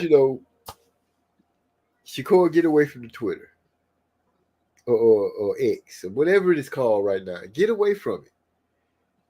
Be heard from a little less. Let people let you become an afterthought slightly instead of steady stirring up. Because every time he tweets or stir up something, the only thing people are going to remember or let their minds go to is you're not an exciting fighter in their mind, that you're a runner, that you're not going to do what these other guys are going to do. And that's step to a person when they get them hurt or even get a person hurt.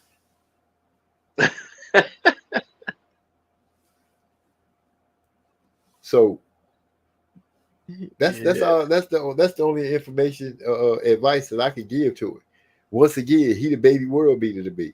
I liked him. I liked that he could box. It sucks that the power's not there. That's his knock. The power's not there. If he had power, I don't think people would be giving him the blues that they're giving him, because I think the knockouts would be there. Yeah, me and you, we just gonna have to disagree then, because I know you keep saying I like that he could box. I don't see a nigga who could box like that. I just see a nigga who know how to step back and he got good ass reflexes. Well, I guess I can say I'm gonna have to ride with it until somebody changes that. Until somebody comes and say, you know what, I'm finna beat this dude because all he do is step back. And what else? Yeah, with them good ass reflexes. All he do is step back with his good ass reflexes. So all I can say is, let Father Time help them hurry up and catch him. But until then, he's still winning. Man, I'm gonna go ahead and get down to 135 and go beat Shakur for y'all. Oh, okay. Can I have a part of the camp? Yeah, man. You could be one of the trainers. Okay. I want to talk noise too. Tell him how bad you're gonna do it. Hey, it was something I was getting ready to. Hey, Shakur and Richardson Hitchens, them niggas might as well make up, squash their little beef and make up, because them niggas, I mean, shit, y'all niggas both boring as shit. Y'all might as well ride together, bro. Wow. That's one person that's probably worse than Shakur, Richardson Hitchens. Dang. So what you saying is that Shakur just boring. There's nothing about Shakur that you like anymore. He used to be all right, but you fell out of love with him. You fell out of like with him. Yeah, I mean, if I didn't know, like, this nigga be, on social media and doing these interviews talking as heavy as he do, like, I would just bypass it. I would just look at him as at other fighters that I feel is like kind of boring. But kind of like I had like the way I look at like a Tevin Farmer. But see, I would watch Tevin Farmer because he don't be talking heavy like that. But you know what you get. Yeah, you know what you getting, bro. But nah, just with like him and dudes like him and Haney, T.O. and even like some of them other niggas too, like Erickson Lubin, that nigga be talking heavy. So really they side with themselves by their conversation. Hell yeah. I can feel that. Yeah, bro. Yeah. Y'all covered what's his name? This nigga Jerron and all them boys too. Hey, what you say? You asked us did we think Shakur was regressing as a fighter? What do you think he's regressing as a fighter? Shit, to me, I think it's just like the pressure of trying to hold up to like a certain image and trying to keep up like a certain stature compared to his counterparts, especially Brother Abdul. And I said like how he's just completely backfiring. And to me, I kind of see him going in the same direction as Devin Haney. I mean, he did everything except get his ass whipped like Haney did. But like the way his social presence is down spiraling, yeah, I think he's regressing. It looked like the nigga literally just, to me, okay, the way that I see Anthony Edwards playing basketball, that's how I see Shakur fighting. It looked like it's just something that he's scared about. And it's like mentally he can't overcome that. Yeah. Man, good analysis. I just think he's scared to get hit. Yeah. Scared to get hit or just don't like to get hit? No, scared. It's a lot of people that don't like to get hit. This nigga's scared to get hit. It's kind of hard to go with that because he a fighter. How you gonna be a fighter and scared to get hit? I was watching like Adrian Broner. I used to feel like that about Adrian Broner.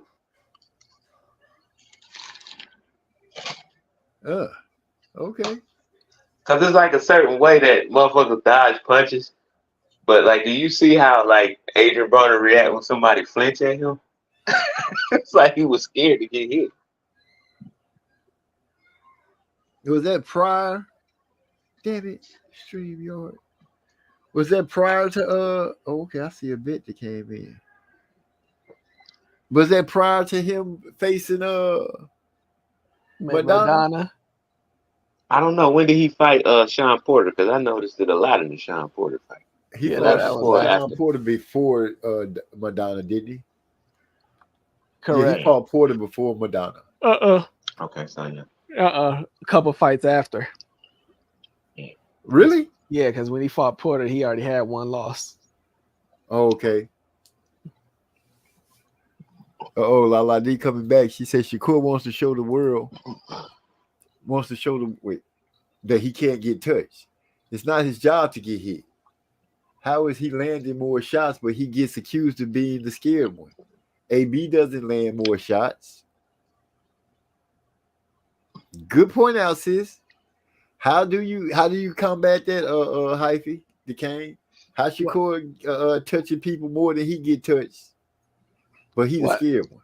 Well, as I said earlier, yeah, that's what she's saying is true, but like we all acknowledged earlier, just because you're doing that don't mean that you giving the fans to entertain and fight. As we said earlier, his hometown fans, they got up out of that stadium and walked out on his ass during this fight. It's not entertaining. You're not building yourself as a star. You're making the people like you less. I don't think there's anybody who, let's say if you had to like drive over an hour out to that fight, I don't think none of those people are saying, I can't wait to see this guy fight. If he fights over here again, I'm going to his next fight. If he fights on pay-per-view, I'm gonna make sure I buy it. That nigga didn't even, hell nah. His fan base declining, if anything. I mean, we remember when he fought Jeremiah Nakatila, right? Mm-hmm. Once he got hit, what he do? Yeah. Look who he turned into after he got hit. Yeah, safety approach all night. Well, he's the safety first fighter. With that power, he's like, nah, I'm good. Yeah, it's I don't know. Like I said, for Shakur I don't know. He might need to go grab K Karoma and get him back in his camp or something. But something he got to switch up. That nigga might need to go see a sports what's he called? The sports psychologist. But you think he in his head? Hell yeah. A lot of them athletes didn't win it, had them. Kobe had one. Like some of the best didn't have one. I think that nigga might really have one. Like, I understand you around people like Crawford and all that, but you just got to admit your mental makeup is not the same of people like that. You might need to go see a sports psychologist and, just really figure it out so you can get yourself back on track. So what you're saying is that Shakur really is possibly one of the best because, you did say Kobe and all the people you named were like some of the greats, some of the best. So, you saying that they all had it. And in order to get over that hump, Shakur needs to go ahead and get that to pull his greatness out. Yeah, for him to be able to tap into his potential of really being great, like what he think he is. For him to really tap into that, yeah, he definitely should go see a sports psychologist.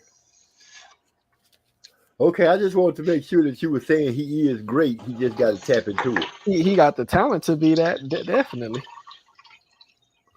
But the way his career is going right now, it's not gonna happen. Now that's the only thing I do see positive come out of this Matchroom deal is if he messes with Matchroom, they might have him fighting 3 times within the calendar year. And to me, Shakur is somebody that could benefit from that because it wasn't helping him. He fight Yoshino and then he off for 7 months. Then he go fight Artem. He gonna be off for another 7 months. Put him on that 3 once every 4 months so he can just further craft his skills. Okay. Lala D said Shakur brought a whole section for Newark kids. Just saying. That was cool. Shout out to him for that. Yeah, give that man his little credit. Decay, I gotta ask you, you too, Hyphy. Did y'all see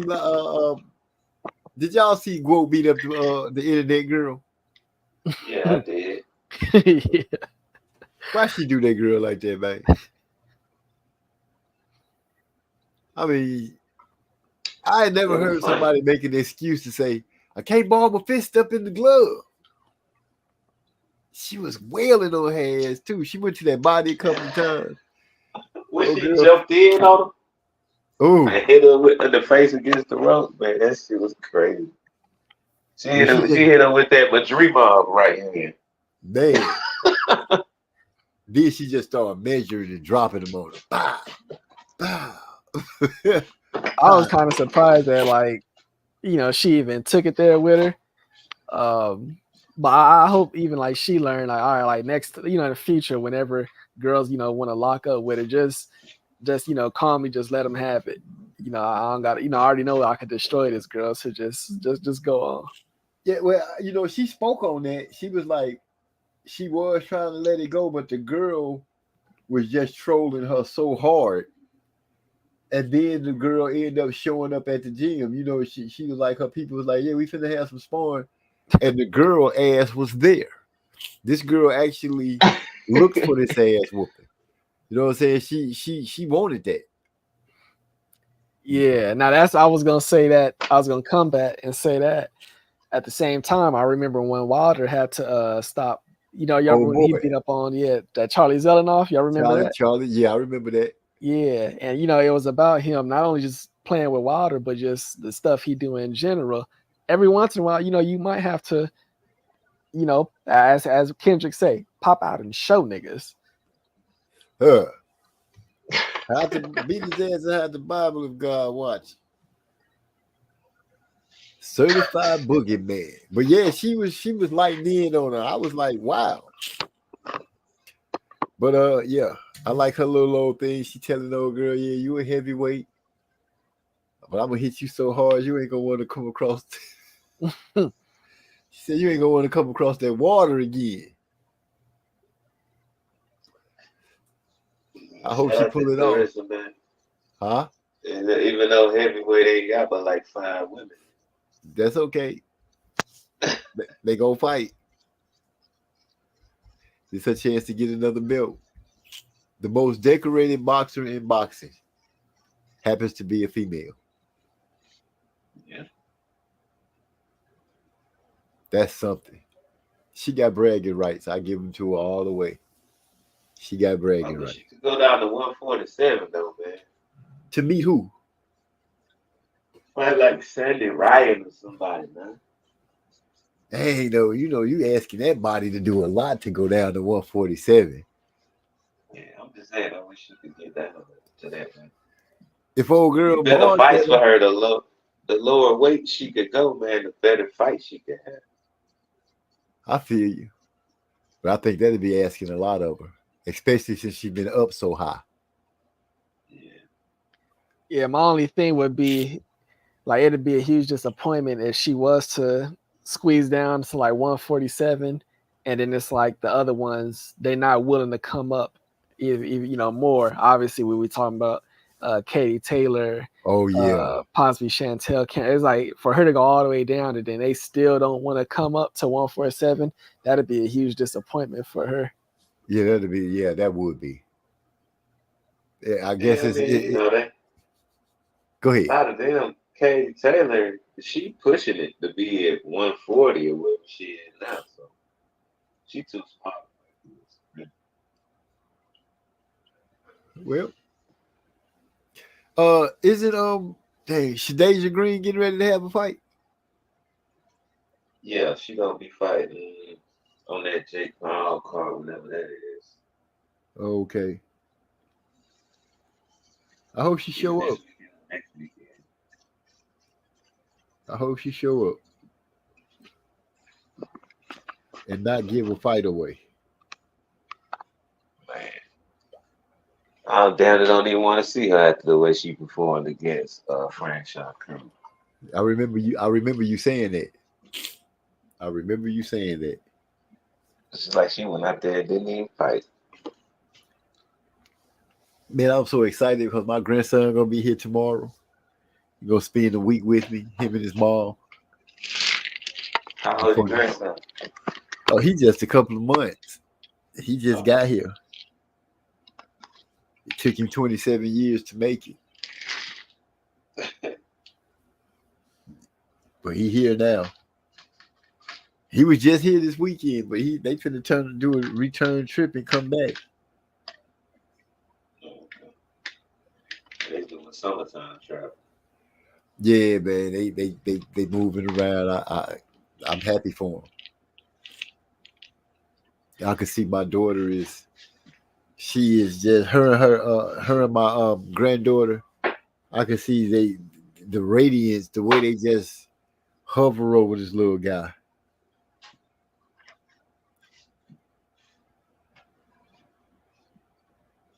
That's what's up. Lala, oh, I'm gonna have fun, Lala. You can believe that.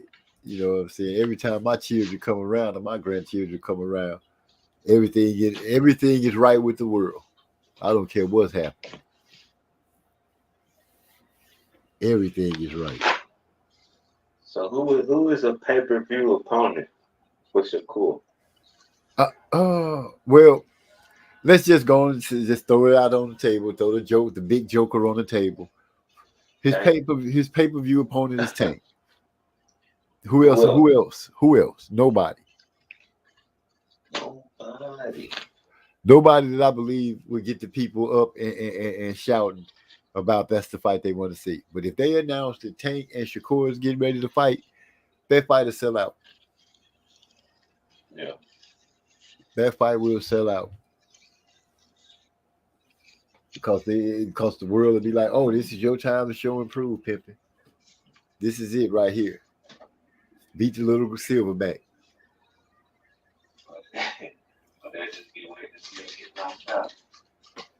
Or that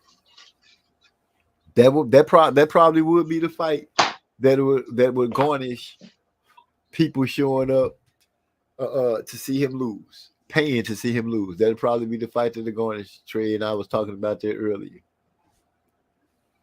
Thank you. Yes, I will. I'm gonna have fun with the grandkids. Believe me. Well, my granddaughter, she's on her way. Let me see. Last time I checked, they were on the flight. Her and my oldest daughter. My oldest daughter is taking her to California to visit my other two granddaughters and my second oldest. So she's on her way there. I'll have her little brother and her mom here with me, which I know her mom is gonna come and she's gonna turn spoiled. It's automatic. As soon as one of the kids comes through the door, they just automatically turn back into a kid. Mama this and mama that.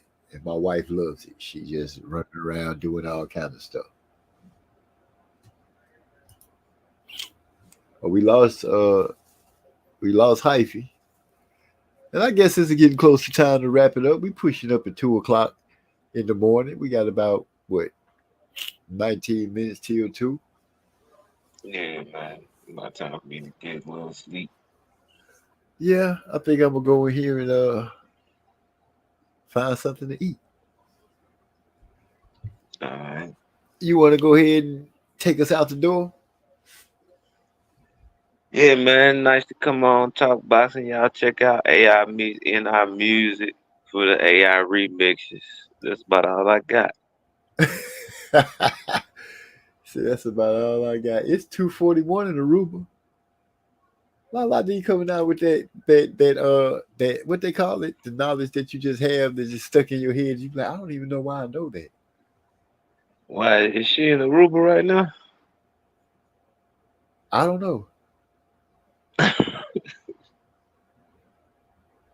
I'm traveling. He said my hypocritical grandparent, as well, like his mom, who lets the kids get away with murder in our day. We used to get beatings over the smallest things. You know what? To be honest with you, Grandpa, I'm the kind of grandpa that I let the grandkids know early their boundaries with me. You can push so far, but it's only so much you can get. Your mom never warn you. Grandpa is spank a diaper in a minute if you fucking up. But that's just me. So no, I don't let them get away with murder, because that can grow up and turn into a very bad problem for the whole family, and we don't need that. Oh, okay. She said she is in Aruba. Oh, for real? She out there traveling. Okay, well, do your thing, sis. How you like it out there? What's the cost of living like? Should I move out there?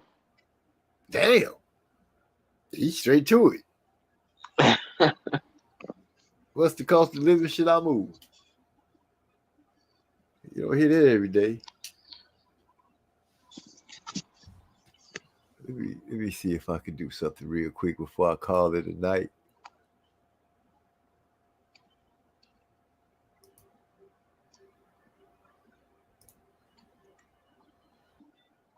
No, that's not it. Yeah, take us out with that Korean remix, that AI Korean remix. Which one? The Korean. Pull it up for me. Oh, let me go to your channel. He said, take us out with that.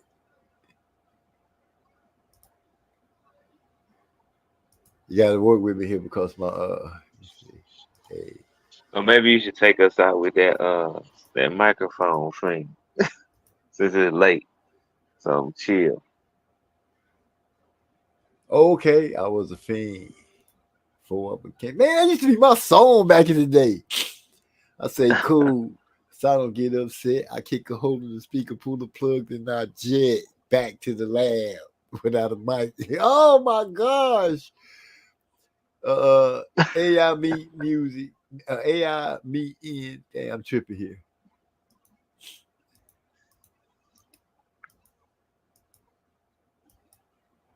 This better do it too.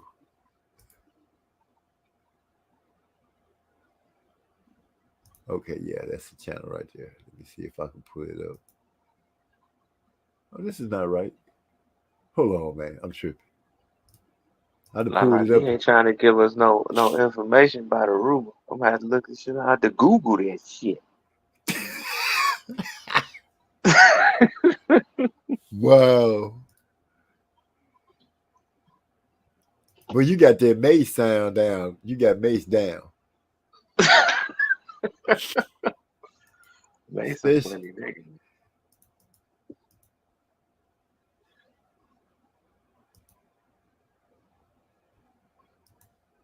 There we go. You say come up with the microphone thing. The world is there. It is. Let me go here. That's everything.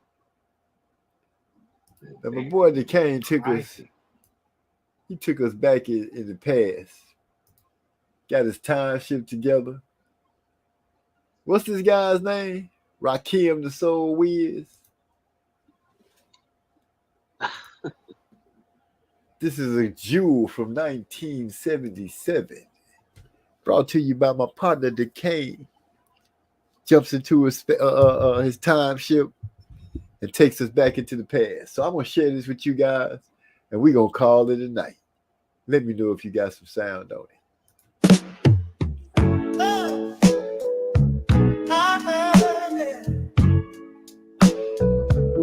Can you hear it?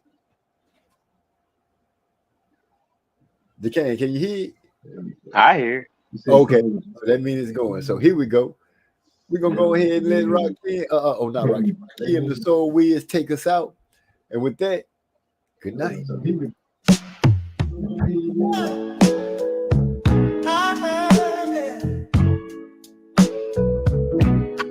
I was a fiend before I became a teen. I melted microphones instead of cones of ice cream. I get a craving like I fiend for nicotine. But I don't need a cigarette, know what I mean.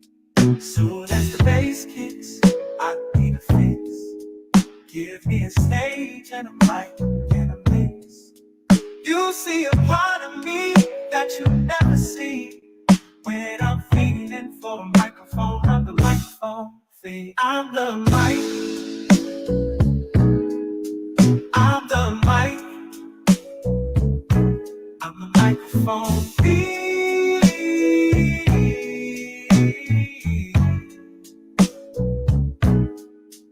It's a must that I bust any mic you hand to me. It's inherited, it runs in the family. I wrote the line that broke the bull's back. If that don't slow him up, I carry a full pack. Soon as the bass kicks, I need a fix. Give me a stage and a mic and a mix. You see a part of me that you never see. When I'm feeling for a microphone, I'm the microphone fiend. I'm the mic. I'm the mic. I'm the microphone fiend.